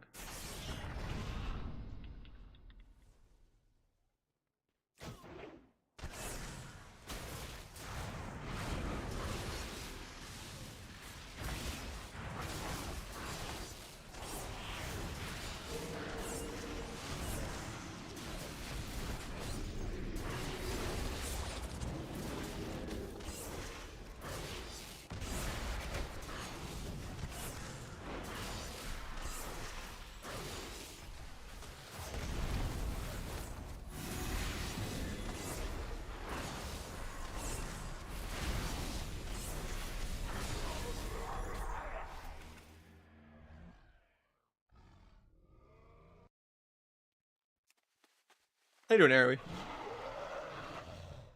I think I wait and see on this chest thing.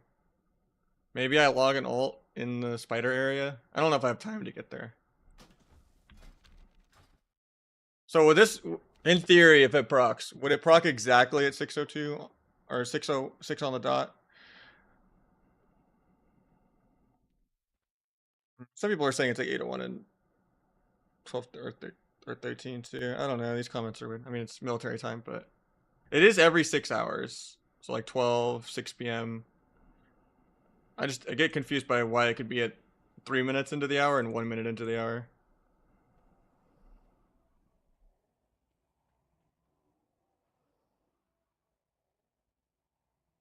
Six p.m. with City of Threads. So maybe I'd go to City of Threads actually. Maybe it actually does rotate by time of day actually.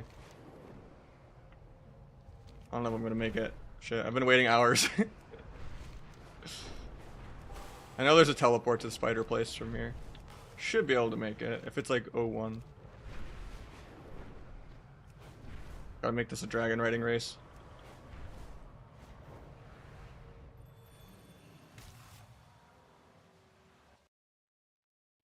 Is it on the spider place? The very bottom, okay.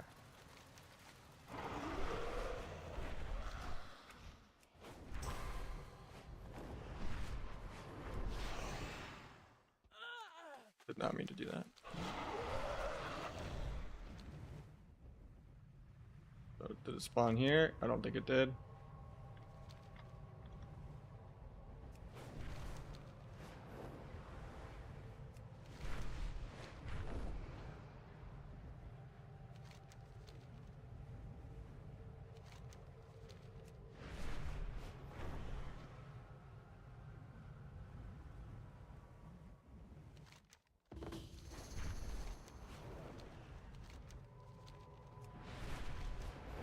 Alright, it's supposed to be kind of over here. Nothing on this side.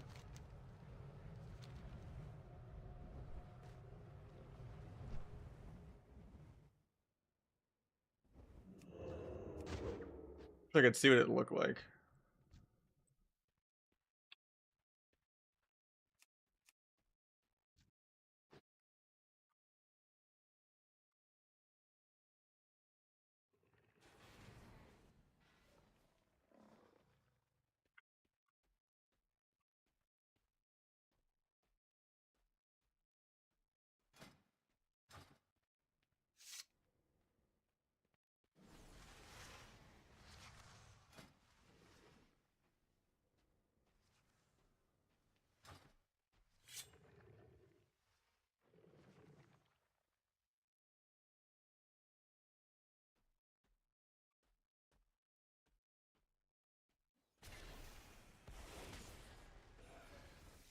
I'm gonna wait till like 05 to queue, just because I want to see what's going on with this.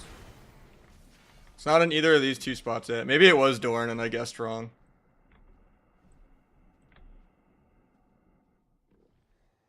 Do I give up on this one in Hearth and fly to their spot just to see?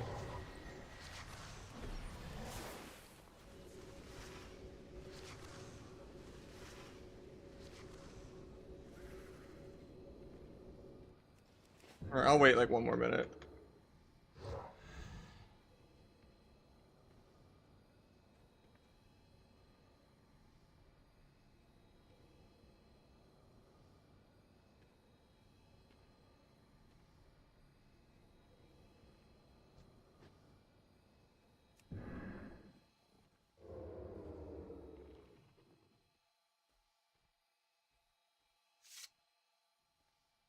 Yeah, counting early access, it's like 2.5 weeks of downtime, which is crazy because this is the quickest leveling's ever been. You finish your first character in 5 hours, and you finish your ult in like 2 to 3 hours. I use Bartender for action bursts.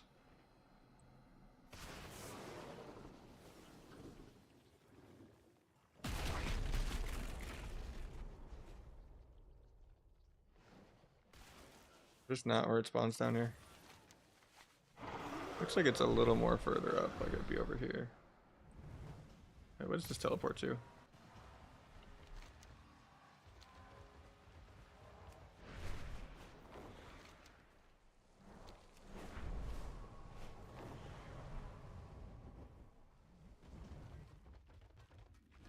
It would have spawned over here by now, I feel like. Didn't spawn on this WoW either.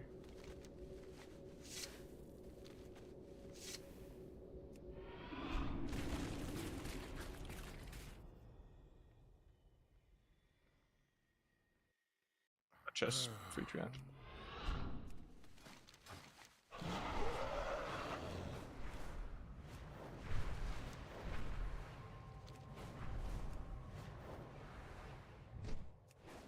Yeah, well, I heard about the chest, sure. Supposedly it's every 6 hours. And it could be here, or that spot I was just at, or this spot. I don't know if it's RNG or if there's like a set window where it's like the morning is this one and then the afternoon is this one, you know. But I have yet to see one, period. And I've been trying for the last like 3 times one would have spawned. So I'm thinking maybe they just flat out took them away because of the sockets. Because I've never seen one and I've been trying to find one for like a day.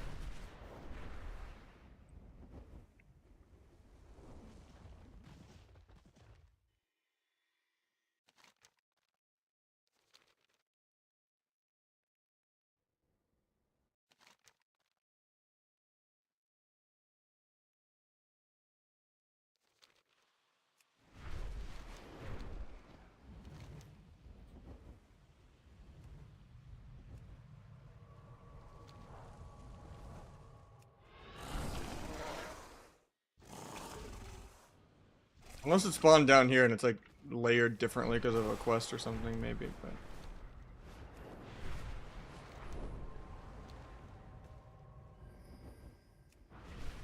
I mean, I've seen people that have it though.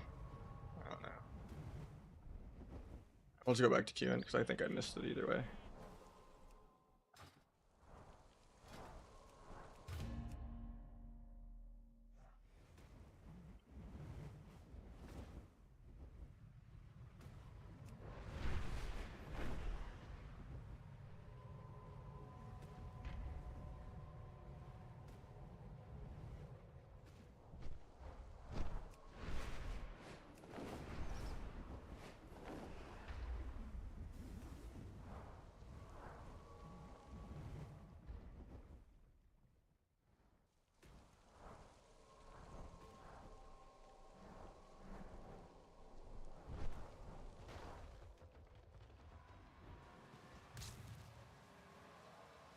Void Reaper set from the raid? I'm not sure.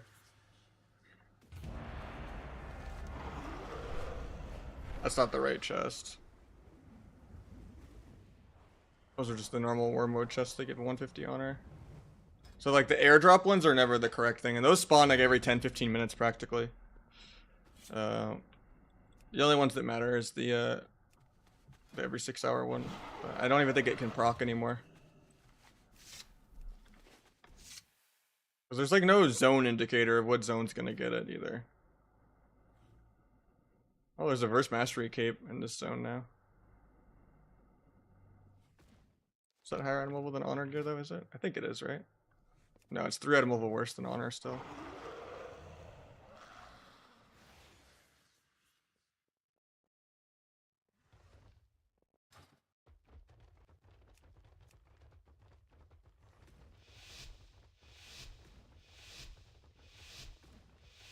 No, you should always wear the set bonus on the PvP trinkets.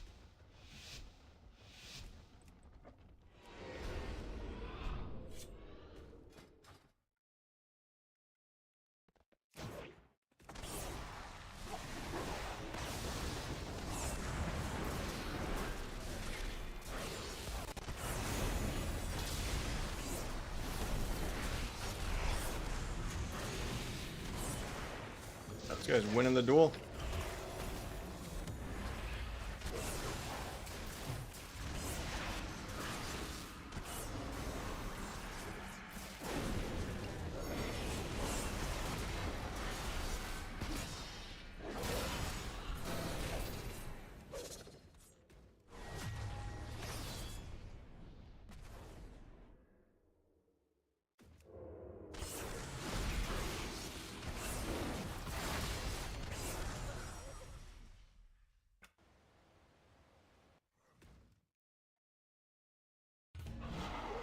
Wells? Yeah, that's what I've already linked. That's the exact thing I already linked, like a couple of minutes ago.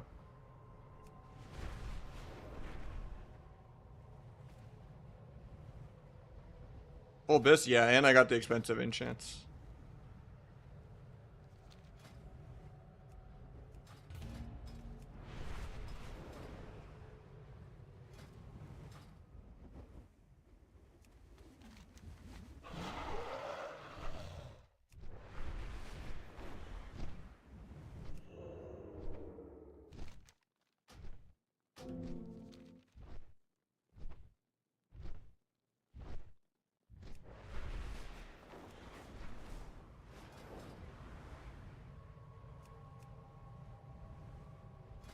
Gem slots? Nah, I haven't gotten any sockets yet. Because you can't buy them until the season starts. There's like some weird every 6-hour chest that can potentially have a socket that I think you can do once a week. But it's not the normal war mode airdrop chests. It's like only in 3 different spots it can spawn. But I think they disabled it and it doesn't drop anymore. Because I've been trying to find it for a day and a half now and I can't find one. And I go to all 3 spots within like a minute. Or I'll like have 2 WoWs open and I'll camp them at different spots to cover 2 out of 3 of them. Of the areas it can drop. And I've yet to see one. So I think it just doesn't spawn anymore.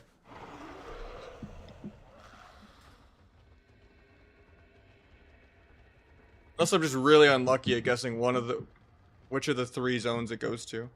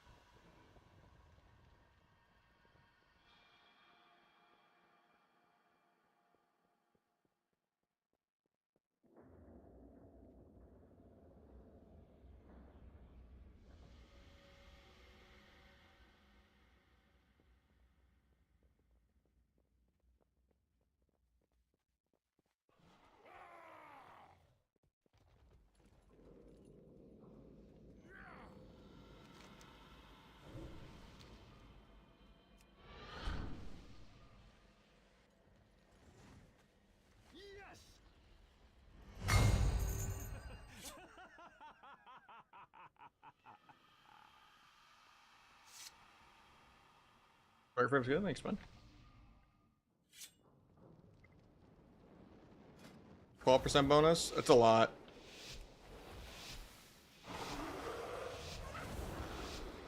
Also the stamina, too.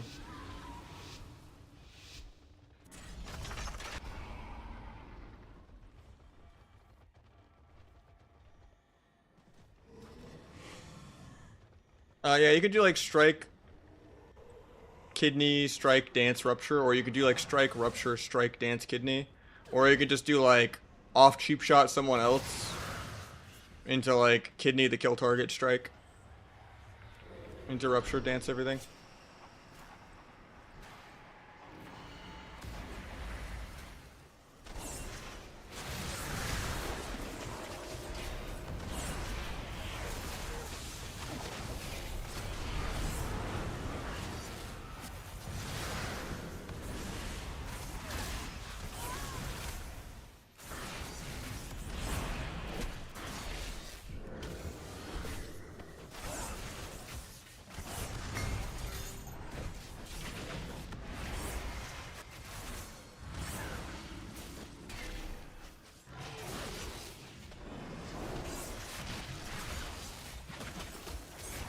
I think we just lose this BG2.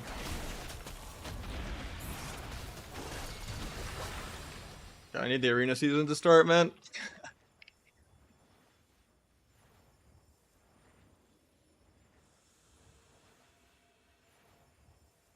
Yeah, the thing is, flag doesn't work against like people that have their keyboard plugged in at higher ratings. It's really, really telegraphed. People just have weak auras and big debuffs and stuff for it.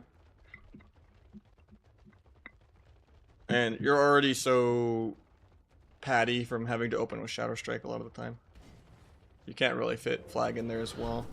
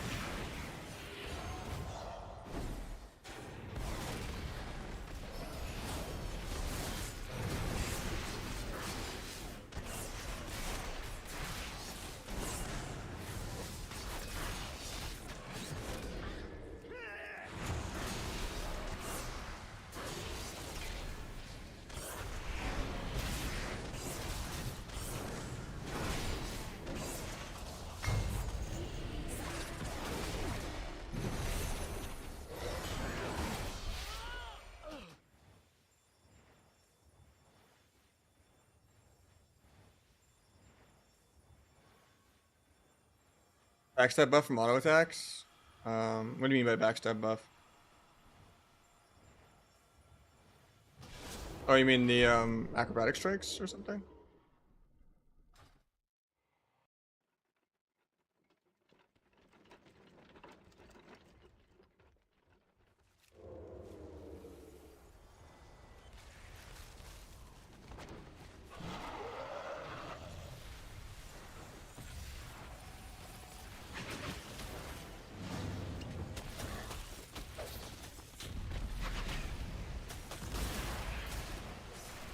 No, I don't proc Deathstalker with backstab. It only procs from Shadow Strike from dance or stealth. It won't even work on like a dual Shadow Strike or a Sepsis Shadow Strike.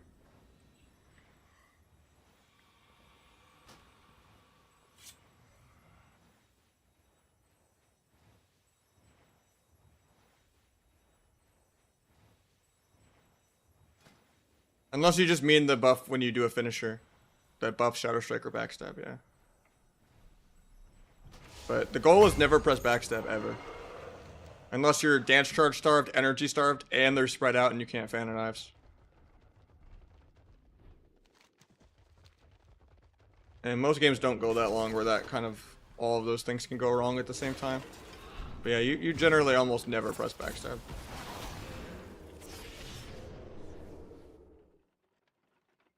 Alright, you just find a pre-mid. Horde is just too terrible to carry. Like solo queuing. That's why we get insta queues instead of 10-minute queues. We're all PvEers. We were winning every single BG for days solo queuing, and we got like 3 honor caps in one day. But today I've not had like a single carryable BG. It's kind of crazy.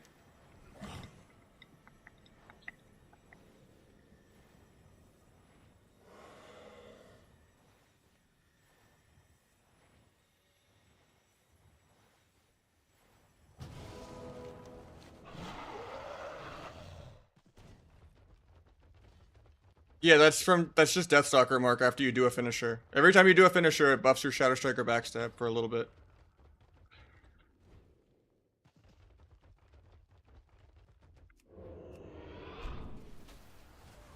That's just this.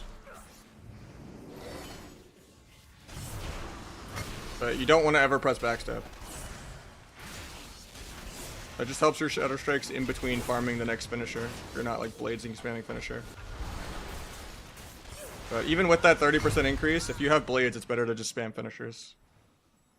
You don't want to like force a build or every other finisher just because you have that buff. Because at the end of the day, 30% of 0 is still 0. Shadow Strike and backstab don't do that much damage. Like if someone was disconnected and backstab was your only keybind that worked, you probably would take like 80 backstabs to kill them. And you would be energy starving because backstab is really energy inefficient too.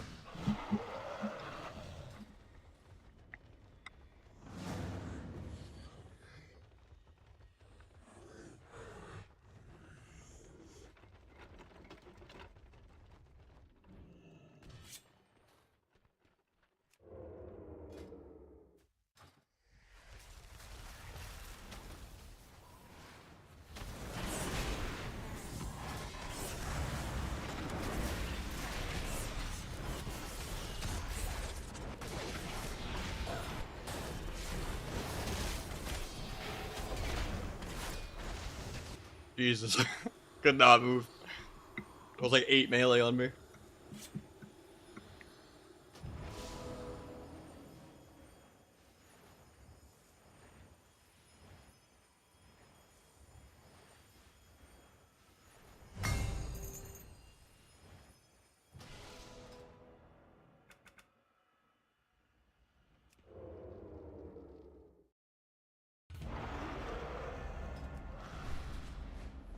I just only queue skirms. I don't know. They're too easy though.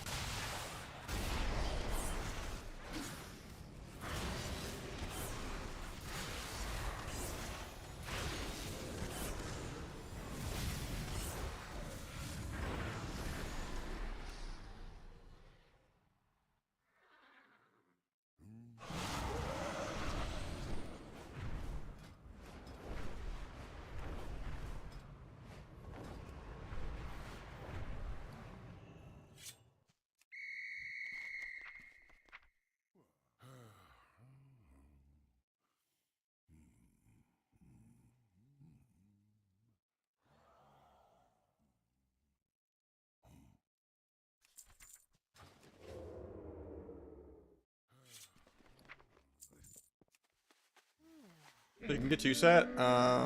You get the 1600 piece probably, if it's anything like Dragonflight. Seems like most of the systems are very similar. And then you probably get your first Catalyst charge. as the season starts too. So you just spend your conquest on one item or whatever, and then Catalyst one, and then 1600 piece the other one probably.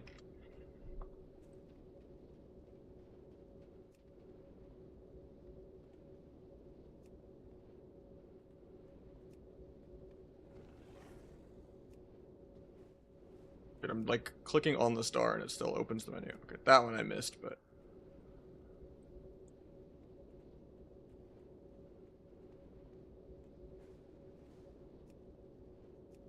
I could just right click. Okay, that's better.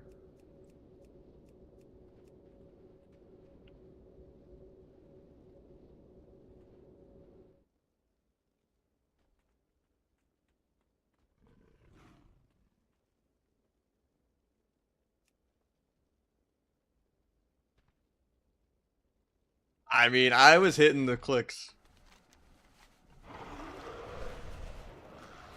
I've done my Riven micro and my fucking Terran StarCraft 2 micro. Like, there was like one that was kind of a misclick that was like only 80% on at the bottom. Every other one was like dead center, and it was just randomly thinking I fucking wanted to go open it, and I'm like, no. Rigged.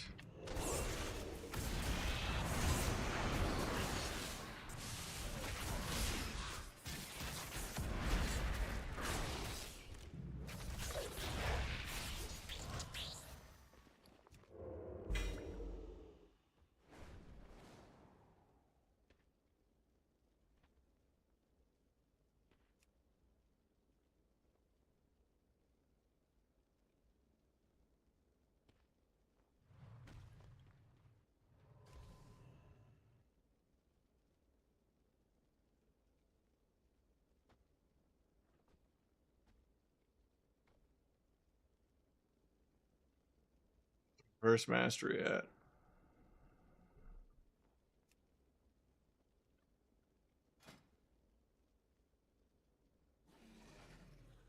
Rude.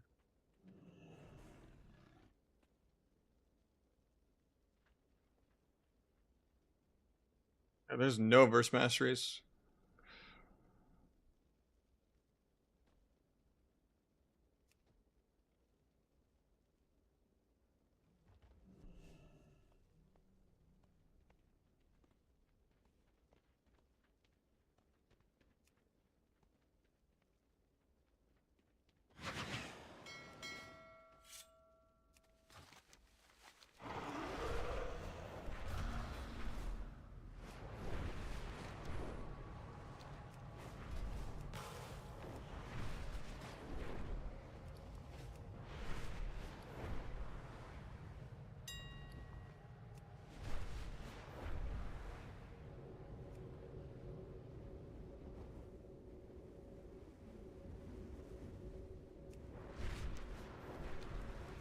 There's just like no verse mastery. That's crazy. For like rings or shoulders.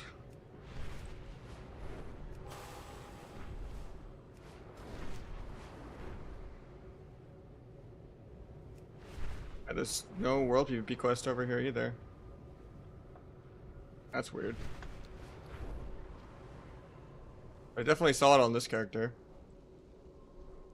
I guess it's like faction specific then? Or maybe it was like one of the ones that were empty and had no reward, and I did it for no reward yesterday. Maybe.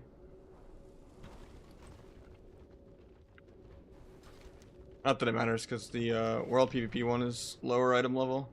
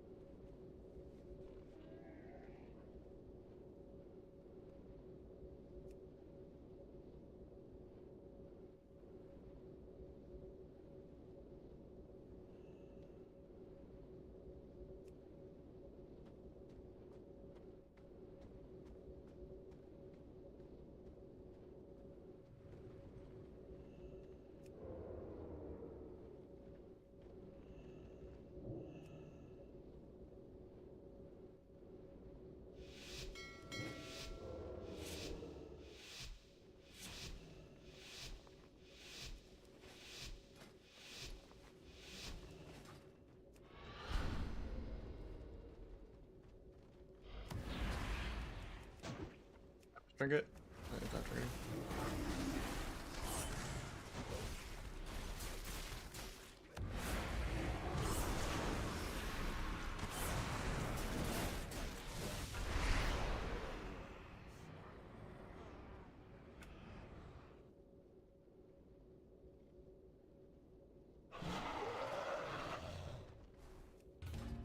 Craft and where with their teammates.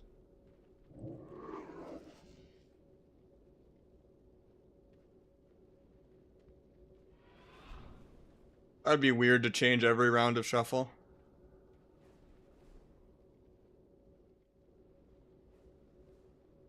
Also forces you to mess up your gems.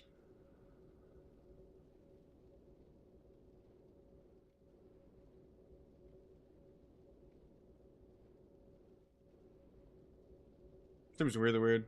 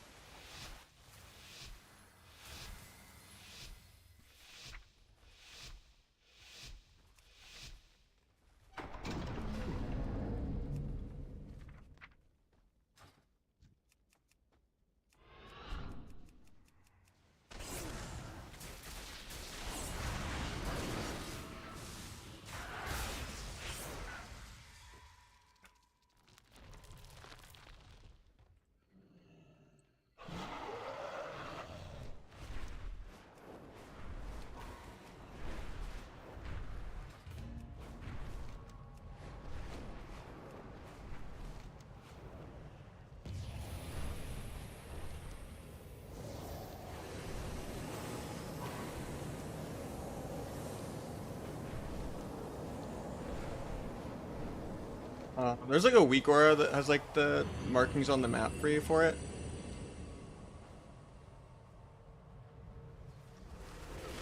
But it's kind of like center right. I can show you after this world PvP.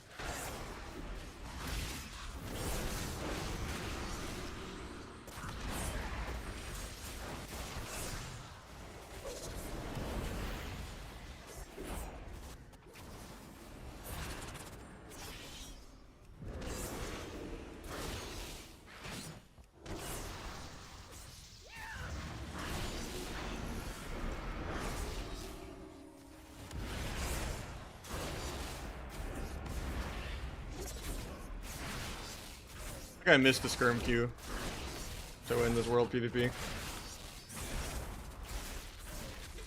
And the honor from the bounty alone is more than the skirm. And I could take the Q still to not die. I'm doing it. We'll win in the opener and then we'll still get the chest when we get out. Fury is still the best. The nerf was nothing. It literally was like not even a tickle. And then DK is still the second and Feral is still the third, I think. Rogue might be a little closer to Feral, and I think DH is also a really sleeper, actually.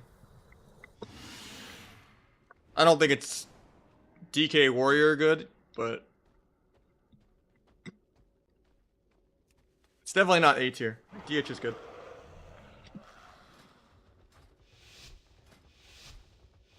Then we got Errol's waking me up with a 5. Hell yeah. When is it 10 for the day?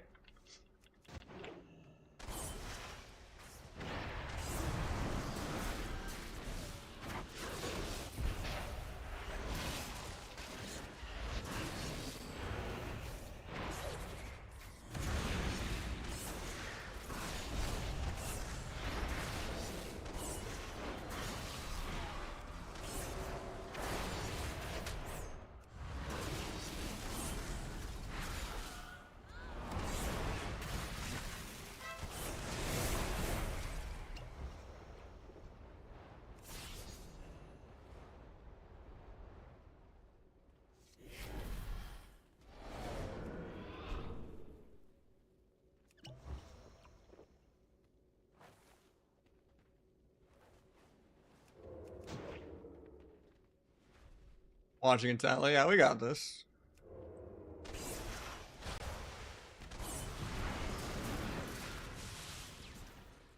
Maybe we don't got this.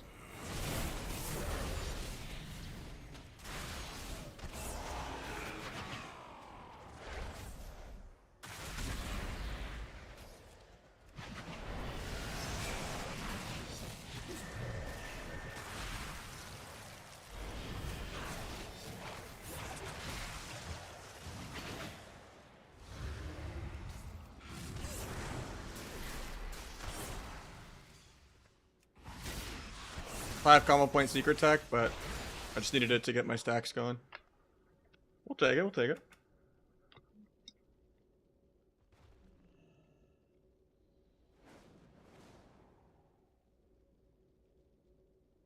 And we don't get out in time for the chest. Oh, that's unfortunate. Another bounty though.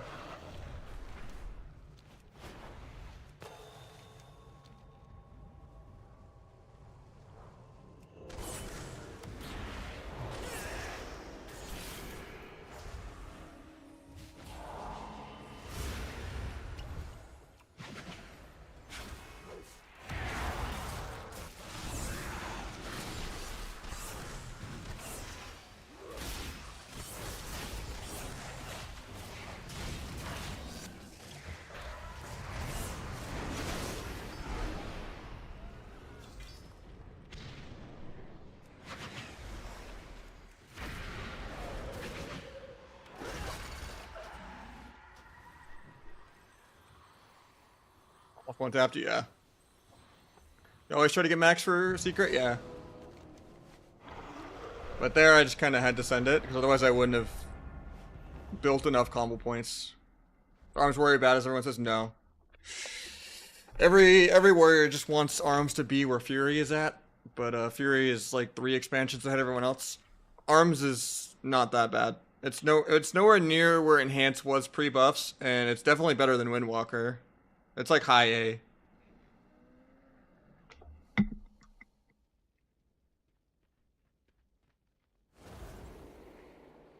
I've had Arms Warriors double my damage, and in like war games and shuffles,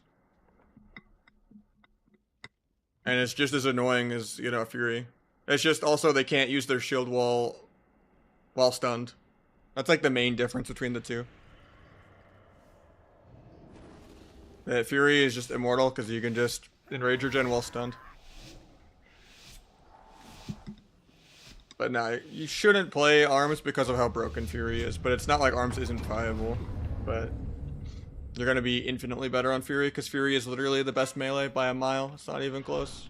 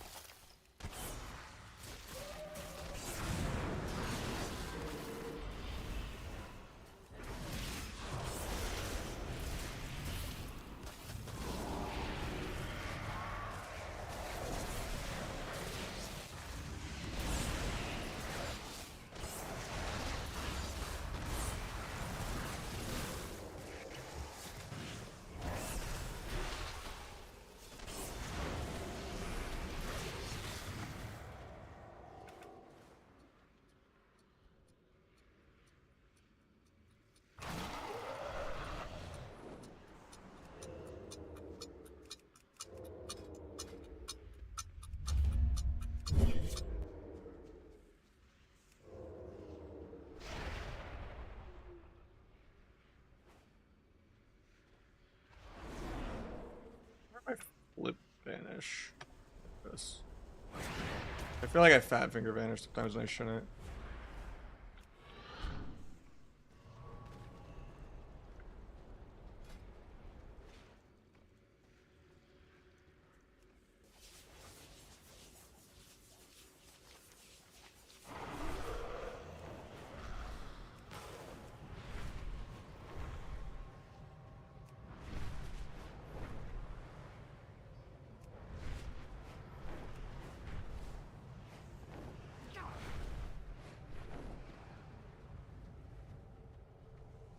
Figured out the socket box? No, I think it just doesn't spawn. I've tried to go for it. On the Wowhead comments, it says it's every 6 hours, not every 3 hours. And I tried it 2 times yesterday and 2 times today. I tried like 6 p.m. midnight, and then I tried 6 p.m. yesterday. Or both of those, 6 p.m. today, 6 p.m. midnight yesterday, and I've yet to see it once. And I even dual box it to camp 2 out of 3 of the spots at the same time. And then I gradually fly over on one character just to double check the other one. But I check all 3 spots. Just I haven't seen it once. So I think maybe it just doesn't spawn anymore. Because they don't want people getting the socket, probably. It's just weird for the people that have it. But at the end of the day, it's not like a weekly time gate anyway. Because you could just get honor infinitely for sockets anyway. It just would be nice to have a socket right now for fun.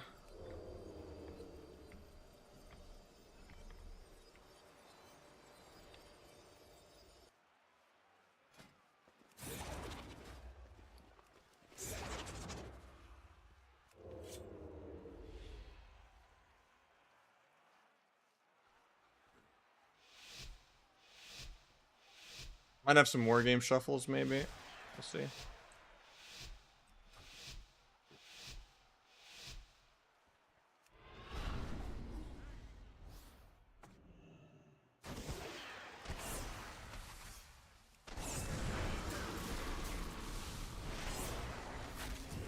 Oops, I just double vanished because I forgot I changed the keybinds. I was so confused on why I didn't have combo points. I'll switch that back if I'm going to actually queue a serious game.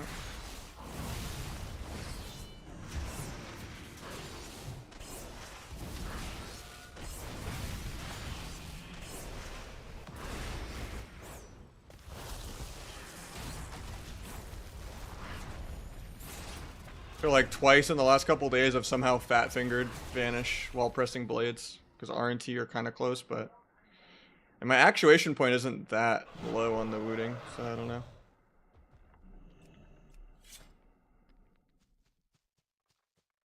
Let me switch that back for now.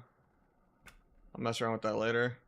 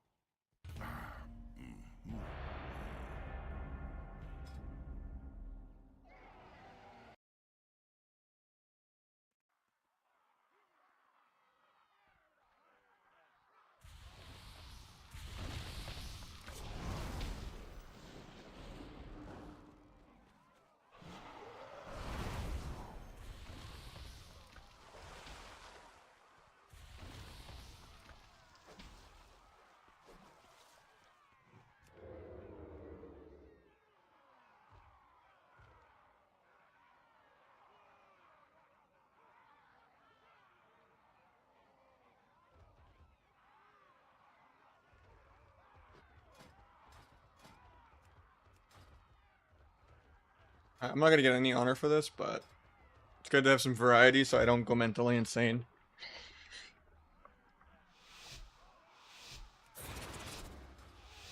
I can only handle so much BGs and skirms a day. This is a weird lobby though. We got Ellie Rogue, double Rogue DH. Already insane? A little bit.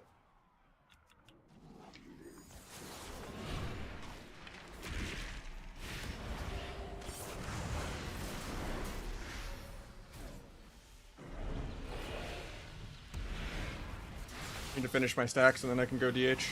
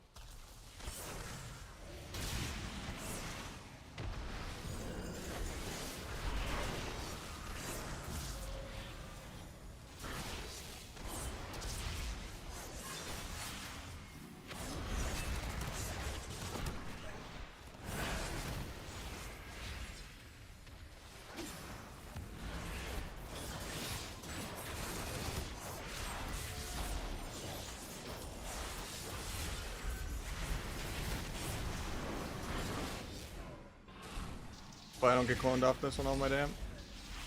I get incapped off it. That's just as bad.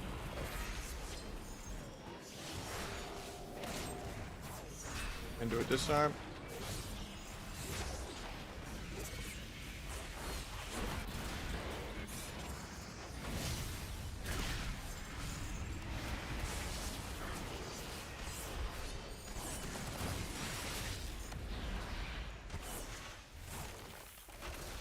We're just dead soon. I got skin there though and I didn't use anything, so that's good. Guess I just blind. Got trinket. Do a gouge. Try to disarm rogue on CDs.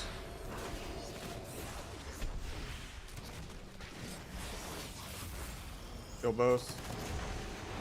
Take a this.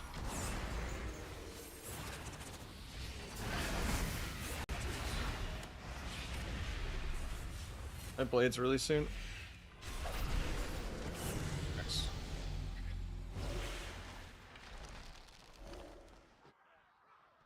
Outlaw shit, your shit. No, I respect Outlaw. I hate Asterix.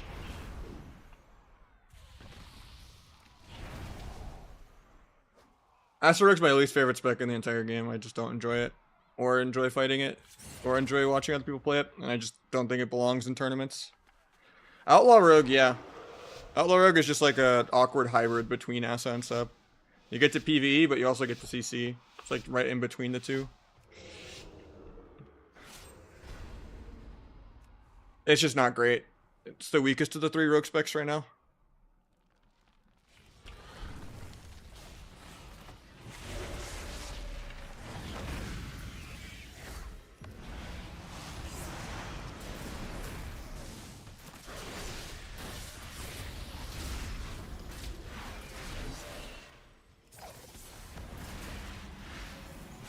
I need to move my death mark before I'm allowed to blind the druid. Kill the totem to get another crit proc. I guess I have to Van to not die here. Try to blind druid when I can. Stun DH when he lands. Blind druid. And do a gouge and do a kidney. But I can go back to shaman.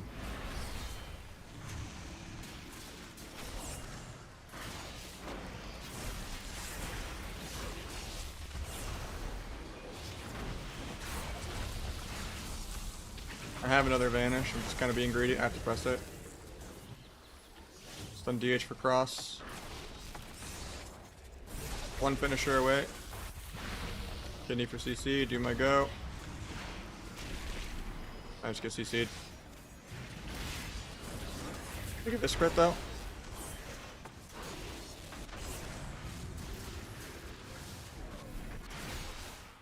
Another big abyss crit with T. I have a step gouge for Druid, but I'm in CC. Stun off that because of the sepsis. Cloak because I'm dying to air. Nice bomb.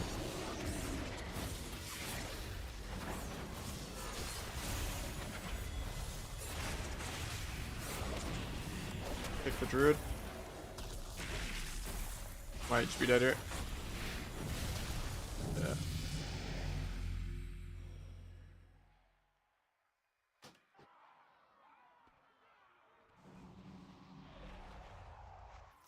I guess I should have just forced going rest of the Druid more. I don't think I can kill an Ellie Shaman. He's literally just a healer.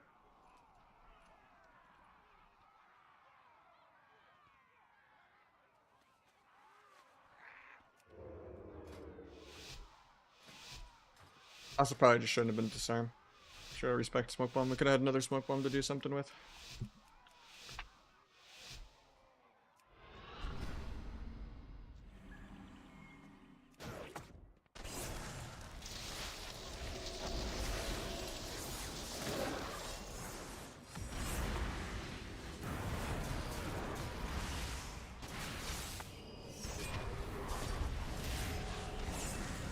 Give this crit. Kill the totem to get another of this crit. Disarm rogue.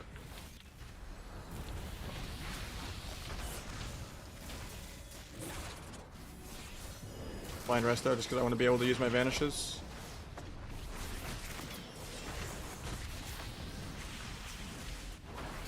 Try to gouge before I vanish, just so I can get some CDR on it. I can stun a rogue for cross. And I can go stun the other guy just for more micro CC. And then I can get screwed over by one thunderstorm. I'm gonna AR soon, so I'm ready to disarm it.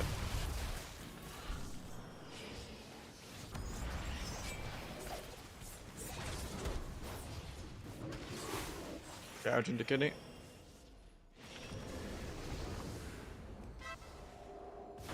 Triggers to peel. Gonna duel here. I get disarmed mid duel. It's a laggy ability.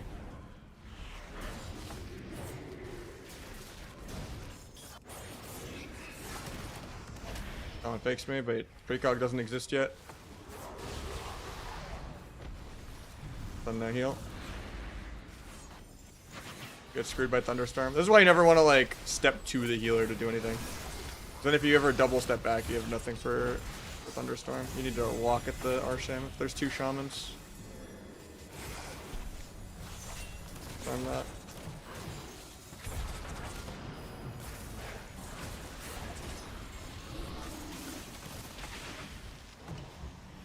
I have no dance forever. We're kind of loose here.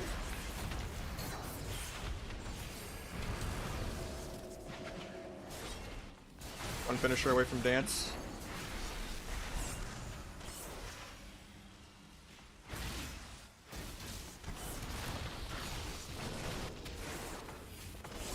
Blind breaks. Unlucky. Farm AR.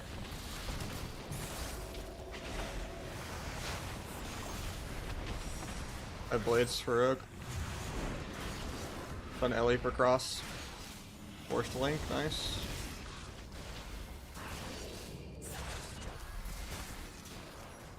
We're dead here. Gotta gouge the lasso.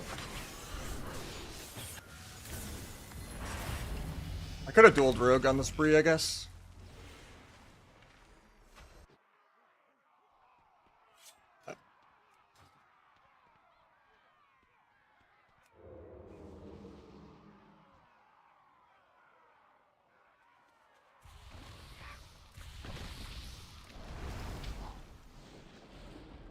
Why is it tracking damage? What do you mean?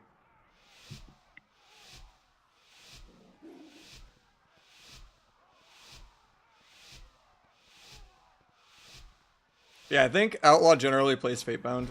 Yeah.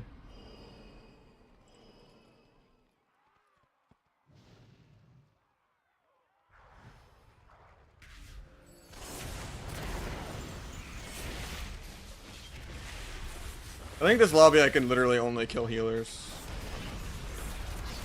I don't know if DHs actually die.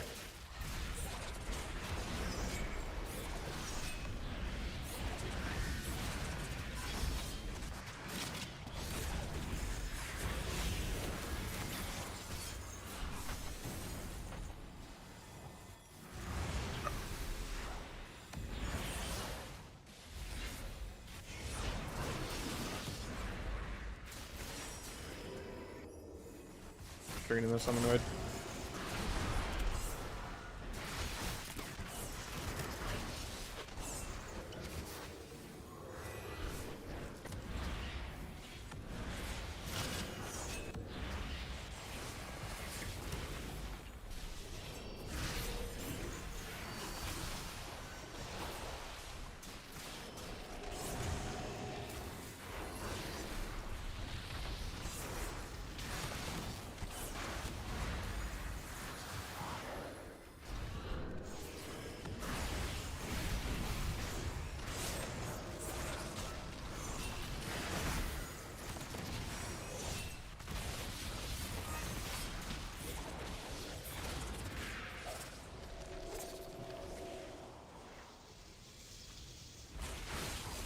One finisher away from the big go.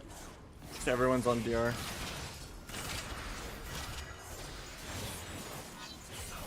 think we're dead here though. They need just to stop some spam purges. Yeah.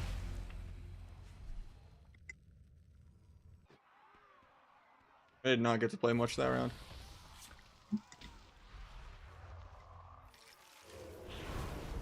This is a really weird lobby.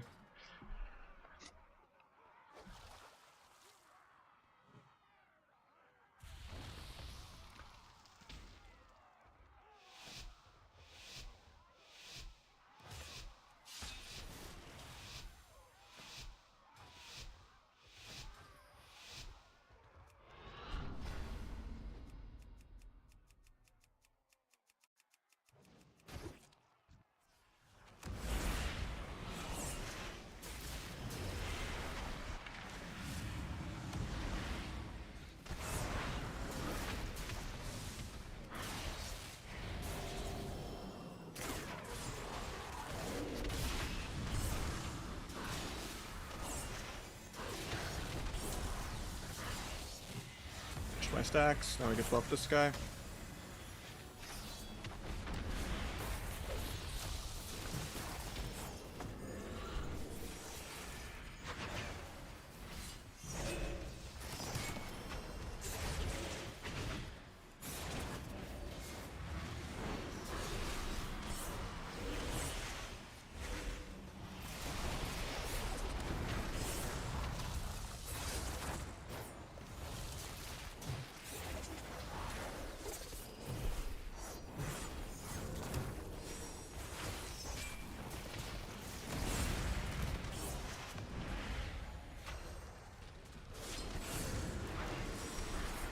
Rest in peace, my big go.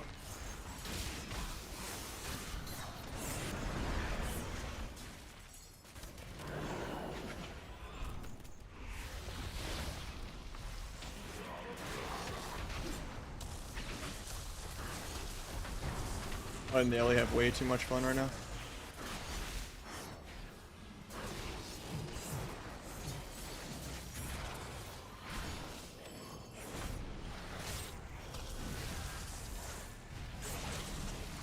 Mana wise, it's pretty even. Nice in cap from the MPQ. Quick kidney.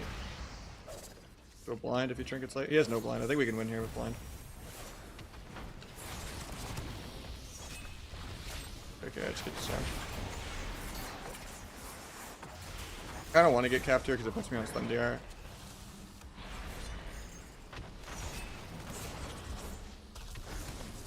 Get clone here and do a kidney. I have trinket in one. I get re-kidneyed. He trinkets. I get cloned out of blind. I have to clone my healer actually.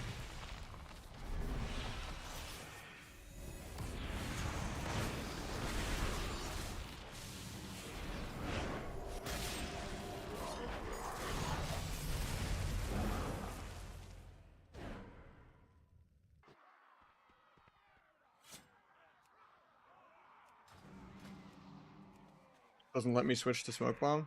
Weird. There, now we can. I just used dual dagger. It's more energy regen, more calm points.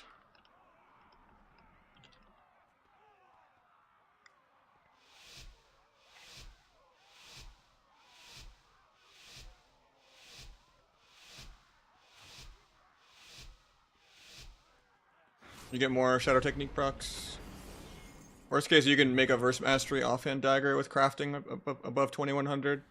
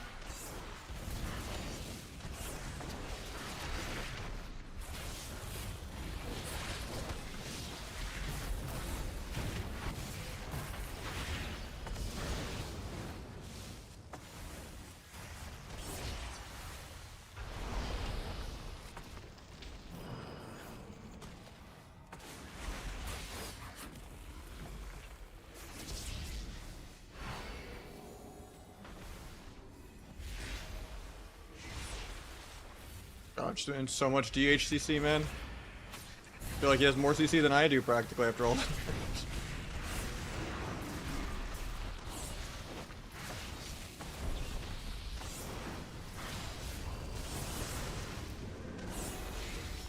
Get another crit buff from killing the totem. I didn't really send it with every modifier though. Can't stop the aura, nice blind. I have the most damage here, hopefully. But we just killing this random kidney? Nice.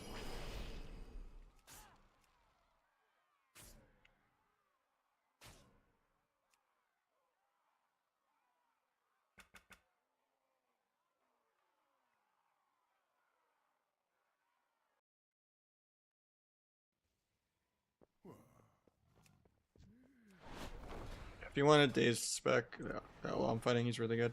This is the outlaw spec he's running right now.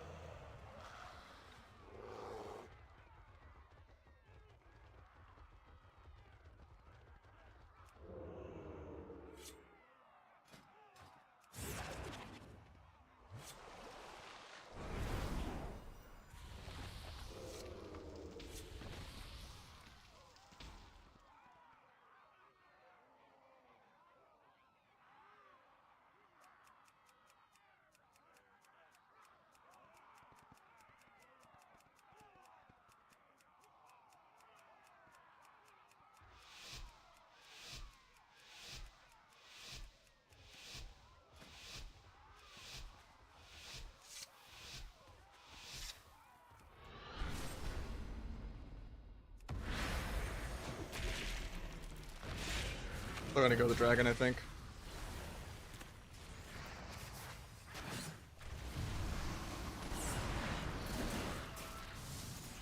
Spear. Roll the emerald so it doesn't heal anyone else. And a kick. Blind the Ellie on off heals. Vanish kick the other guy again. Oh, I didn't get it.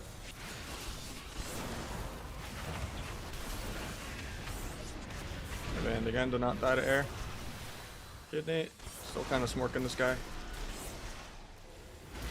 I have the Abyss crit ready. Big T Abyss. Alright, now we can swap Ellie, I guess. Or DH, because he's going DH. Big Tex. Ruptures on everything. Can't stop this X. I'll just step back until he tops me for a second. I want to go back to Dragon really bad, but I'm going to cover the DH first so I don't get peeled. I mean, he already peeled me now, but Kidney the I-Beam, then I go Dragon. Hopefully we don't die. Big Abyss crit. Okay, now we go back Ellie to live. I'll YOLO bomb this.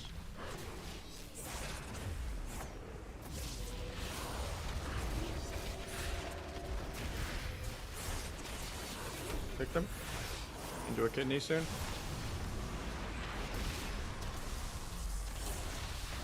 Look aggro here to not get peeled. Big Abyss crit.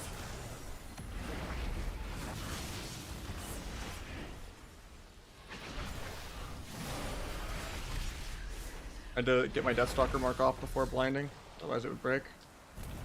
Get the sap, and we can just go Ellie. He's out of there. Oh, everything's arsenal, but yeah. Nice resap. Do a cheap shot, hopefully.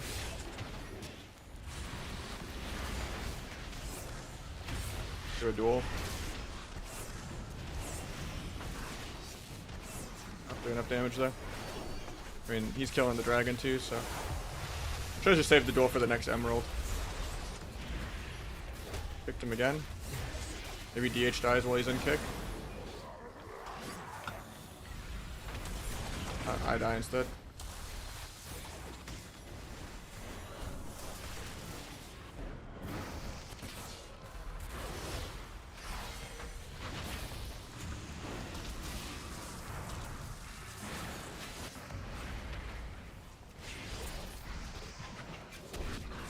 Trying to stay in the earthen. I'm just dead yet. That's crazy, they lived.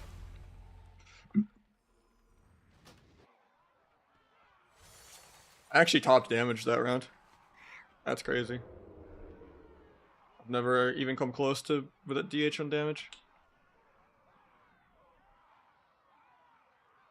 That was Parson.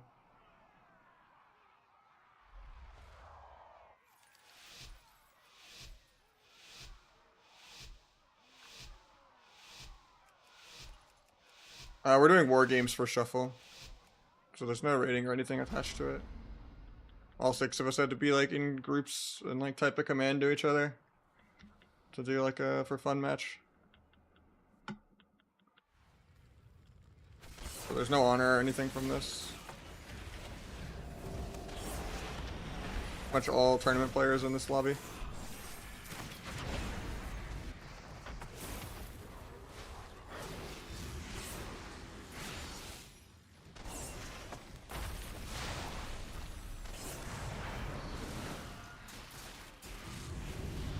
Oh, he just soloed the Ellie, okay.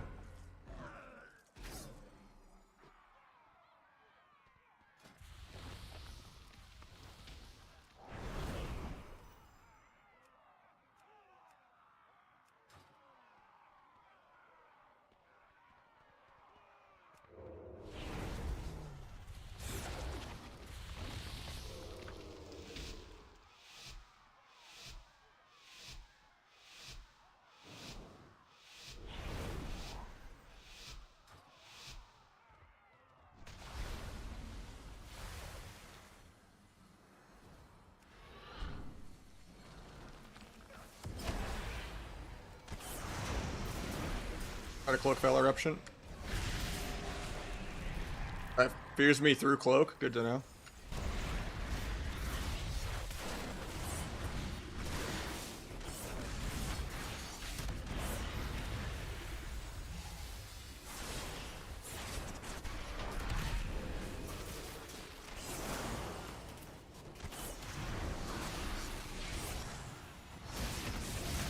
Emerald, nice.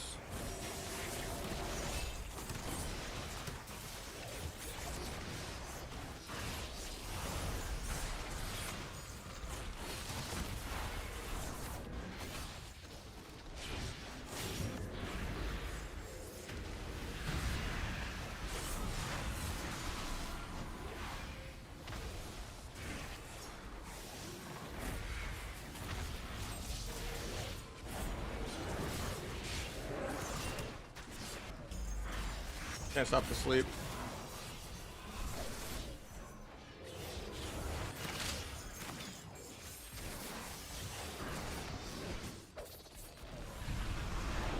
That knock just fucked me so hard, man.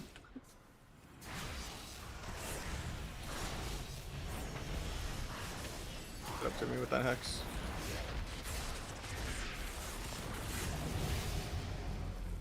I'm gonna try to DR Gouge's trinket there too, even though it would break.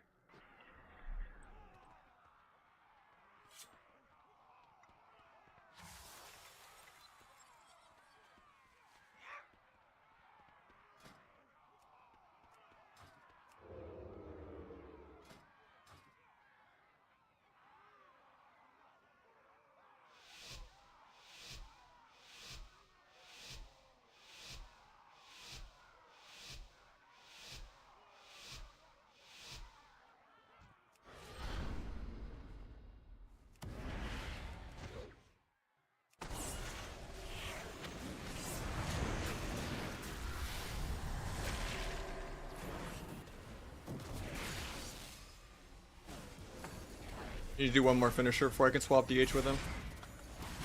Right now I can swap.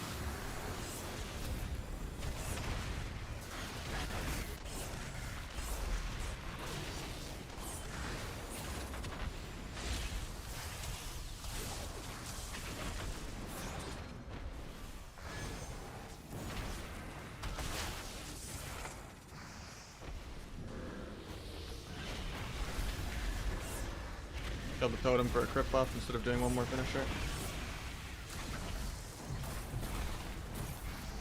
Gonna let myself get capped. I want to be on some DR. Might still be dead here though. Pick meatball and the resto. Very different pages. I have to duel defensively to not die here.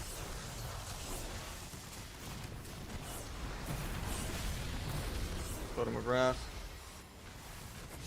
God, everyone's just on DR. This crit.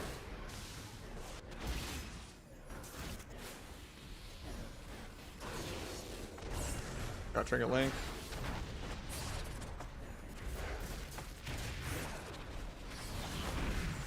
Gouge the I-beam so it doesn't get the haste buff.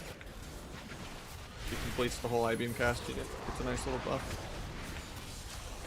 Close there, I guess. I have evasion in 3. War Master is the hex. I could have maybe tried to bomb the hex there.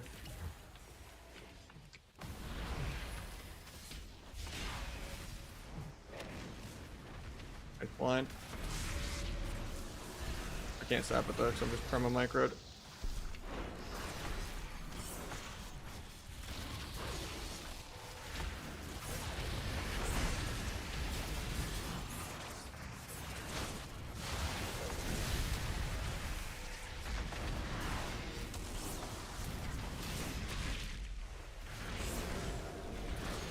I have a step kick. He gets a nice little sleep. Nice.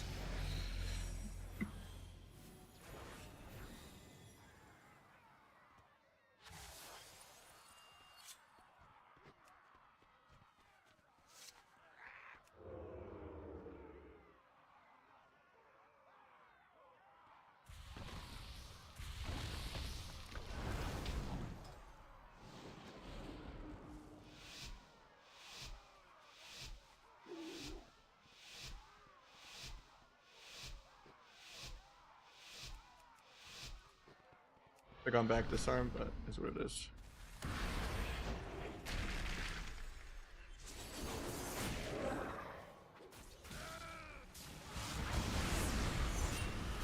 Ashe there, man.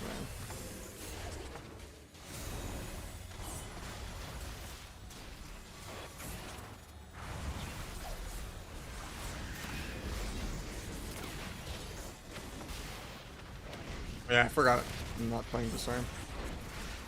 I DR cheaped the Rogue there so I could disarm him through evasion without getting behind him. But then I was like, oh yeah, I don't have Disarm.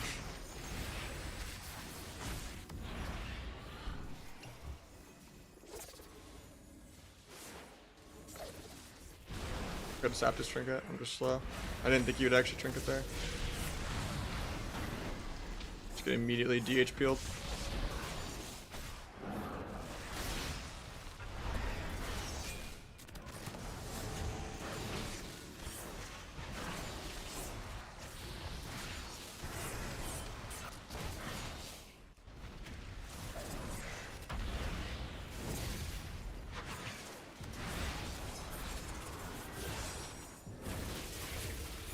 Scary just not having disarm.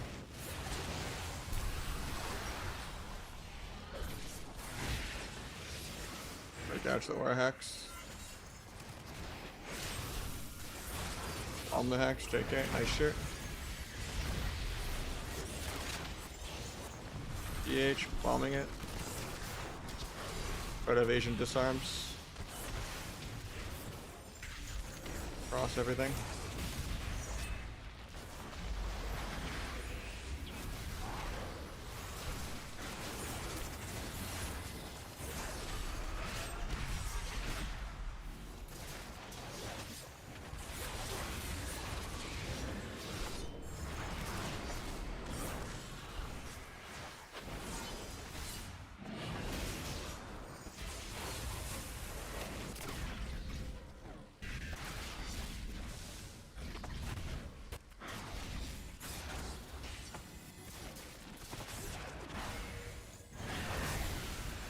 I think we die this global.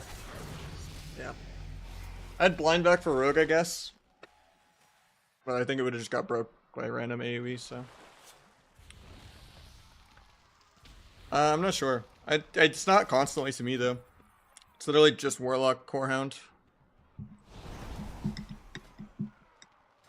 I need to go disarm. I feel like we were pretty ahead if it wasn't for that.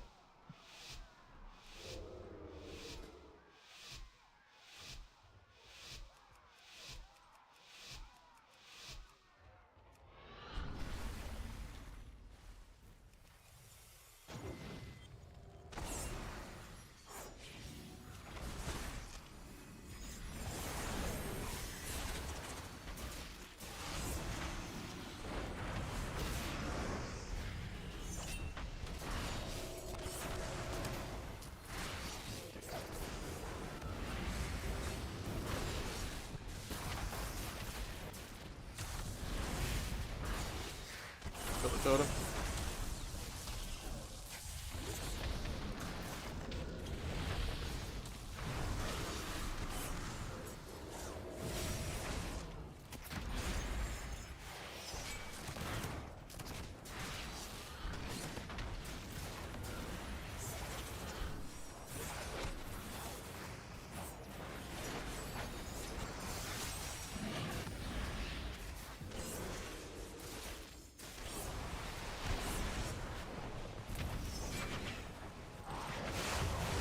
I wanted to blind so bad, but I guess I couldn't. Or gouge, I mean.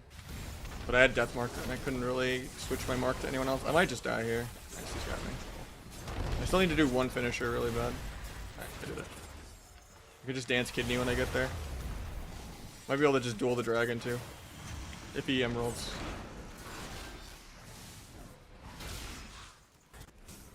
Look this hex.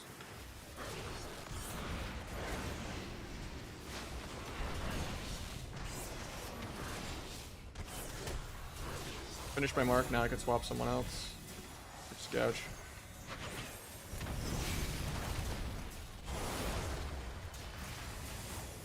Drop this guy though for later.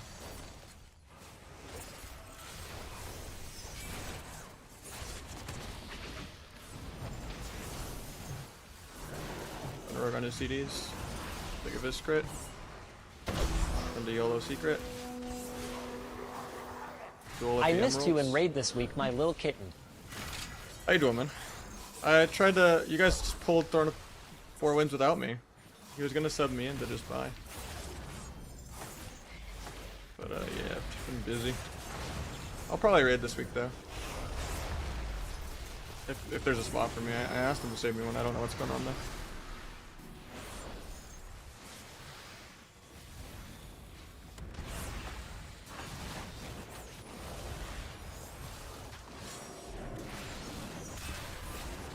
I have a duel.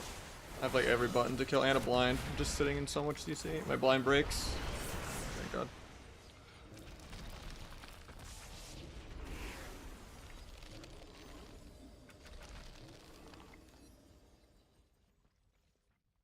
Yeah, we've already leveled 8 characters, and we farmed about 3 or 4 owner caps. The war games are dying after that one. Yeah, we got like 4 wins, I think, both games. That's not bad.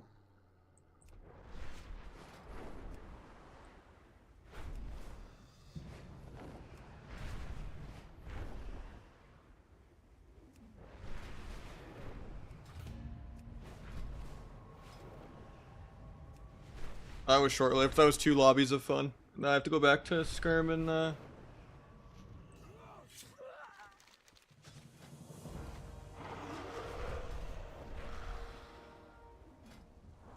Skirm and Battleground Hell.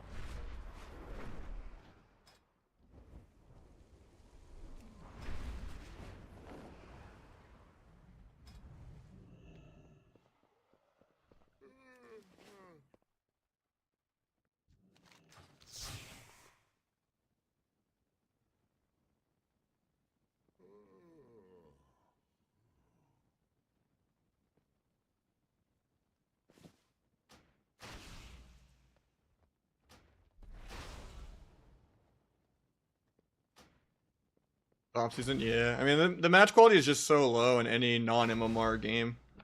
You just run over and you one-shot some 1500 player, and then they whisper you're OP, like, you know. How are you not this nerfed, you know? Or they accuse you of hacking or something, or they don't have no idea what's going on. Just run in and one-shot them. They press no buttons, like the match quality is just so low.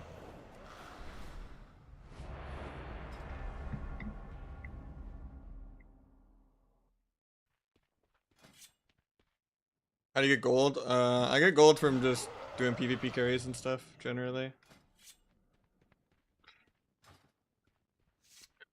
Doing a gold boost is completely within TOS, because Blizzard gets to make a cut in the middleman with the WoW token. That or I just move gold back and forth between Classic, and I do GDKPs every week. Well, I didn't raid last week, but in Kata.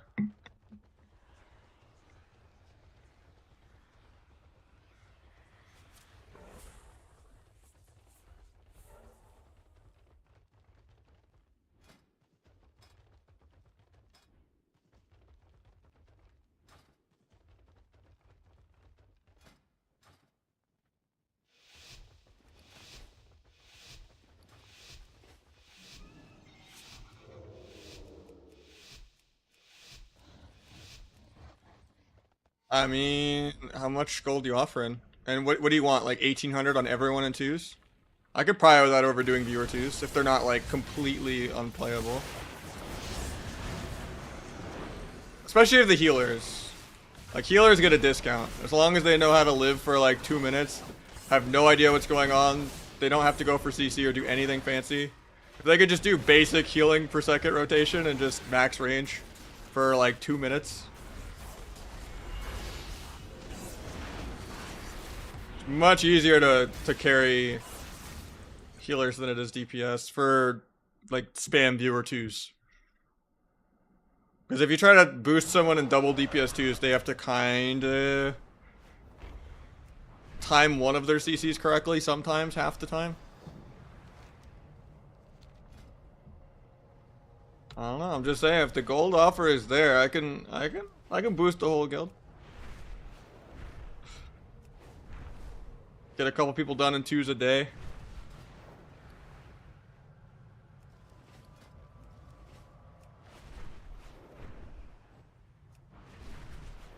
Depends how high they want, you know, like if it's just like 1800 or something, like it's probably fine.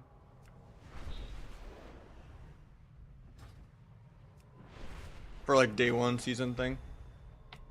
First couple hours of season. If it's like 2-1, that's a lot of games per person starting from 0. Because even if you have the MMR, it starts to slow down a lot.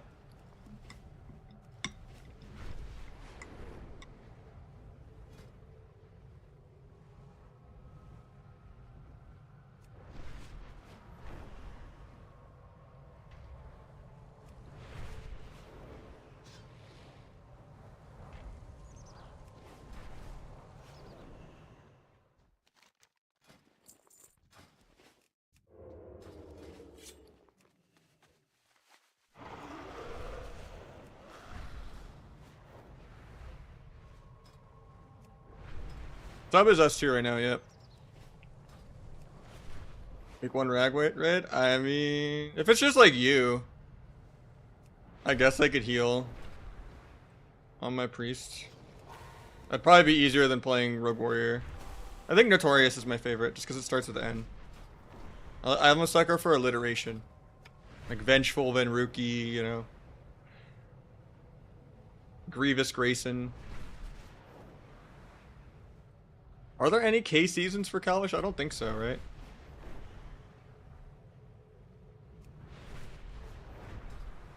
I think Asta is actually better than Sub right now. Malicious McDonald's, true. Vengeful Vanguards, you know, like that would be sick. I don't think he has it, but that would be sick. It's just poor Zarya. There's never gonna be an X season until we get to like the musical expansion, like 4 expansions from now. And then there'll be Xylophone Zaryu, but yeah, that one's far away.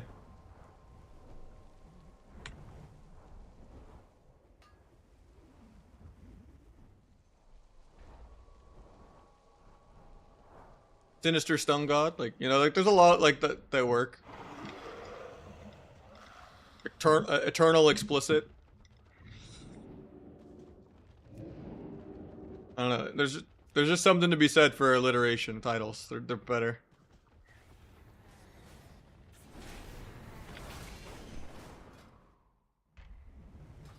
Yeah, we were gonna do some skirms today, but you can't actually cross-faction skirms.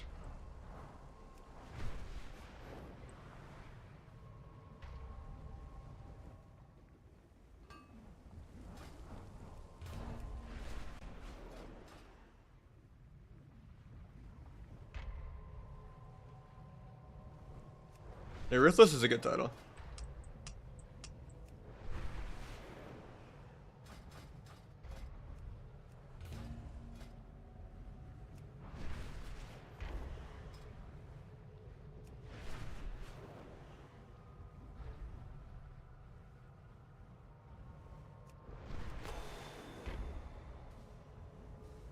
What's lame?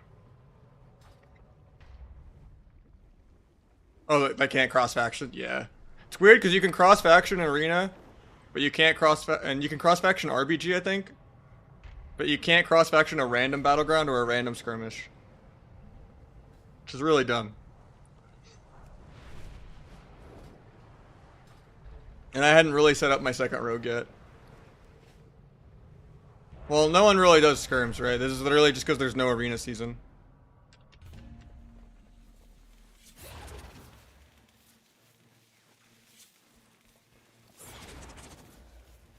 But yeah, like 90% of my friends list is Alliance.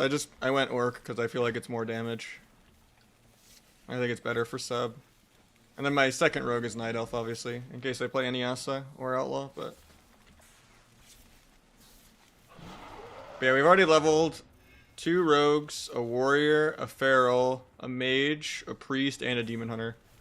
And we've already honor capped both rogues, feral, and warrior. So we're gaming.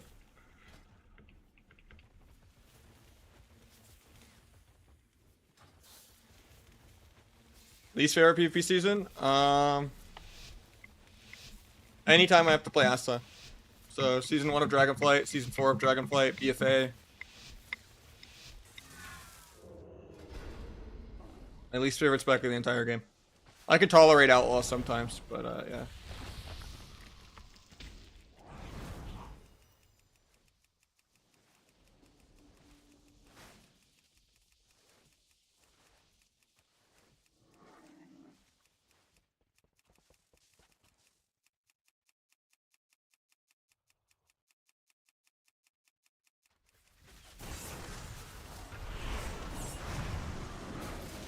I spammed cloak there. Feels bad.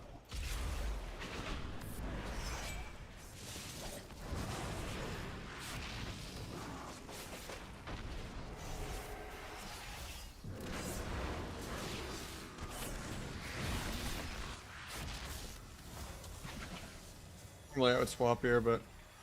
Oh, he just rage left. That's funny. I wanted to finish my stacks, that's why I didn't swap Feral with the stun. Because I was one finisher away from the crit buff. The guy just rage left in the turtle.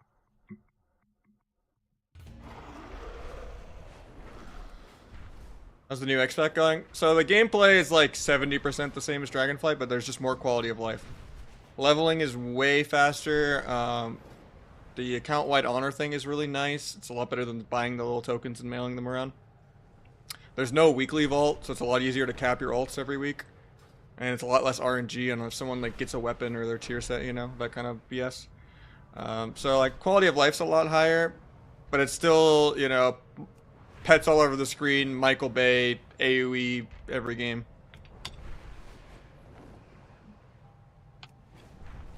But yeah, the game hasn't started yet, so it's hard to tell. But I'm basing it entirely off of the entire month of beta I spammed. Playing like really, really high MMR, like tournament level rating beta games. Yeah, there's no weekly vault for PvP. You're just gonna get more conquest points instead.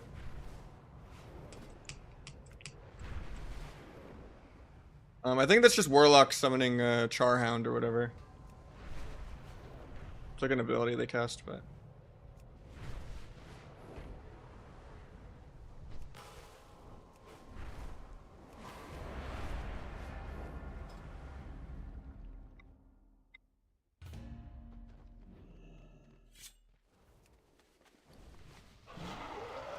Yeah, and Holy DK is insanely broken. Fury is still broken with the nerfs too. I tried making one, but it was bugging out too much.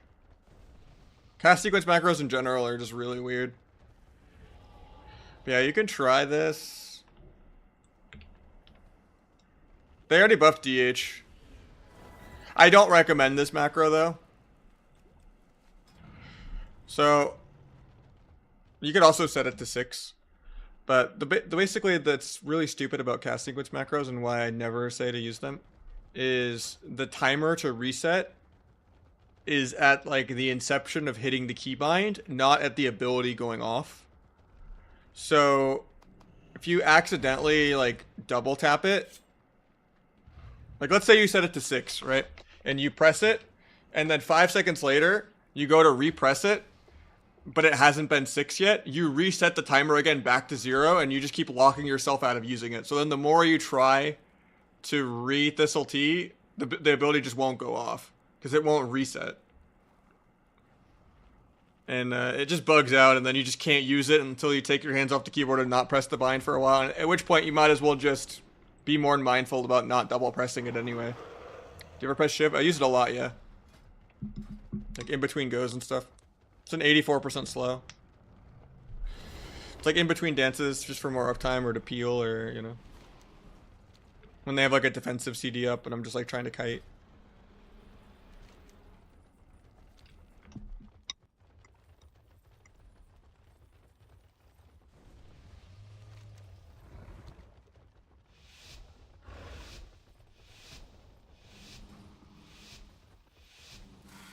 Do exclamation mark modifiers not work on cast sequence? So exclamation mark doesn't matter. That's more for retinal things like distract or mass dispel, that kind of stuff. That the exclamation mark just lets you skip having to aim. But and just smart cast it. It used to be like, and I guess it works for stealth too, to like not pull yourself out of stealth. But it doesn't work for Thistle T at all. Otherwise, you just wouldn't even cast sequence macro. You would just put like an exclamation mark T. But that doesn't work.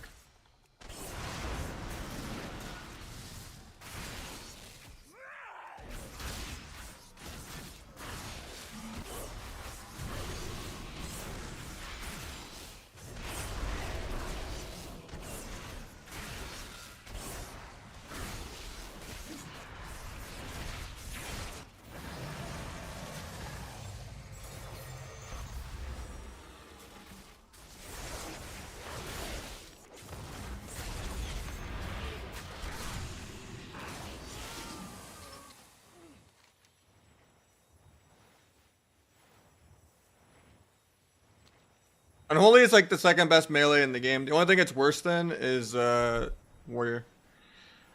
Outlaw broken. No, Outlaw is terrible. Sub and S are way better.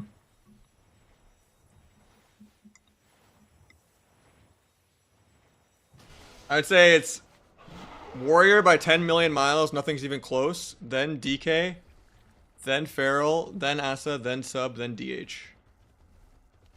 And then like Windwalker and Ret are just kind of like mid A tier. And then Survival's like B tier. And Outlaw's also like A tier. I'd say Arms is also like A tier. But Enhanced just got some massive buffs, so maybe they're not bad anymore. I don't know. They might move up from like C to like B.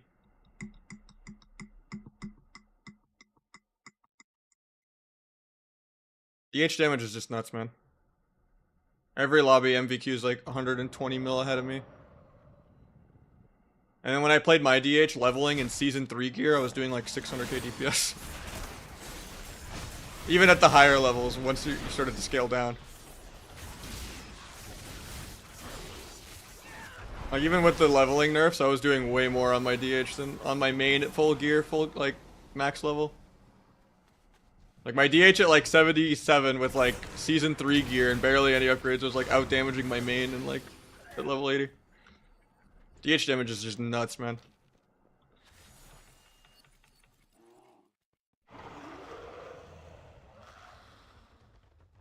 Warrior's just broken, yeah, just play Fury. It's the best by far. Sub and Asa are both S tier. It's just Asa's easier to play, and Asa has less counterplay at like a tournament level. If you're just gonna turn your brain off and spam AoE.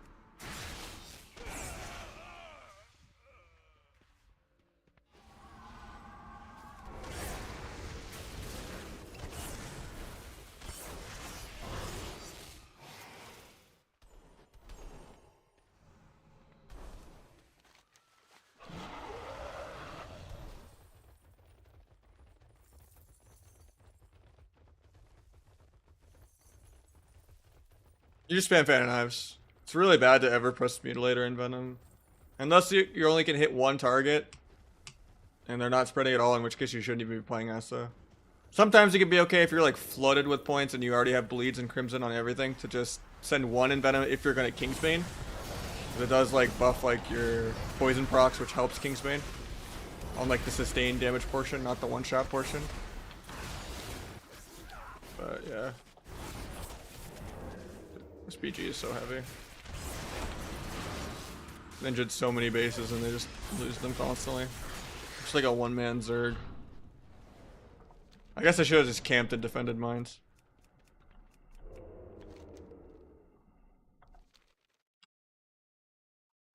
Defending's other people's jobs though, come on man. I mean, you should just know your Coma points.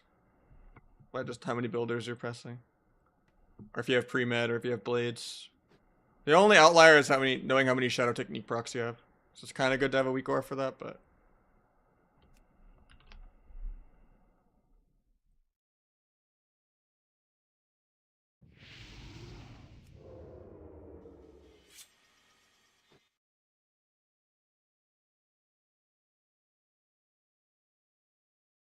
Guess I have to be a node bitch and defend, because no one else will come. I mean that, or I just go for Blacksmith, that's kind of juicy. Oh, finally some action.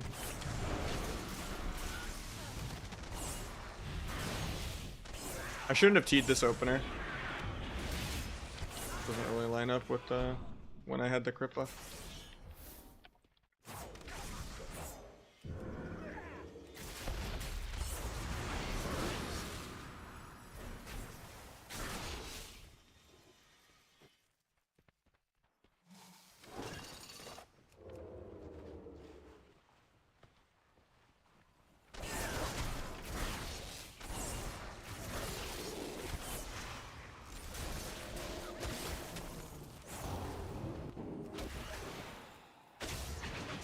Charge root on my cloak. Feels bad, man.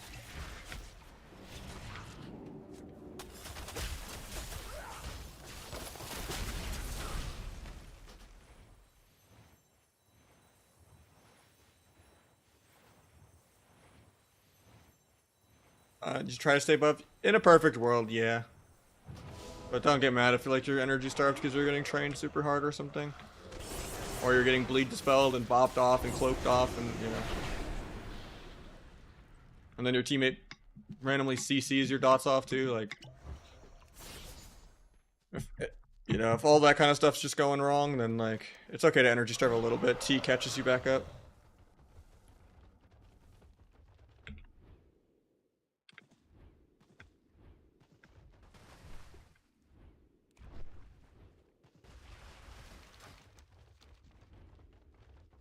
Not sure what I'm in combat with, but is what it is.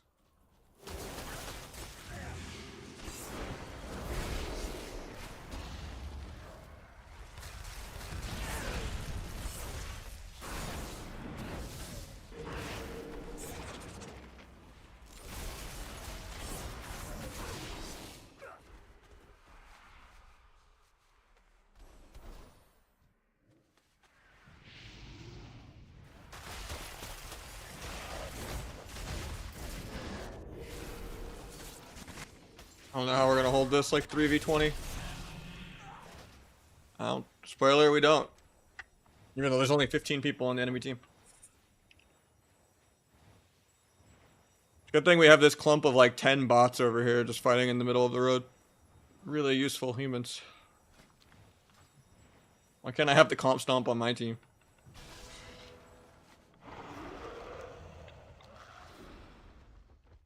Granted, this isn't a comp stomp, so the enemies are real, so.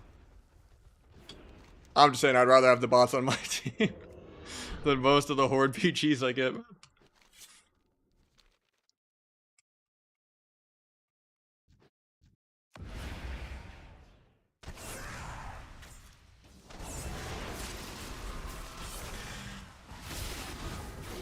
Granted, it's generally bad to ever go for a ninja and have fun when you could just defend if you have 3 bases already. There's no point ever playing aggro if you actually have the majority of bases. You just risk your team kind of losing one of the team fights because they're not evenly matched elsewhere. I don't get to blind rogue off that because I got trapped.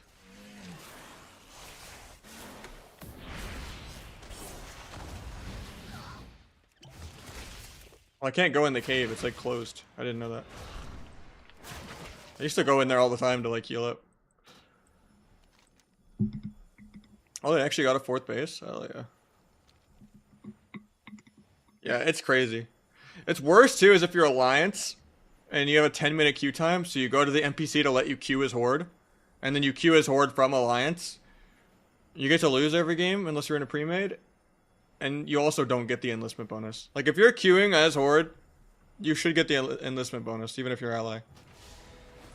Outlaw Slavs? I mean, I've fought tournament people playing it, and everyone's consensus is the weakest of the 3, even Waz.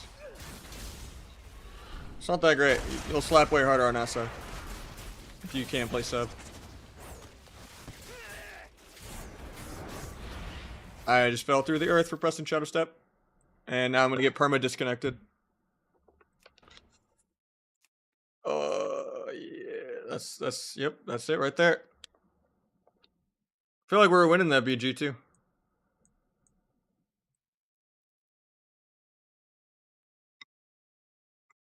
Ever seen that before? Yeah. It's annoying too, is like the only way you can kind of fix your character is to do the auto unstuck thing. But I don't think that's gonna work in a battleground. So every time I log out, I'm just gonna re-DC. Because there's no just you die to fall damage from this. It's just you DC 500 times in a row. Because if I do the auto unstuck, it's gonna probably kick me out of the BG.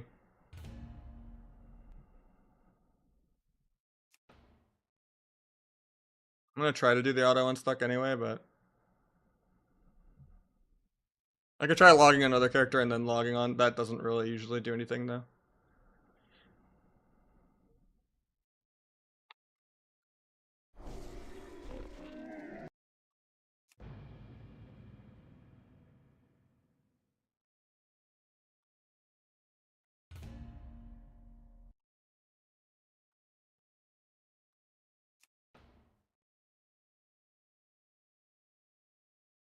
No, I've tried logging another tune. This has happened to me millions of times in the last like 5 expansions, 6 expansions. It's crazy you just don't fall to your death. Like, just let me have an undeserved death, you know, and then respawn.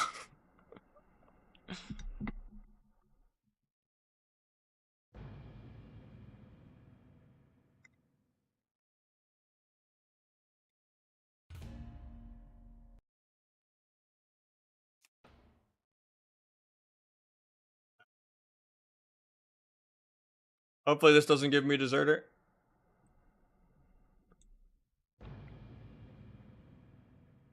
The webpage will even load.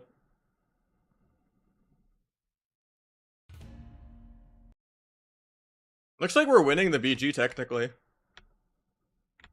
That's good to know. Still, 9v10 or 15 versus 14. I wonder if it'll count I can win.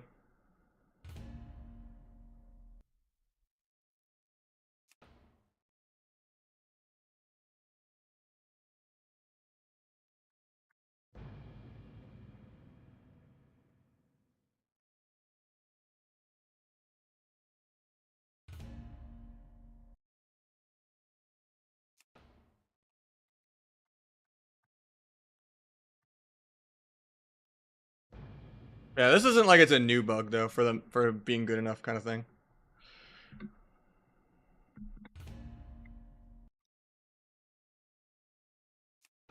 The hero talent bugs were a little weird though, but they've kind of fixed most of them, kind of.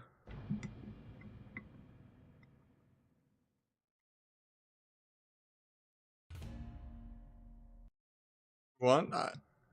I saw 1430 on my last login, so I don't know if you won yet.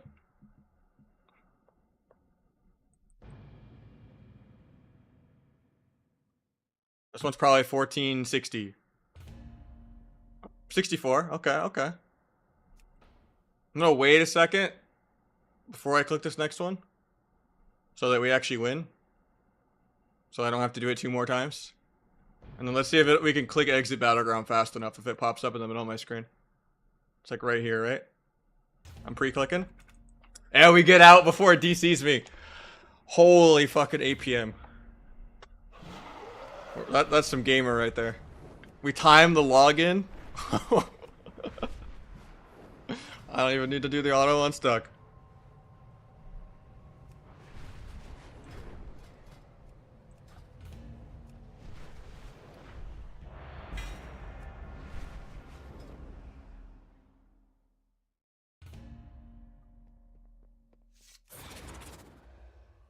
Yeah, I did dungeons for all of my characters.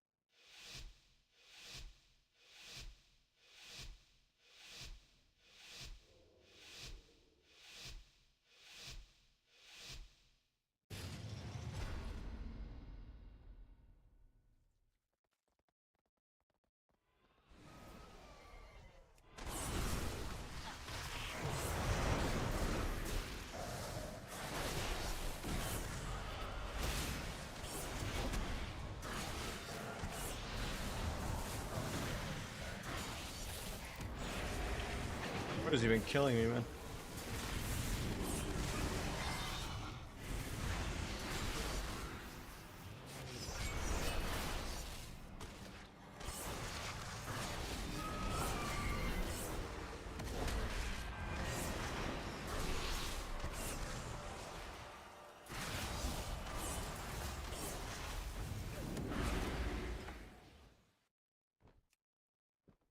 Yeah, the mage and feral both did. I feel like both of them pressed 1 global this entire game.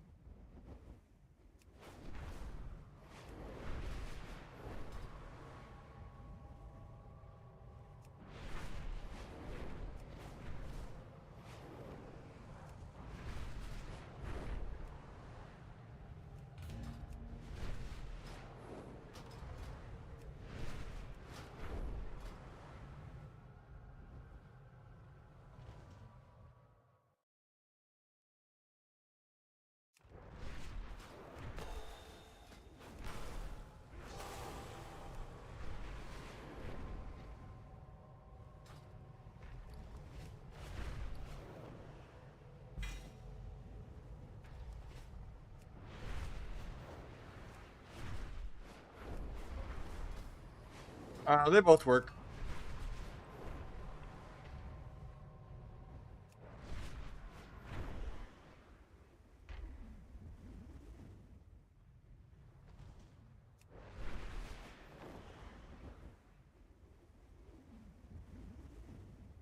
Asa's my least favorite spec in the entire game. I'd rather play a different class than play Asa. But Asa is really good. A lot of people are putting it above sub even now. Because it just does a lot more damage if you play it really well.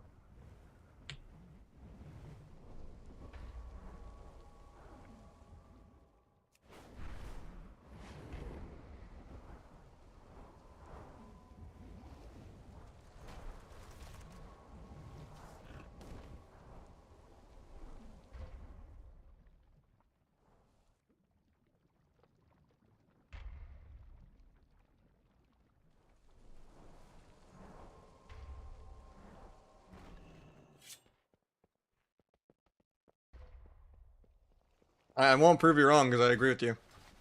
You're just a wannabe melee affliction lock that doesn't even try to CC. It's not playing rogue. Like any other random PvE class you play, it just CCs more than Asa. And you don't get stupid matchups where your bleeds are just constantly getting bopped and CC'd and bubbled and blocked and mending bandaged and dwarfed and dragoned. It's just like, it's so obnoxious when you get a matchup where you're just holding on to Deathmark the entire game. And you're like, oh, I can't press this. And then you get excited like 7 minutes into the game where they're like, oh, he trinketed, I can press Deathmark. You can't dwarf for 30 seconds. And you get all excited. And it's just like, what other class literally has to hold on to an offensive CD for like 7 minutes to be able to press it? And it doesn't even scare, even if you press it, it's like a couple 100k damage. And it's just boring, you know? Like, it got a little less hateable when Kingsbane started doing crazy damage. And it started playing like 2 poisons instead of 4. And it had dance. Like, it became like 20% more tolerable, but it's still always just some boring run around, tab, grow to everything, and that's it. Like, at least if you run around tab bleeding everything as feral, you could still like cyclone people, triple stun people. Way more going on.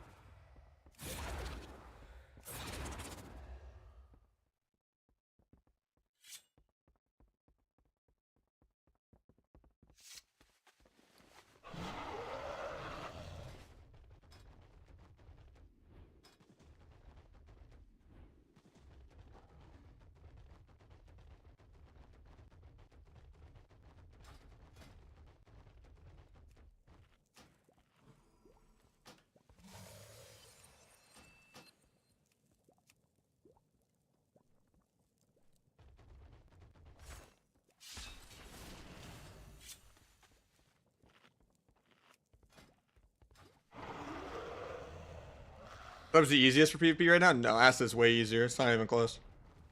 Sub, there's like so many off global things. You have to like min-max and not overly macro together. And your CC is so much more important.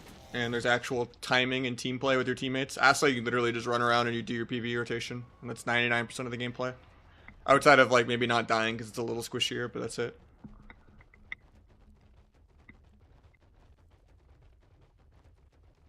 Yeah, I've tried Flag T, I've tried Cold Blood Coup de Grace, I've tried some Symbolic Flag builds, I've tried a Gorma build, I've tried Kyrian Deathstalker, I've tried Trickster Deathstalker, I've tried Trickster T. I've tried a bunch of different builds, man, on beta for like an entire month straight. This is just the gold standard build, but obviously with lingering.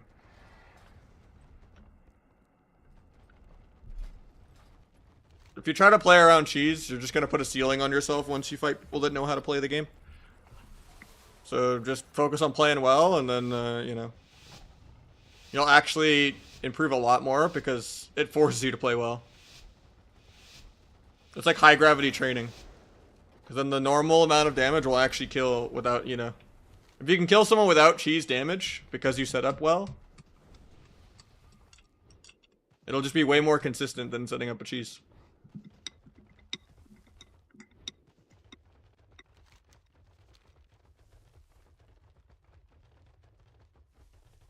Oh, the T build with Deathstalker is like the only build. You can maybe play like some Trickster builds with like Kyrian, and there's like a Deathstalker Kyrian build too. But in general, they're just kind of too much of a meme. It's too hard to fit Kyrian in with how much more you have to Shadow Strike with the hero talents.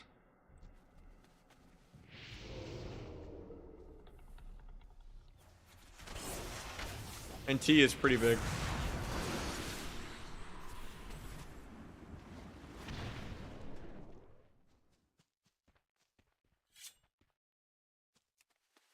Yeah, Sepsis is good. Does twice as much as a Shadow Strike. If you do Strike, Kidney, Strike, Dance, Rupture, Blades Everything, Sepsis, Evis, Re-Cheap Shot, Secret, Re-Cheap Shot, Re-T Evis, you kind of pump. You can get some over a mil Eviscerates.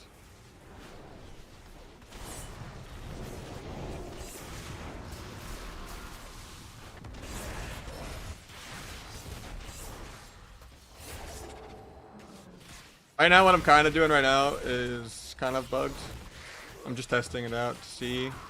But I already reported it and I hope they fix it. But with Symbolic, instead of lingering, if you Shiv, it actually applies it for sub. Because Shiv is supposed to be how Asa applies it. But I'm sure they'll fix that. But I'm doing it so I can test the numbers of Symbolic by having it more available. So it's not like a 1 in 3 goes is like set up well enough that I can get a Symbolic Darkest Night finality with, you know. I want to see like what the stars aligned of this difference is. But in general, lingering is just better. Even with this being bugged and you get 2 Symbolics, lingering is still better.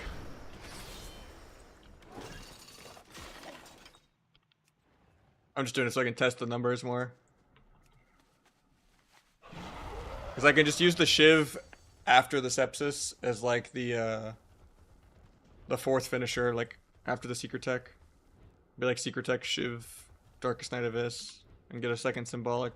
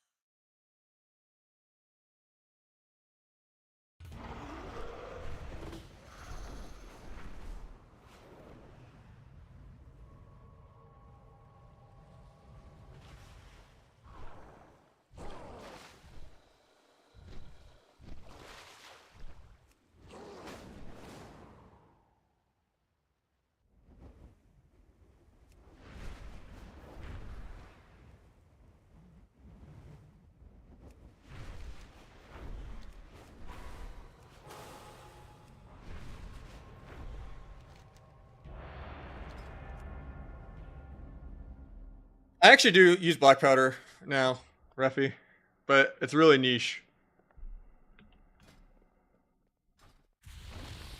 It's just like a full-on PvE AoE pad, and I don't want to lose my finality and secret text on cooldown, and I also don't need to re-rupture yet. And it's hitting multiple people, and it's like, okay, I'll just shove a random black powder here to use my last stack. And then, like, restun, you know, Empower to this.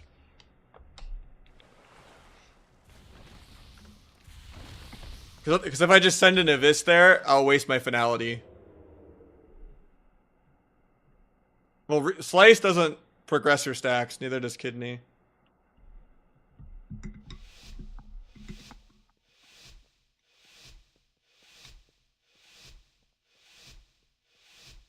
So it's just like a, you don't need to rupture, you can't secret, and you already have finality, and it's your last stack, you know, like, then it's like, okay.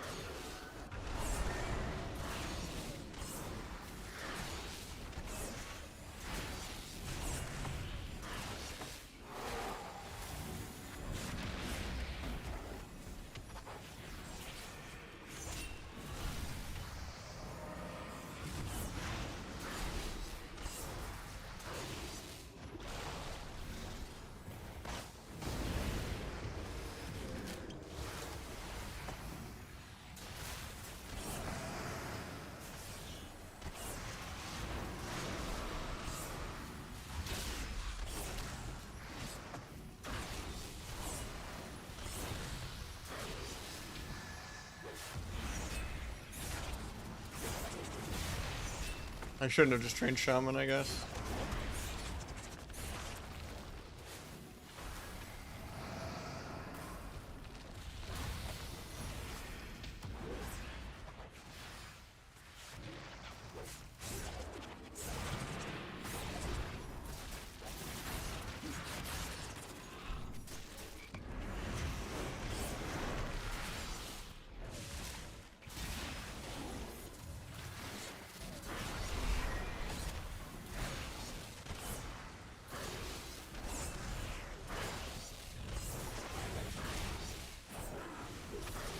Kidney healer in 3 off of a step kick.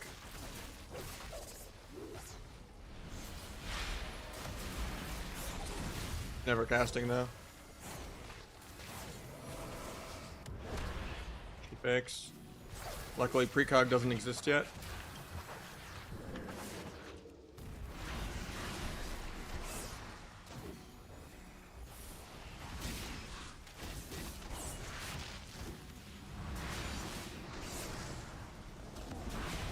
I'm gonna save Orc, I have it, but kill Totem, I get an extra crit buff.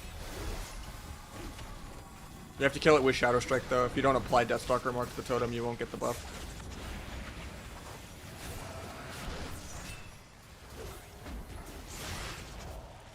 Gouge into a kidney.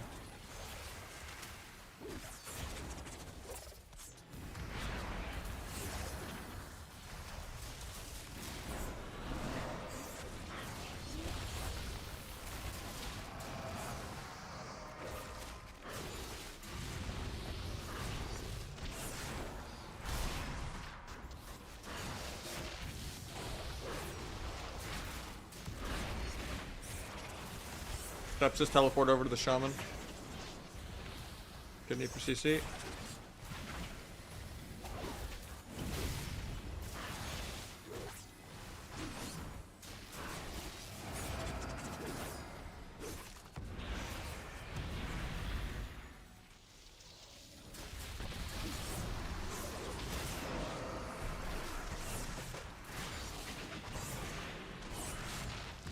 Pick that. Do a duel into a kidney.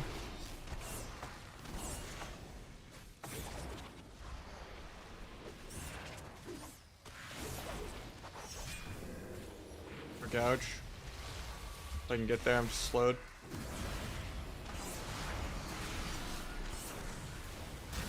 Get this crit. Letting the Feral just spam clones. I'm okay with that. He just cloned a bunch of Acid Rogue damage there as a terrible clone. He had a lot of damage for me there.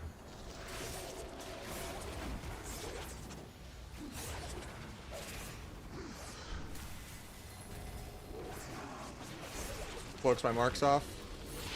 Pick that.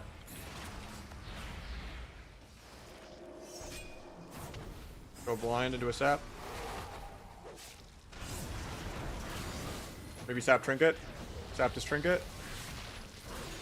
Do a DR cheap shot.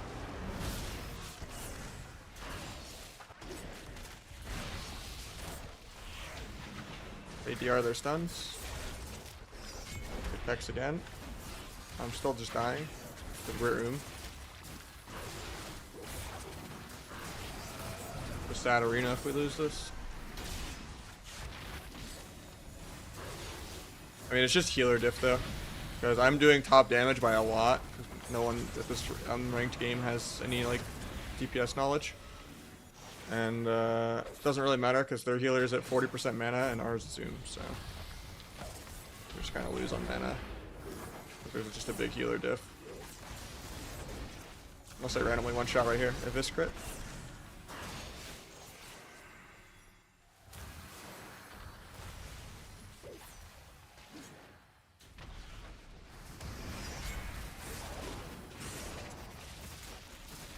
Duel defensively, even though I don't have any damage. Otherwise my healer died there.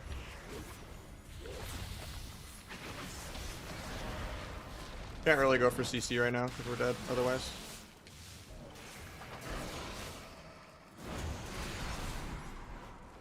Get continued on my shit. Feels bad. Into a clone.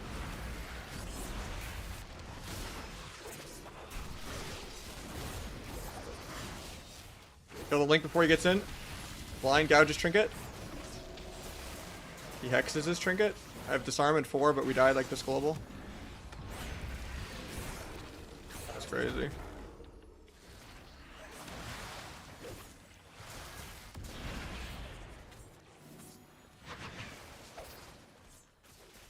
Like 20 mil above second place. Oh, 10 mil above second place.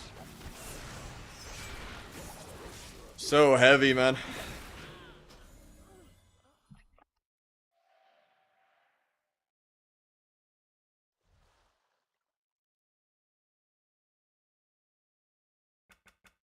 One shot for Trickster's better? Not really. Why is Deathstalker better than Trickster? It does more sustained damage and the same burst, and it's more mobile. Trickster, you break CC constantly for no reason, and then on top of that, you end up CCing yourself with coup de grace, which makes you gap your stuns.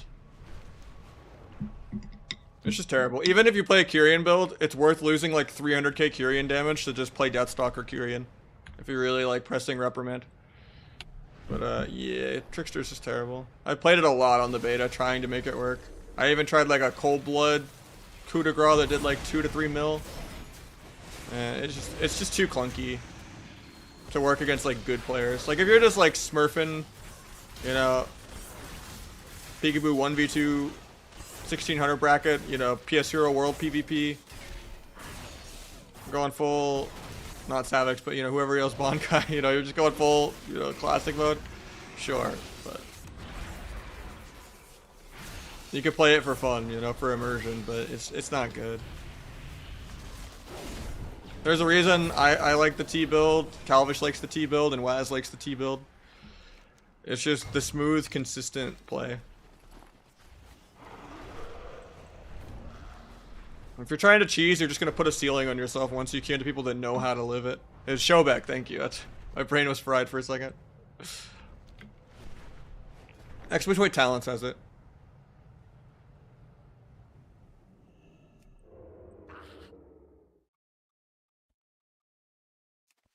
Wait, where'd the PvP target dummies go? Oh, this is the wrong side of the city, it's the other side. If that makes more sense. Low-key insane? I mean, the percent on flawless form is good when you get like 5-6 stacks, but it's too hard to get 4 stacks in the same go without the Someone hitting into evasion. Or feint. Because you don't always get pre-slice ready.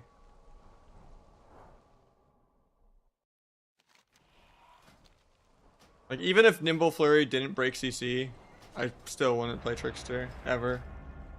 Even if they nerf Deathstalker again.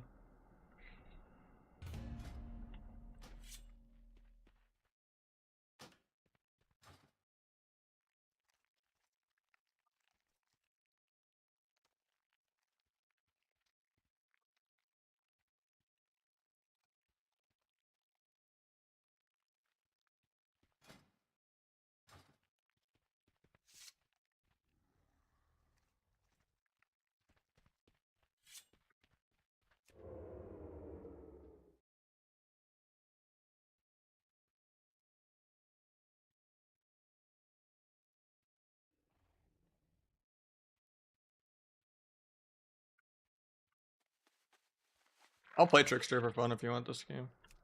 I don't have time to set it up, actually. Yeah, I use Estrina. Still works for me. Gotta get the updated 2 by Sammers one or whatever.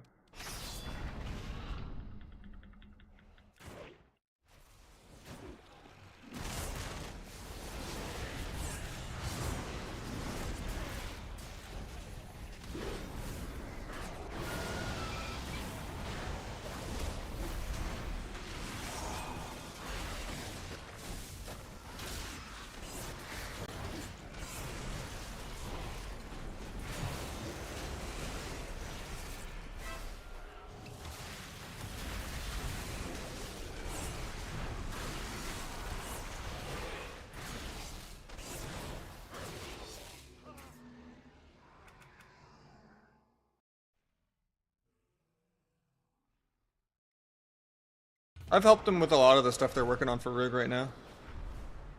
It's pretty good.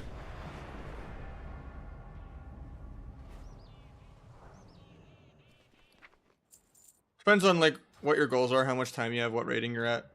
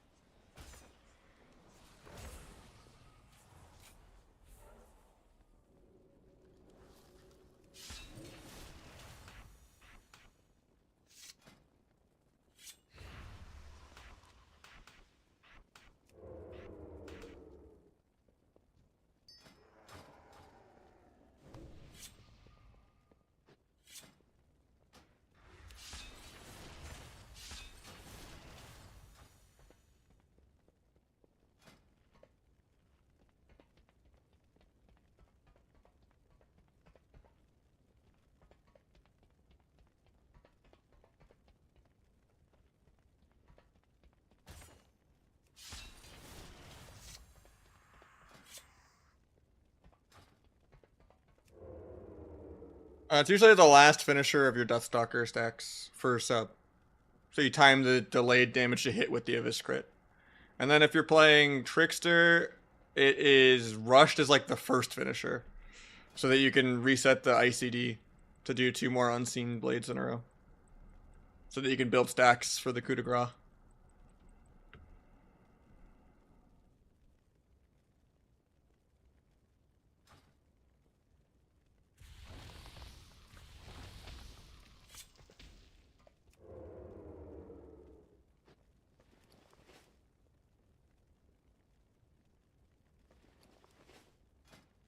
Last stack of Stalker? Generally, yeah. If it's not going to AoE break CC.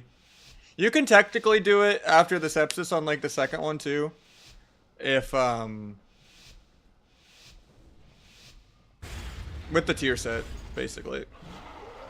I still don't... It's, like, interchangeable. It depends. Like, if you respect your opponent, you don't want to catch them off guard with the delayed damage part. Because basically, it's like, Deeper Dagger is probably worth less than, having the tier set for 2 eviscerates. But I think that's also because the tier set's bugged and it's not nerfed in Arena properly. I don't think it's nerfed for Feral either and a few other classes.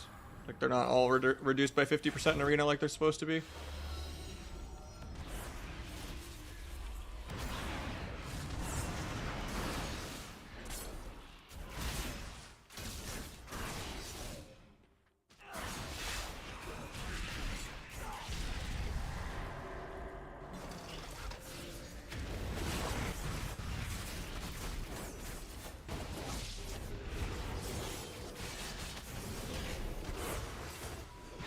We have coup de grace ready. Kidney. Then the coup de grace bugged out and did nothing really. Curious.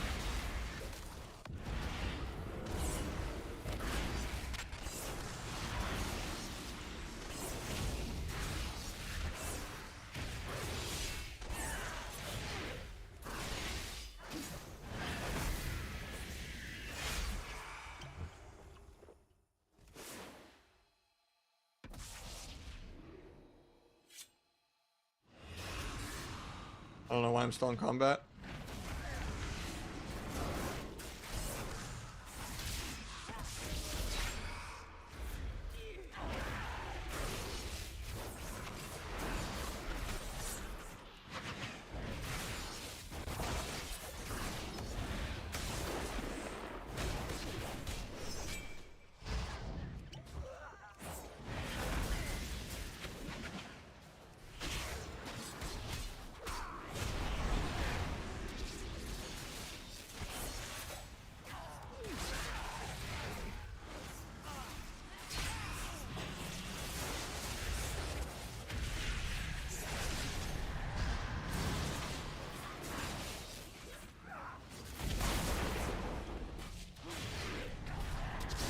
Too energy starved to do anything.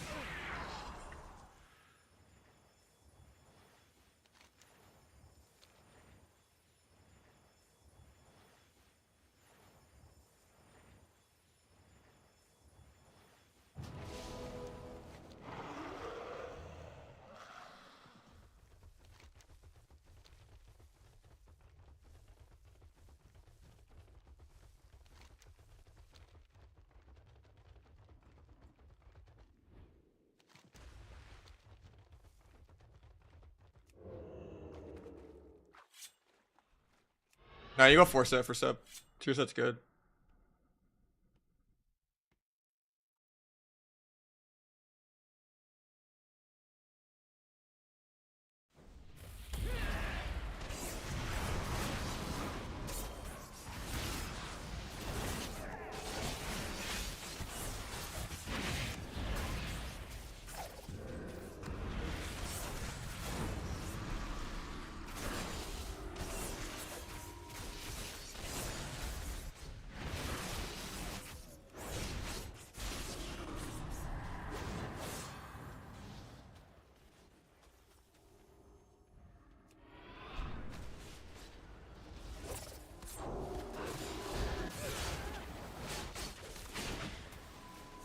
DPW out? What do you mean?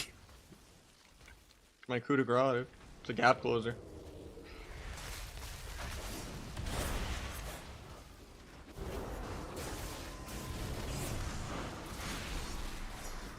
Sent Kyrian into that. Feels bad.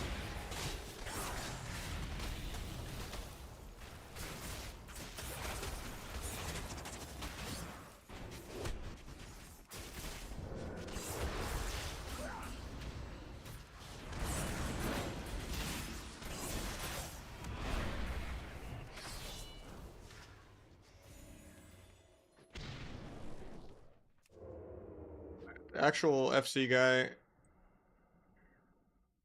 Wait, I think he rage left the BG. Or no, he's in stealth or something. It's not letting me target him. Maybe he died and he's resing still. I think he just resed.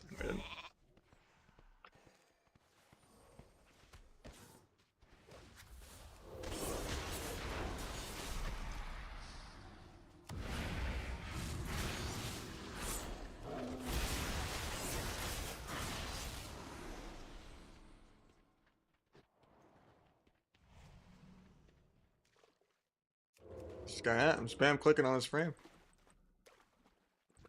There he is. This guy got invis pots or something?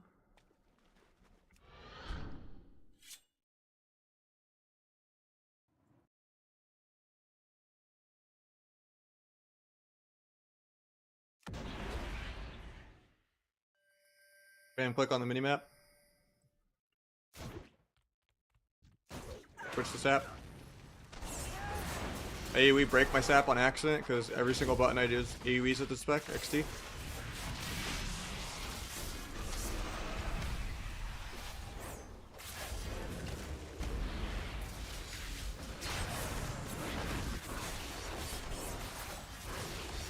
them AoE killing the Feral even though I'm not targeting him.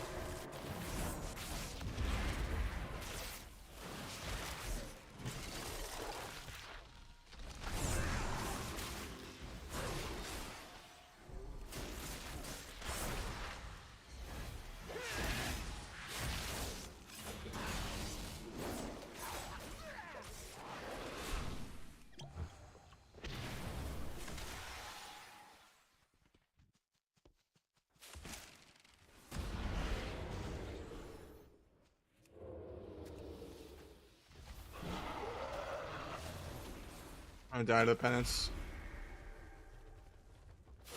Oh, I was so close to the little leaf.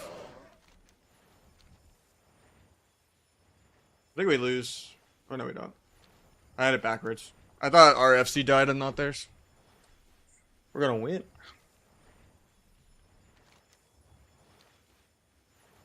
I mean, they're gonna grab the flag though, because he's getting spam slowed by a frost mage, but so I still have to kill the new FC and stop them from handing it to the actual tank. I got a lead bussy grip there.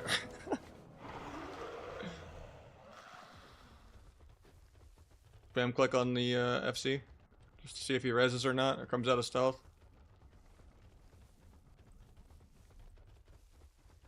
So we got the cap. Someone on their team rage quit. Love to see it. 2 of them rage quit actually. Hell yeah.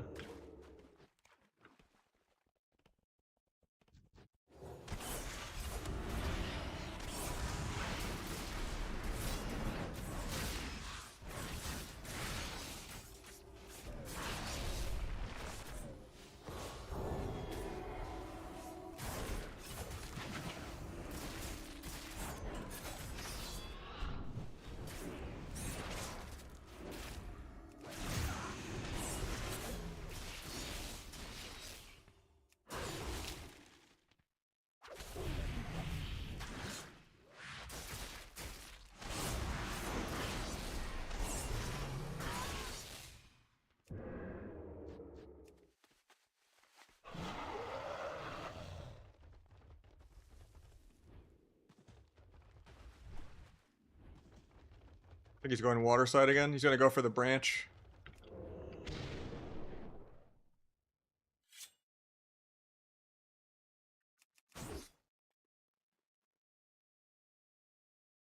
To sap off this 900k shield too.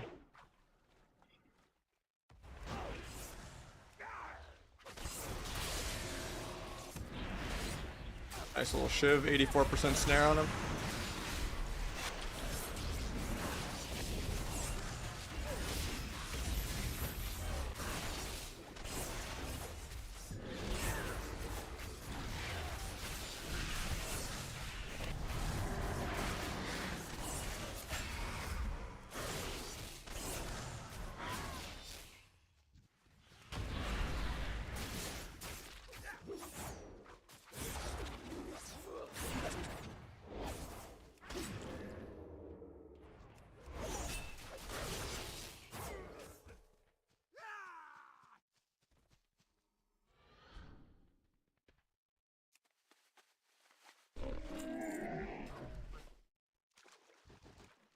Tank's already back alive. Now that Tank's defending? Or does he just think he can go all the way around me? Or maybe he just gave up.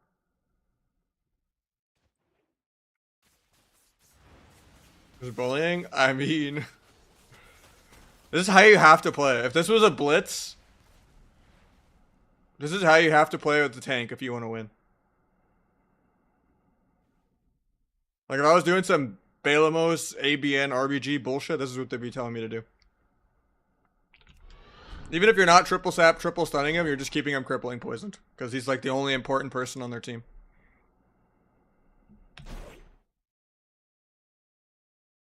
Doesn't matter if I do well in the team fight. Doesn't matter if I kick the healers on CD.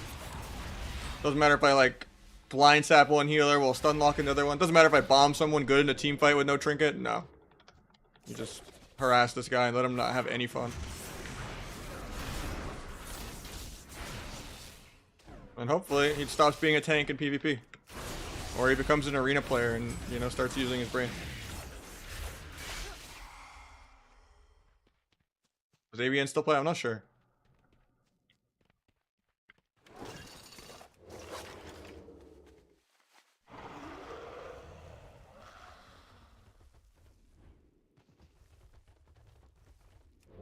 There's no vault for PvP. So you just get more conquest per week.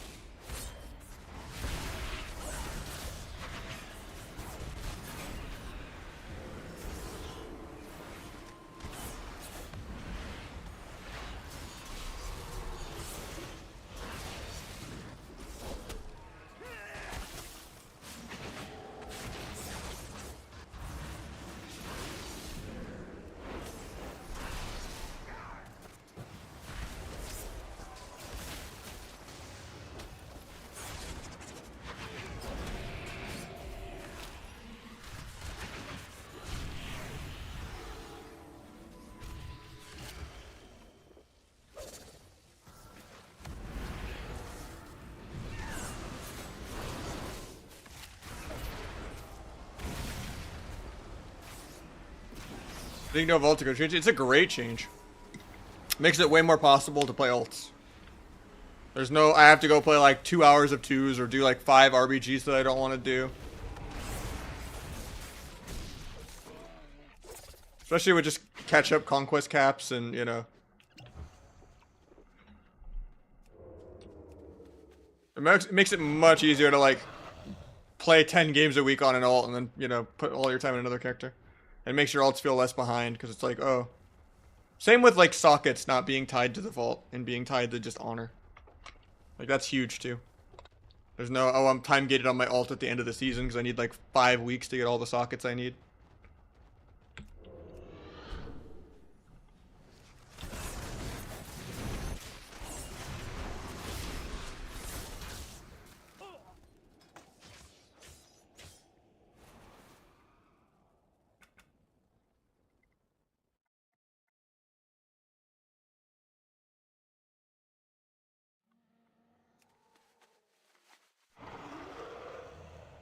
The sub's really good. When you send Sepsis in the rotation, pair it with Blades. And use it in place of like the second Shadow Strike. Trickster now? No. I'm just going back and forth for fun. Trickster is way worse. I was playing Trickster that BG, but it's not good. Just play Deathstalker, it's cleaner.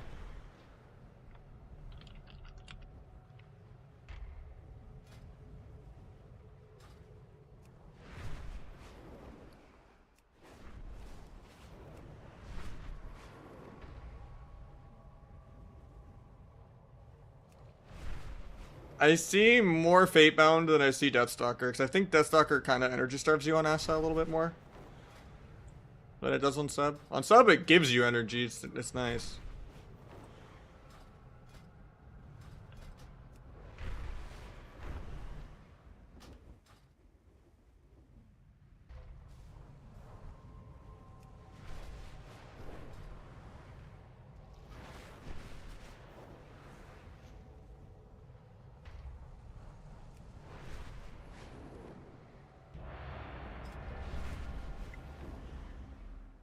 It's also just the more mobility of doing like the double steps and stuff, I think. But I don't know. I don't know that much Asa stuff.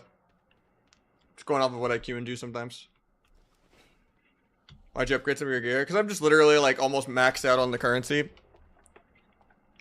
It doesn't affect the PvP item level at all. It's just like if I'm playing 8 hours a day and I'm occasionally doing world quests and shit between queues, I might as well just get some free item level. I think they buffed Frost. Like, they nerfed it in PvE, I think, but it doesn't apply to PvP, and I don't know. But yeah, Frost isn't great.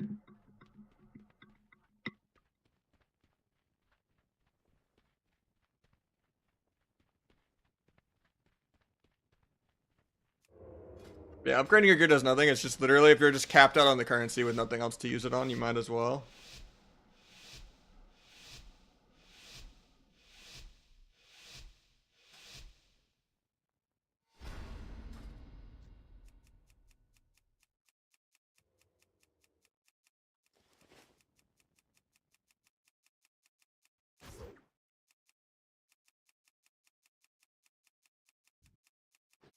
Not sure why my party casters think I'm casting Lava Burst, but okay. I'm accidentally still Trickster, I forgot.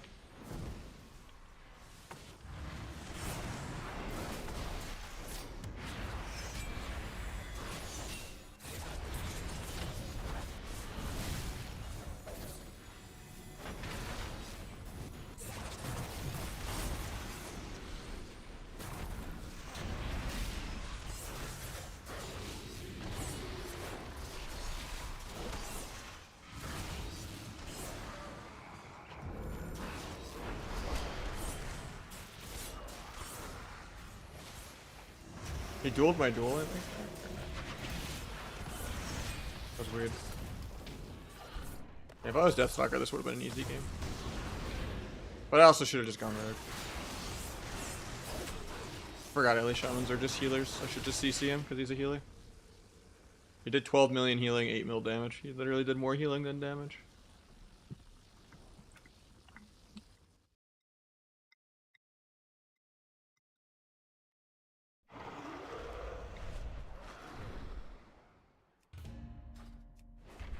How do you get Sagas? With honor. That's what I said.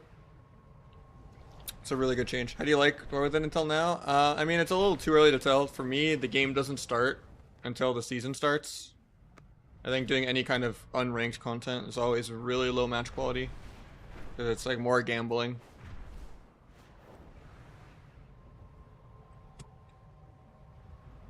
There's like no composition structure, and there's also just really, really wide player gaps.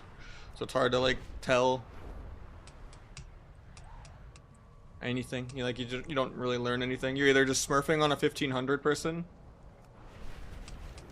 and you think you're way more OP than you are, or you're carrying the heaviest person alive, and then you think you're weak, even though you played well. There's just gigantic skill disparity, yeah. It's the opposite of Quinn syndrome, you know?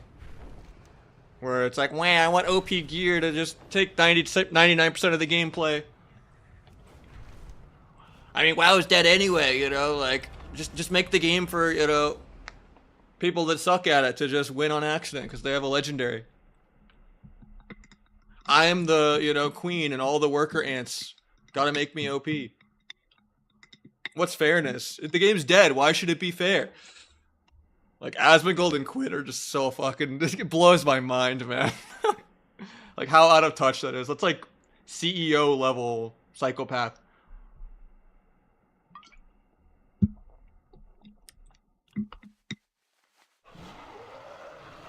Like, even if the game's dead or not dead. Like, the whole point of playing a video game is to, like, use your brain. Like, if you want to, like, go drop money on a game and let that be the entire skill is how much money you have, that's what mobile games are for.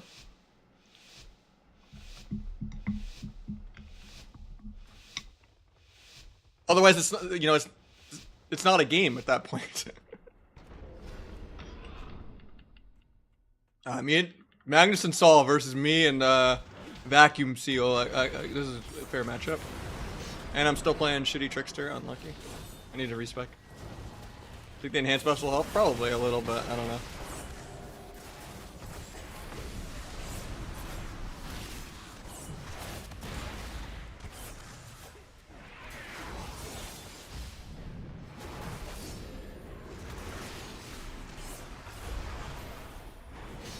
Too energy starved because I'm Trickster.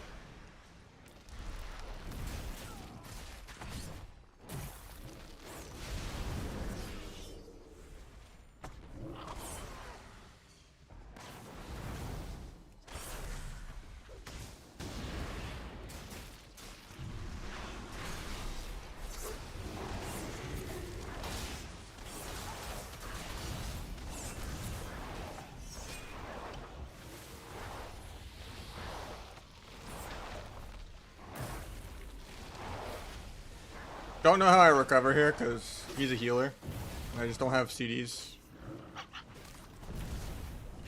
think I just do a defensive kidney here and run. So I just don't have any damage. I need to wait till my blind. And 5, but I don't think I'd make it that long. It's gonna lasso me really soon. Yeah. Crimson Vialed it though, so maybe the Crimson Vial out heals it. And we blind him long enough. Into the kidney, everything. The coup de grace CCs myself, so it kind of fucks over my stun timings.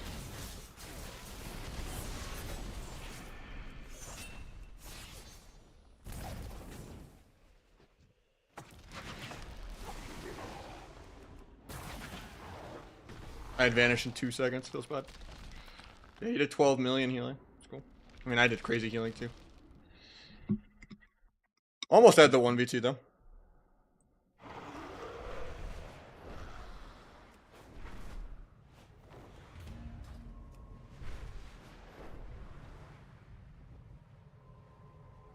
Because Hay Train, I mean, I understand people wanting to be defensive of PvP, especially when they've put like 20 years into loving it. And it's not even a matter of like, you know, gatekeeping turf or anything like that, what people usually like to say, but it's just people would have quit Arena, you know, if they didn't like it, and if there was any other game like it, we would all leave.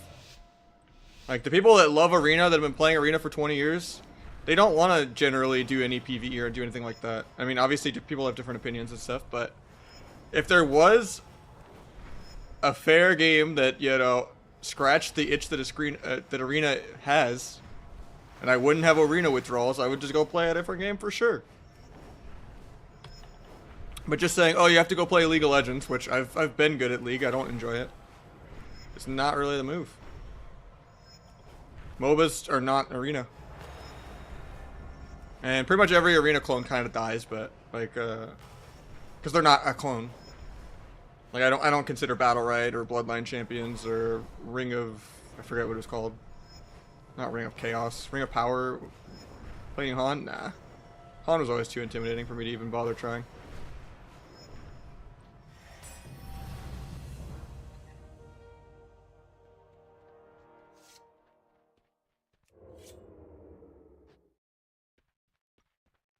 Push off Trickster, thank you.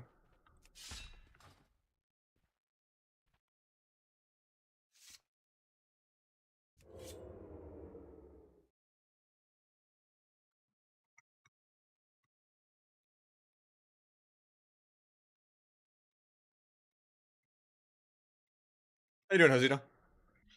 Trying to play any Kata later? It's crazy how long this gap is waiting on the season to start. I got Vacuum Seal on my team again. Okay.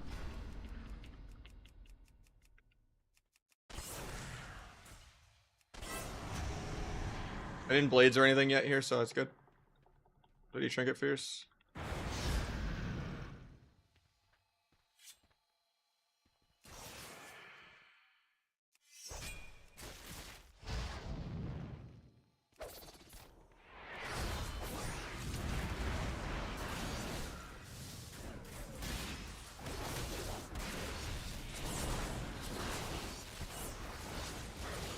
Blade storms into my evasion.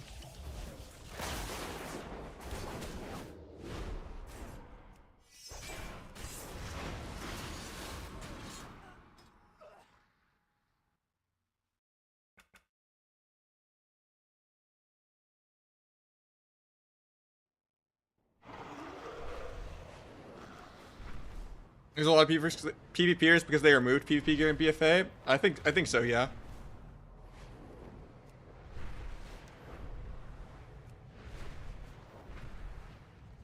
For every like one person that gets a good experience just because they can punch down on someone they don't deserve to, like going through weeks of it not dropping until it drops, and then, you know, quid pro quo carrying someone to be carried, or like doing gold boosts to have gold to buy a raid carry or something. For every one person that has a good experience, like, you know, multiple other people just give up and don't really want to play the game.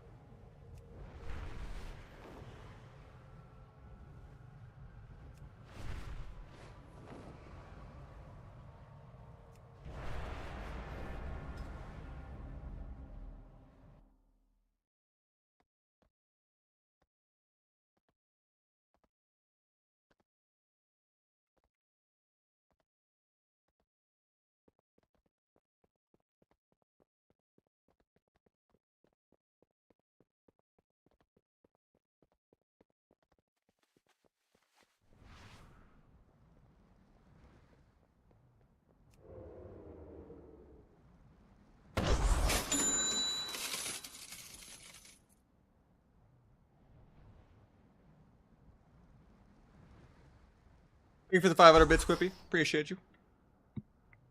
PP towns are best. You generally go bargain duel and then you flex between disarm and smoke bomb.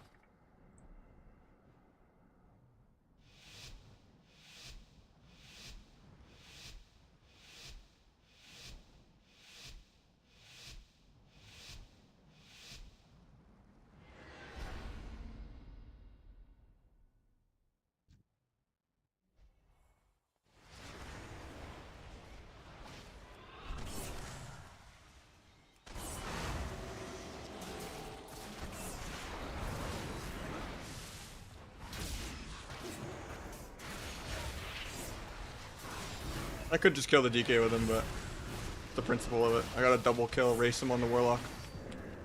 Oh, he's gonna win the race because of port. Actually, maybe I win the race still. Look at this. Still won the race. Hell yeah. I mean, the Windwalker's losing his 1v1.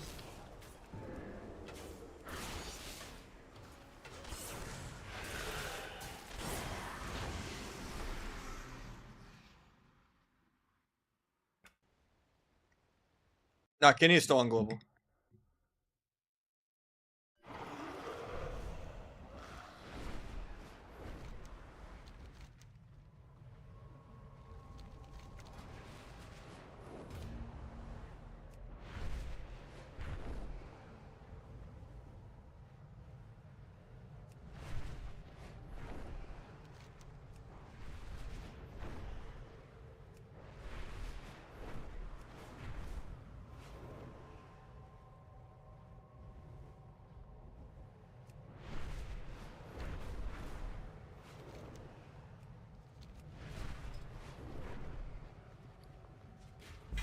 We're almost capped on Valor Stones again, so I guess we upgrade something.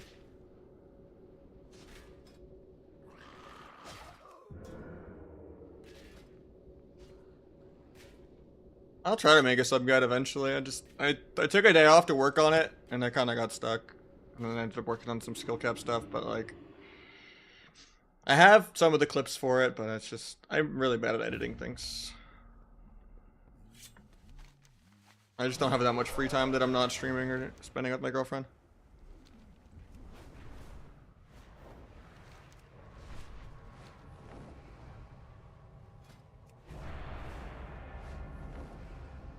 I mean, the stream is the guide, you know, you can just ask me sub questions every day, come by, you know.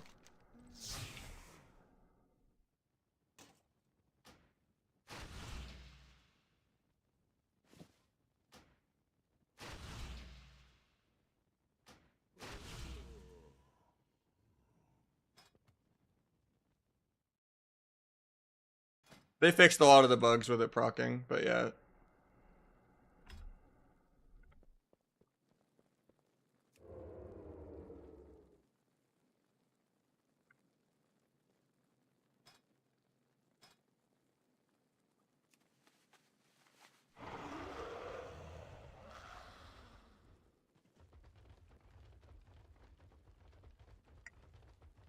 You get annoyed? I mean, that's why I automate the chatbot. Or I just try to find different ways of answering the same thing.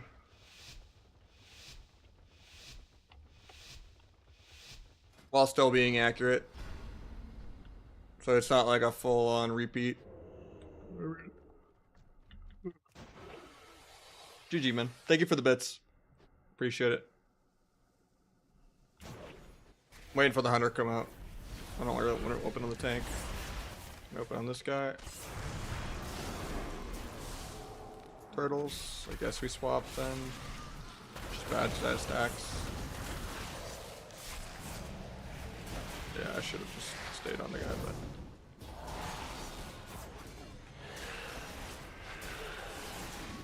Frost himself. I guess I do stay though, DK.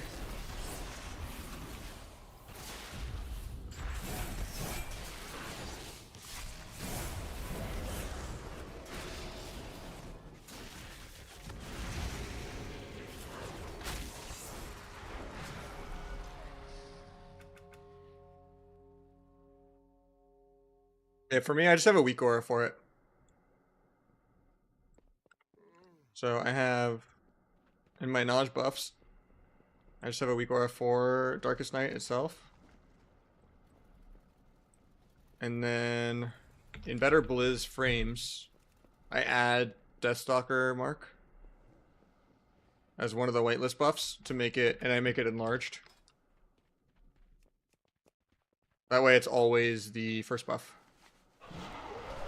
Or first debuff. And that really helps you with the, just, so it's not like drowned out by 500 pad debuffs. You don't need the Tia thing because it's built into Better Blizz plates basically.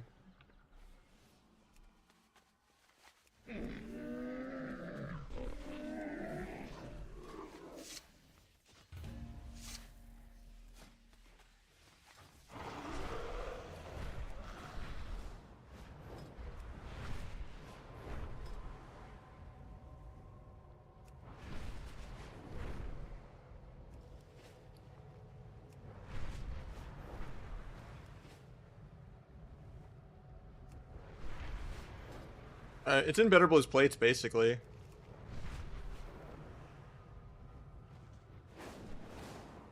Like, it has a whole totem list thing. Even for some of the new stuff of, like, how priests do, like, the Refear with the little ghost.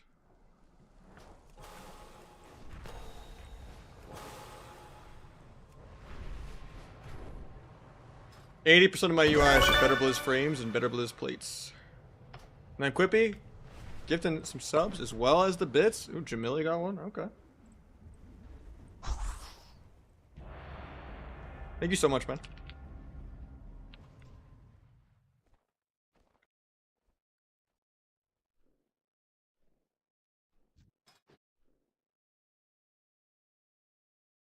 Go for enemy global cooldowns. Oh, for that, yeah, that's not in there.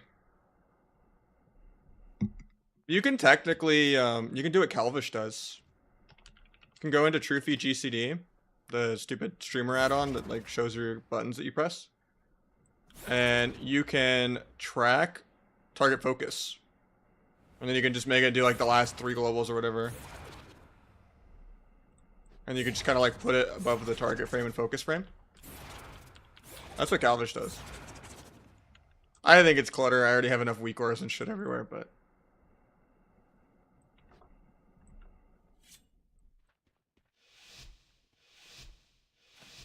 Can you anchor it to nameplate?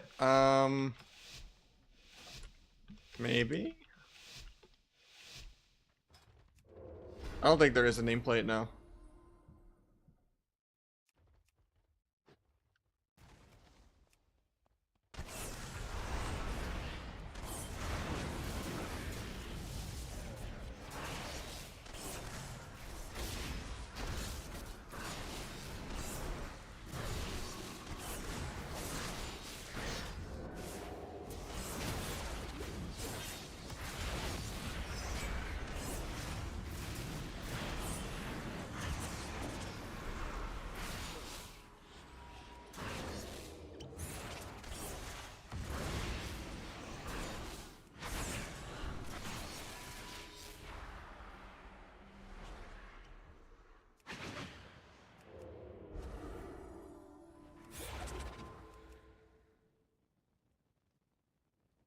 I'm like 90% sure he was there.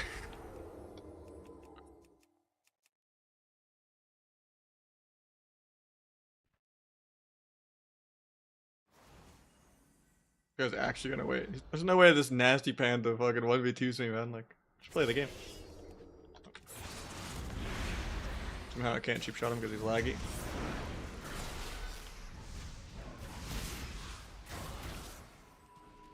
Fort my damn.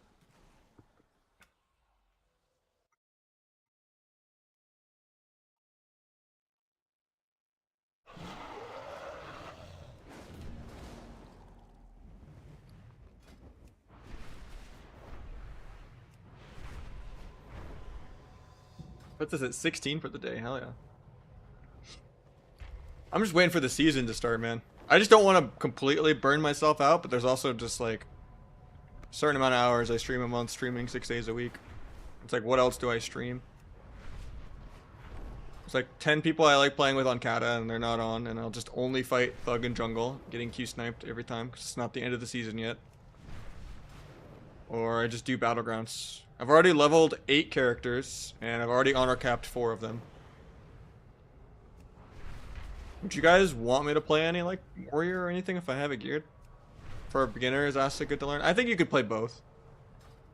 It just depends on like how much time you have and your effort level. Like if you're gonna put a ceiling on yourself and beat yourself up, Asa will just be easier. But if you're actually playing for the sake of fun and you want to improve, improving on sub makes more sense. Improving on Asa is just like do your PvE rotation better, you know, train your autopilot, be more accurate at kicks, you know. With sub, there's going to be kind of some team play and like strategy elements where it's like, oh, you know, you actually learn things.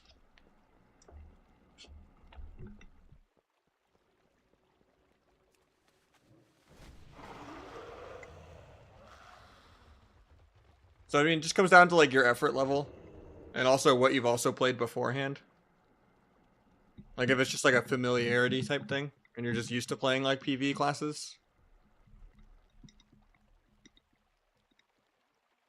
I mean, my abysses are way more than 700.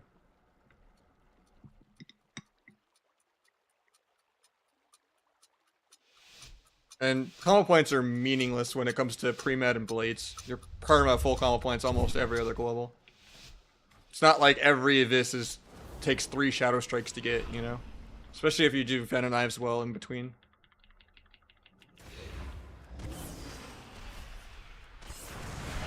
The Clip Coil.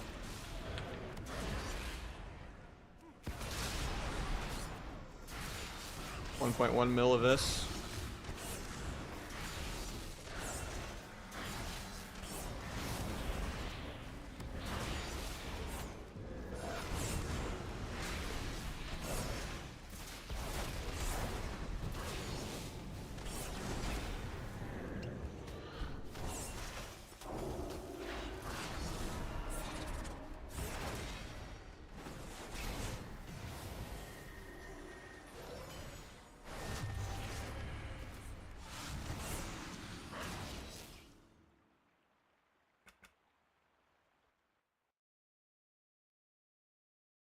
I mean, that's generally how it goes, right? If I queue a Skyrim on any class, like Borderline, I could take my gear off even. It's just that it's unranked gameplay.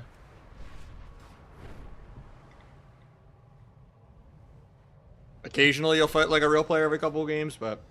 Like when I did the 2 war game shuffles a couple hours ago with MVQ and Dazed and Flop, and I don't remember what the other healer was. Thank you so much for the raid, man. Hope you had a good stream. But yeah, that lobby, I was pretty much last on damage every... Oh, we only played 2 lobbies. And then the second lobby, I beat Dazed by like 10 million. Which, that's really down bad for Outlaw if Outlaw can't outdamage sub. Because, like, then, at that point, what is Outlaw good for? Being a little tankier and more mobile, I guess? That's it? Like, if Outlaw has 0 burst, and its sustained damage is still doing the same or less as sub, it's like, what's its strength? While also having to deal with way more RNG.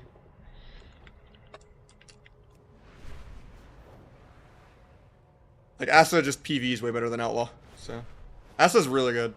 It's okay to play Asa. Yeah, Asa and sub are both S tier. It's just asking me to pick what your favorite will be is like asking me what your favorite color is. It's just, are you more familiar with kind of PvE pad style classes, multi-classing already? Do you know, how much effort and time do you want to put in?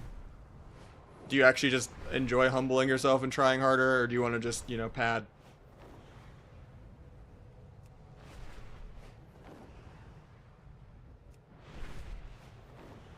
I mean, Roll the Bones should have just been deleted like 3 expansions ago, and they should have just buffed Slice and Dice. No spec should have that much RNG in the game. Ace procs are also really dumb, where you just spam between the eyes a million times in a row, or you don't.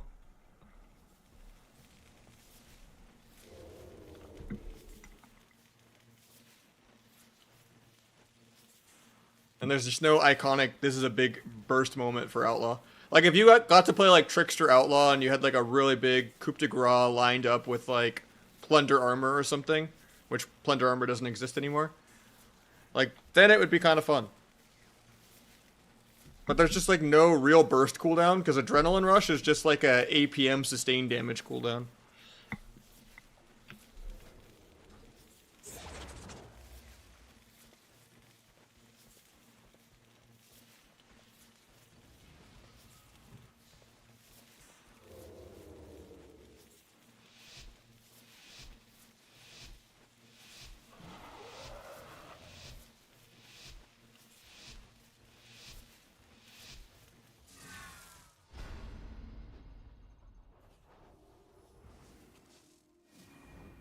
Yeah, the hammer nerf was really annoying in Dragonflight 2.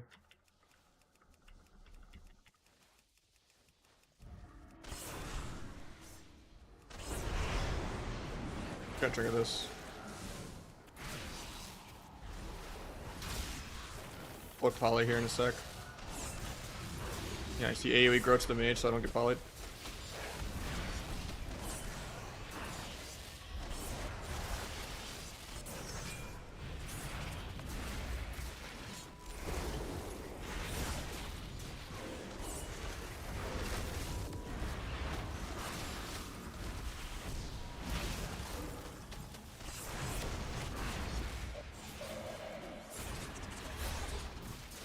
Looks off my Deathstalker marks.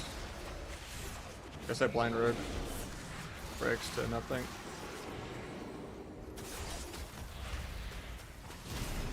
A little scary for me here.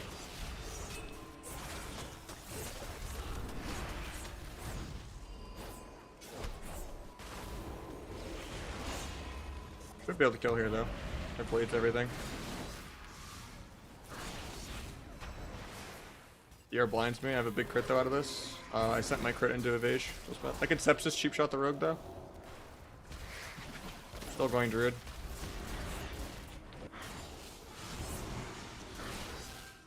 I don't know why he just blinded the guy. I duel just to get so I don't get peeled by the rogue.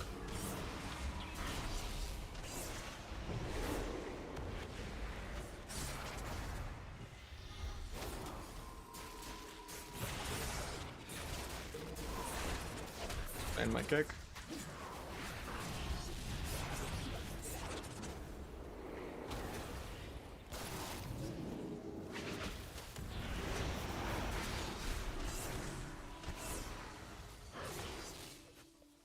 And the rando Asuro got damaged me.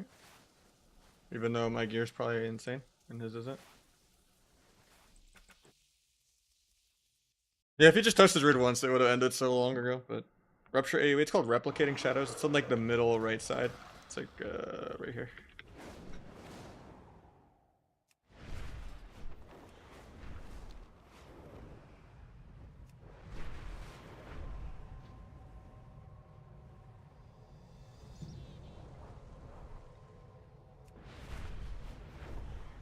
I don't think you need to make a Deathstalker weak aura for the stacks.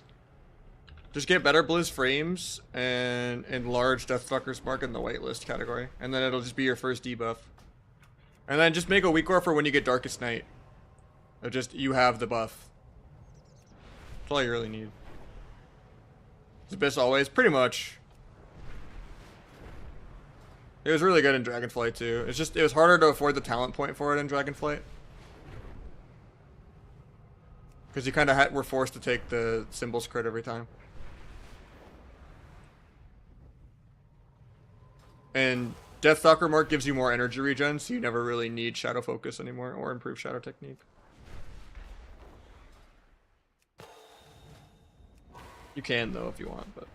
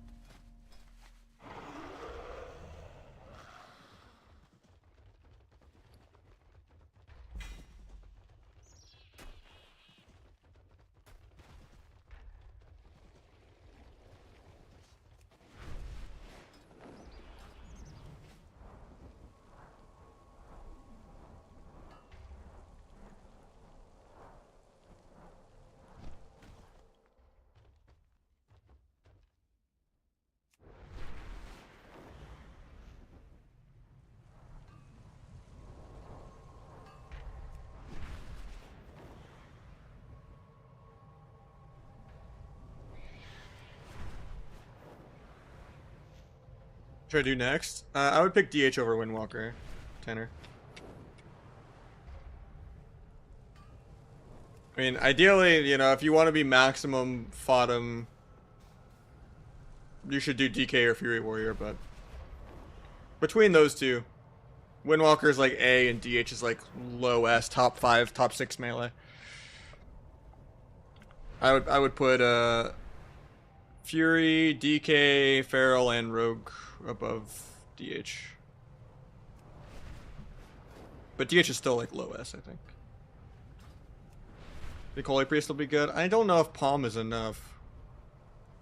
I don't feel like they changed that many other things, right? And I think it does way less damage than Disc too, right?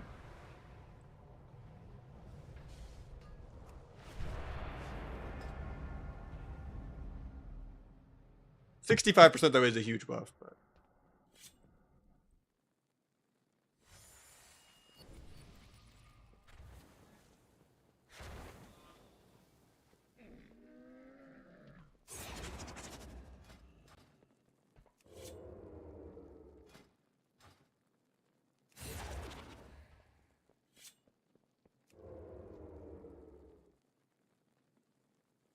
got Frat Mike on the bike. That's not a bad Mog, to be honest. He definitely hitting the Frat name. He's got the little like crimson, only one shoulder. The wings kind of go with the red. You probably could get some like red boots though, kind of somewhere. I mean, it's kind of hard to get boots that work on undead, but he's got the goggles, you know. It looks worse in Inspect, but it's not bad, not bad. He's got the Brewmaster title on. Okay.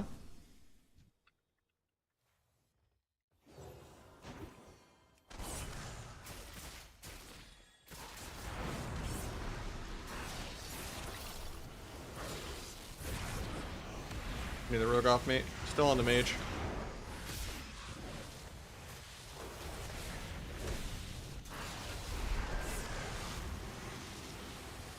Maybe he'll come out early for no reason, Copium. Sorry, I'm Rogue.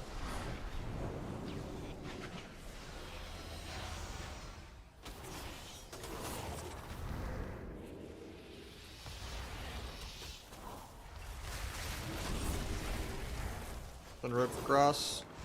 Big Abyss crit, he bops.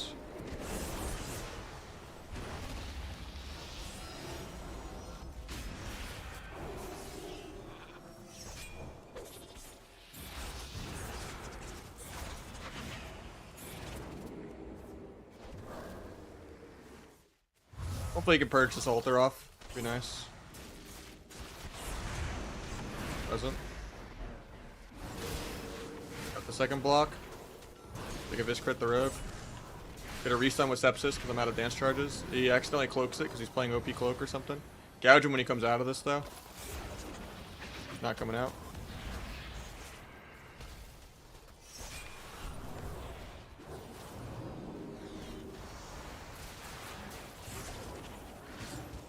Volley. Get TP'd. Misses the ring on me though. Blind Pally off that into a sap hopefully.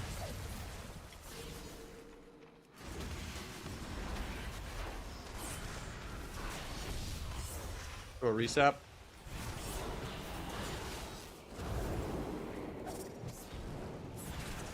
Volley.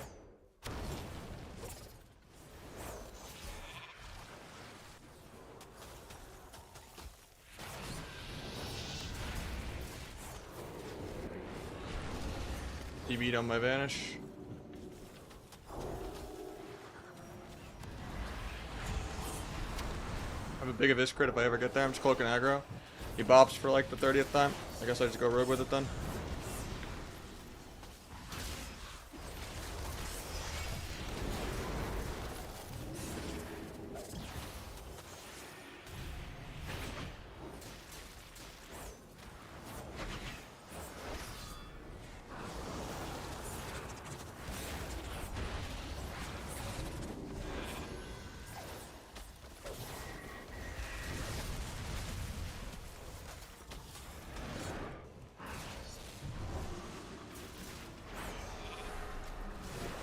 Focus off my stacks. Feels bad, man.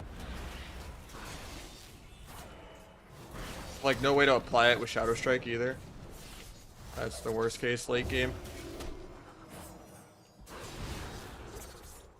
It's gonna take me a while to actually get stacks up. Unless I get a re here. Nice, they let me get a re. We're chilling. Was wasting so many finishers there. I'm just DB sheeped that.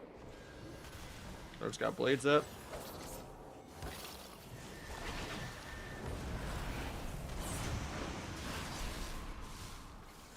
I'm gonna DR blind this and do a sap.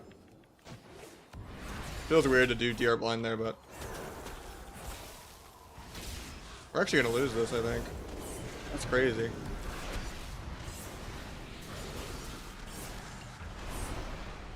I guess I should have just gone rogue. I mean, I guess it's a pretty big mage gap. Their mage is like 10 million ahead of my mage, even though I never got faked on a single kick. And I crossed the rogue every single time, and he crossed me 0 times. The rogue's catching up on damage now that it's a 2v3, but yeah. Maybe I could still 2v3 this. Game is slow paced enough for it. They do a triple DR stun. Think of this crit. Didn't on use here though, because yeah, it's not lining up with everything else. Trinkets. Yeah, I think trying to kill a mage is a joke.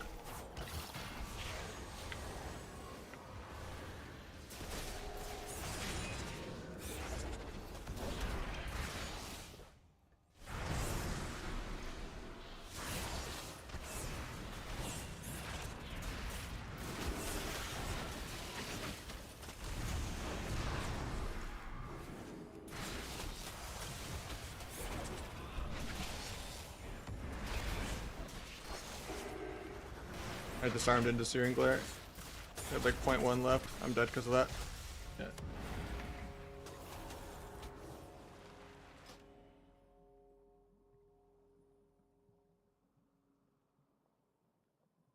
I almost carried that game. I don't know if I'd say that was GG, but you know, it is what it is.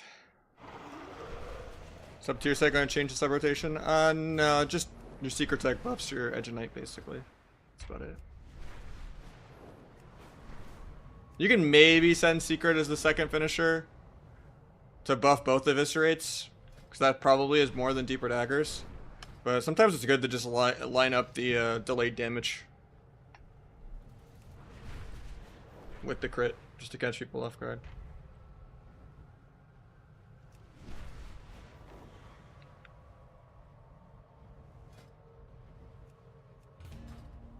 Use the mage? I mean, yeah. Orc versus Orc is also really tanky. It's awkward for me because you and the mage were both Orc. Why can't Kidney consume stacks? I don't know. I don't understand that one. I think it's pretty dumb that it doesn't. I can maybe see Slice and Dice not doing stacks, but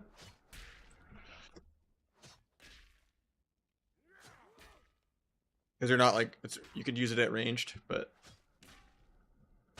because Black Powder wouldn't apply a stack if you're out of range, but if you're in range, I don't know. Spaghetti could maybe.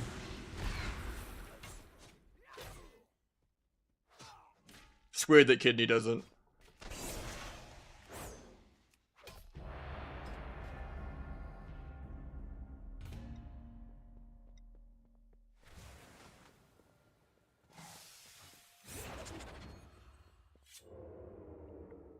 It's crazy, in all of beta, in all of this preseason, I've never seen people use the lever. Like, there needs to be like a giant PSA to get people to do it.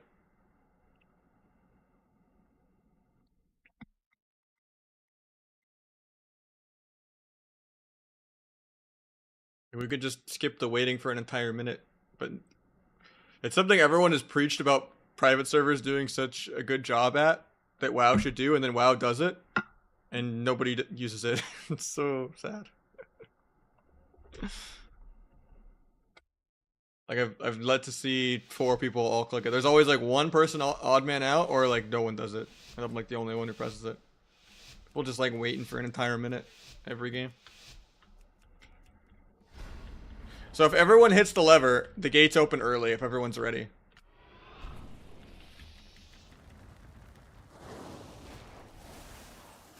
So it just saves you a minute of waiting.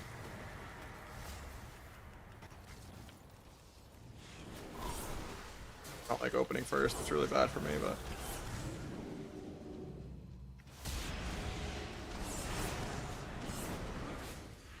Look the poly. Maybe get a sap. Nope, he gets the duel. That's game. It's hard to 1v2 this. I mean, I can kind of kill the rogue really soon.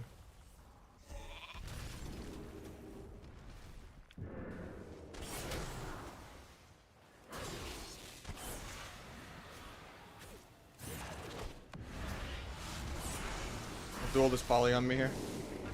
I'm gonna get DB'd though. Into a disarm.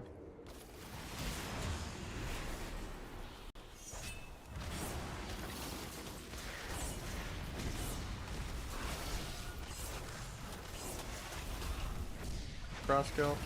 I wish I had bandages. Yeah, I still die. You DC'd up. I mean, you guys are pre-made, and so it's a little harder. So I just have a random teammate every game, but it does seem kind of hard. Because if I just stay in stealth, my dragon loses the 1v1. And if I open, I kind of throw the game. It's kind of unfortunate. And my dragon did an okay job for the 1v1, I guess. He did like 6 mil healing. I was just worried in the opener, but...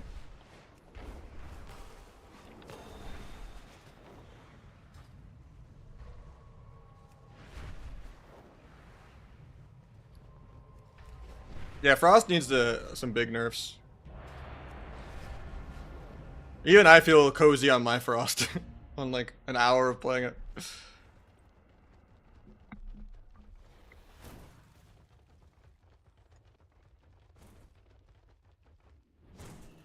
Probably gonna maybe end on this BG, hopefully, if it's an okay one.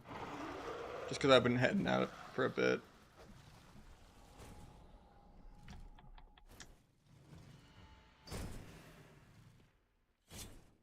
Be a little over 8 hours probably after this BG. I can only take so many skirms and BGs. If it was arena, I can definitely go longer. Especially if sub rogue's good. Whenever sub rogue's good in arena, I can play way more.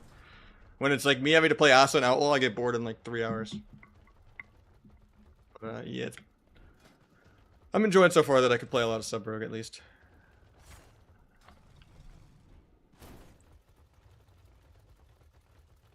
Oh, I haven't heard this song in a hot minute.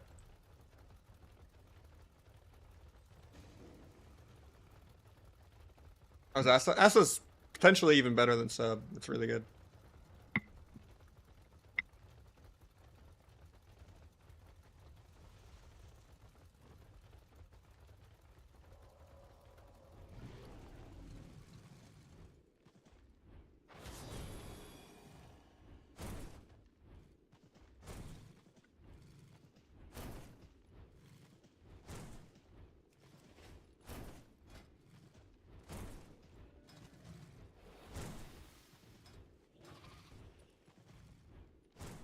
Asa padding? Nah.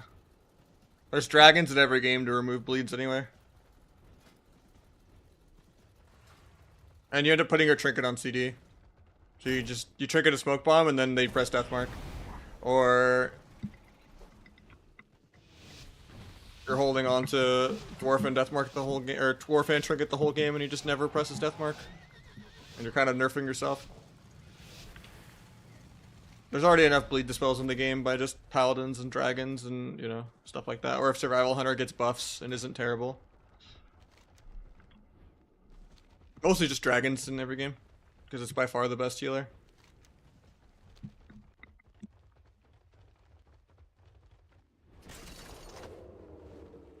Because you don't really want to just remove a random Garrote. It's mostly for like Deathmark and like full dots. Or going God Cloak and cloaking everything off.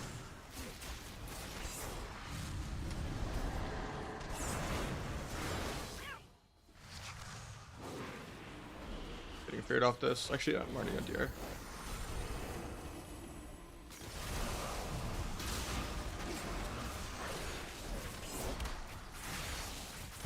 I'll vanish kick him again in a second.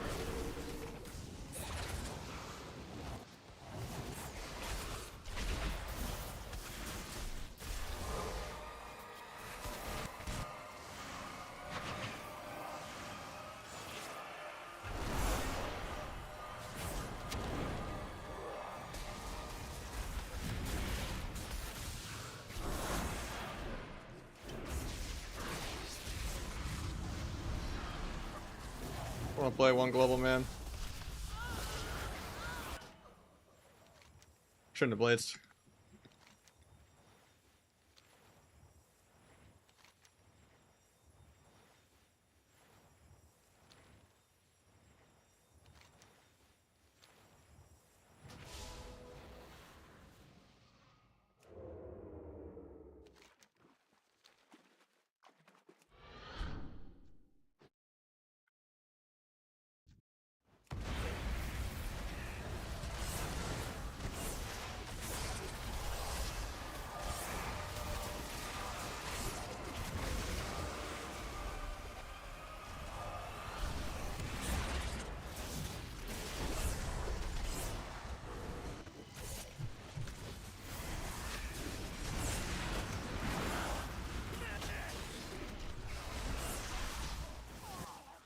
I mean, if half their team is just going to stay mines, maybe we'll get a 4 cap.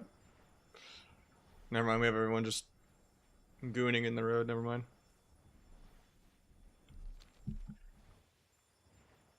CD's reset on respawn? I think that'd be fun. Maybe that's something they could do in Blitz. I wish they didn't nerf like the mount speed in Blitz. Like the whole point of what could have made Blitz different is just the power-ups and stuff. But in general, I just don't really care that much about Battlegrounds, no matter what anyway. But going fast on the mount was kind of a little fun. And shorter res timers.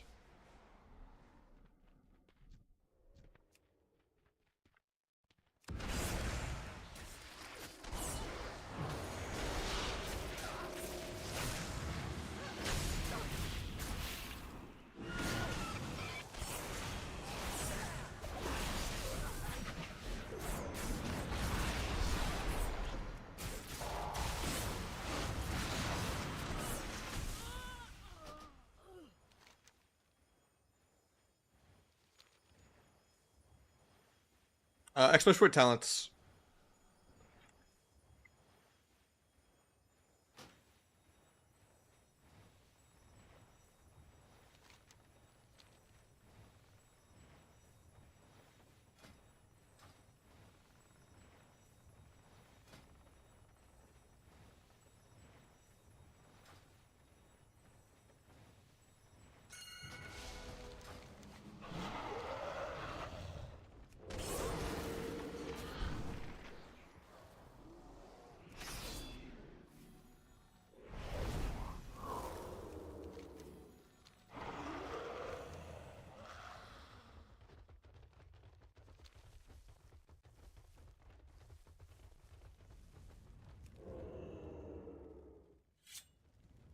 No, you shouldn't macro anything into dance.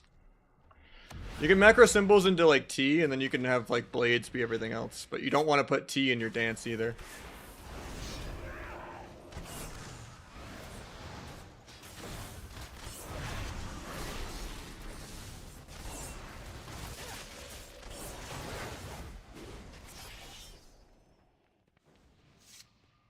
If preseason shuffle or something, or preseason blitz would be nice. Unranked content gets really, really exhausting really quick. It's not fun like bullying and punching down on people. And it just really warps people's balance notions when they just get shit on by someone that's way better than them and they don't realize it, that they're better than them. And they just assume every class does that.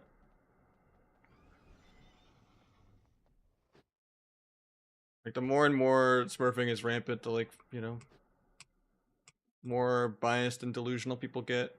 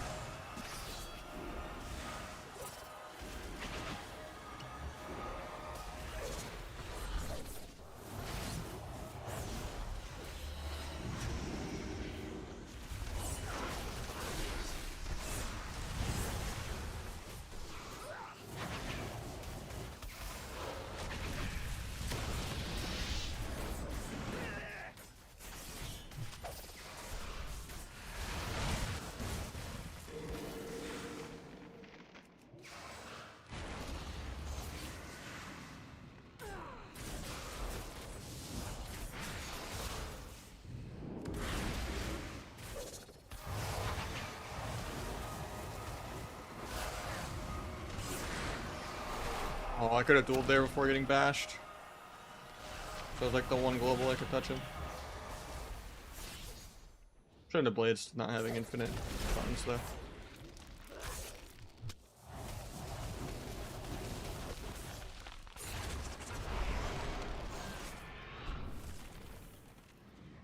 Wish I had bandages right here. Oh, I still lived anyway.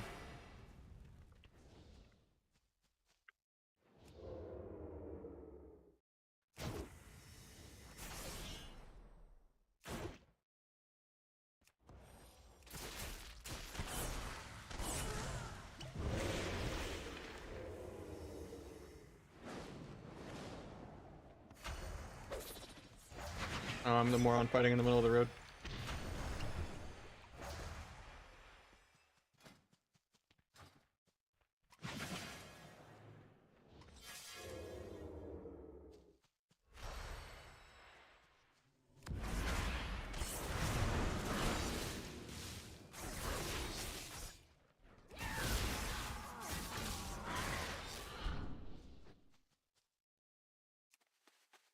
The Great Escape. Because a lot of times you're doing your stun locks and stuff first, and you want to, like, you might waste like 2 or 3 globals setting up to go, and you're wasting time of your damage modifiers just sending it as you're like walking back a yard for a sap or something, or like off cheap shotting someone else.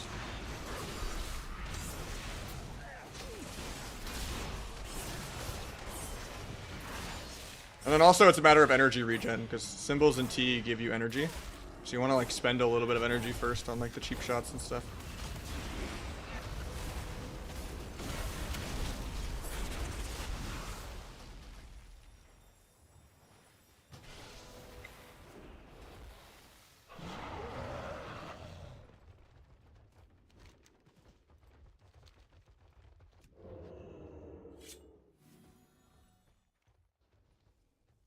It doesn't, what do you mean?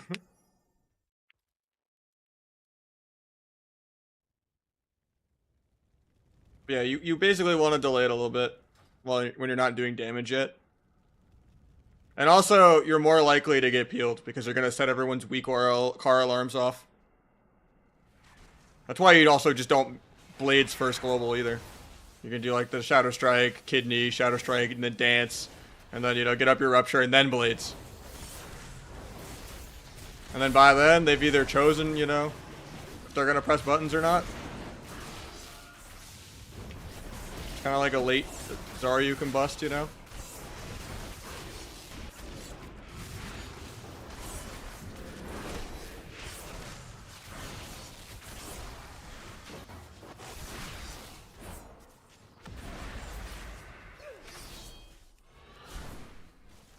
Yeah, it's just worth it to just, because then you're not invested. And then best case, like if your teammates are doing good damage with the setup you did, and they trinket, you didn't press blades yet.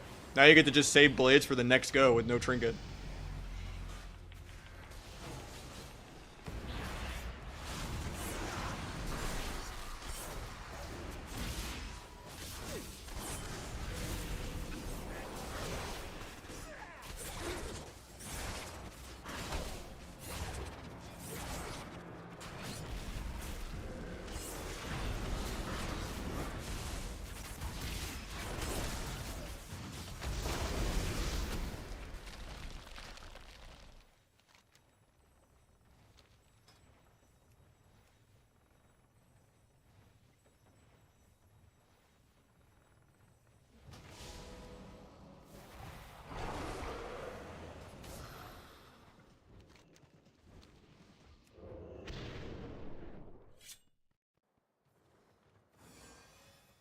I mean, they've pruned down on buttons. Like, a lot of buttons got merged together this expansion. Like, Schism and Mind Blast, Summon Water Ellie and Veins. Mangle and Shred. Dance and, you know, Double Vanish for Asa and Outlaw. But just saved them a whole extra keybind.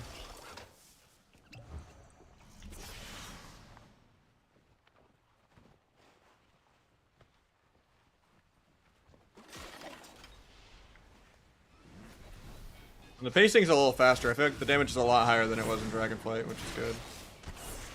But I've still had some really long games too. It's just shuffle and twos and stuff. Dampening is going to go up faster. So like a 3-minute shuffle round, which I've had plenty of, is still like a 70% dampening 11-minute game.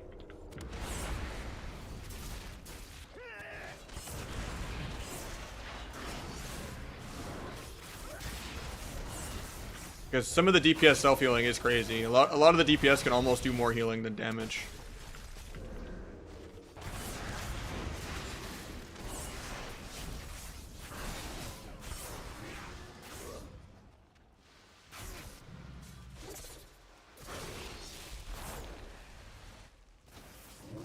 Guy just loves rooting me, man. It's fucked up.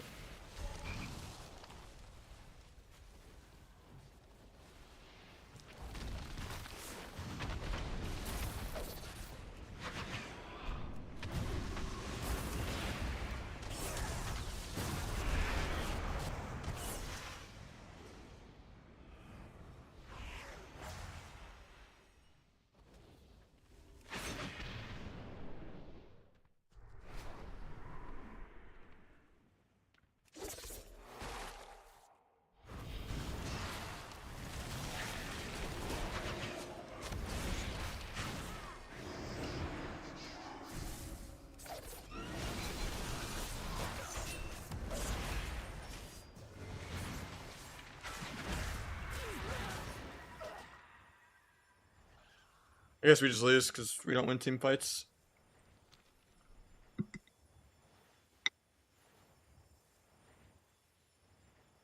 But yeah, the other classes out PvEing you is the same problem as Dragonflight, yeah. Because that's just the micro CC overly nerfed gameplay. Like they should really rebalance CC back to like 8, and then they could just like kill triple DR or something if that's a problem. But like the value of like CC per global versus damage per global is just like way too low.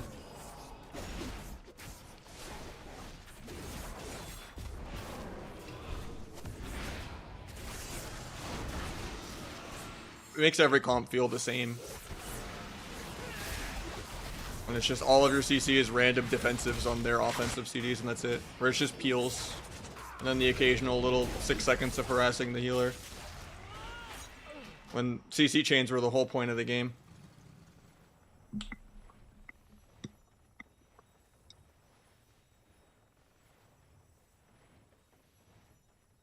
Like maybe the CC is a little too long and unoutplayable in Kata because of like monkey stun and stuff, but like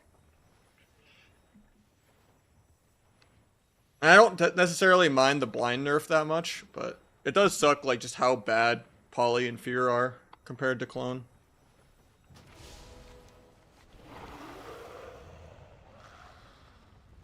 I don't even mind keeping stuns nerfed more, but like Poly and Fear should definitely be 8. Sap should definitely be 8. And then they could just kill triple DR. Or make the DRs take slightly longer to reset, like 20. Like if you get a full stun, full sheep, full resheep, full fear, that should kill someone, not just the DPS self-heal through it. Or just press, and almost no defensive should be usable while stunned. There's too many dark packs and enraged regens and bark skins. It's like almost every class except for like Windwalker, Rook. And DH. Which are the squishier specs? GG has the DK, GG man.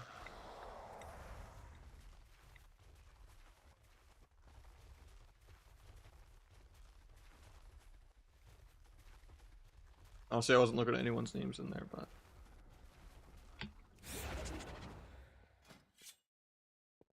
Probably end on this, though.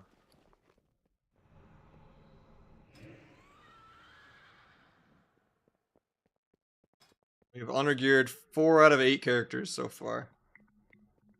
But we also could just get sockets day 1, too, if we're gonna be nerdy. I don't know if it's worth the socket honor gear, though, when it comes out.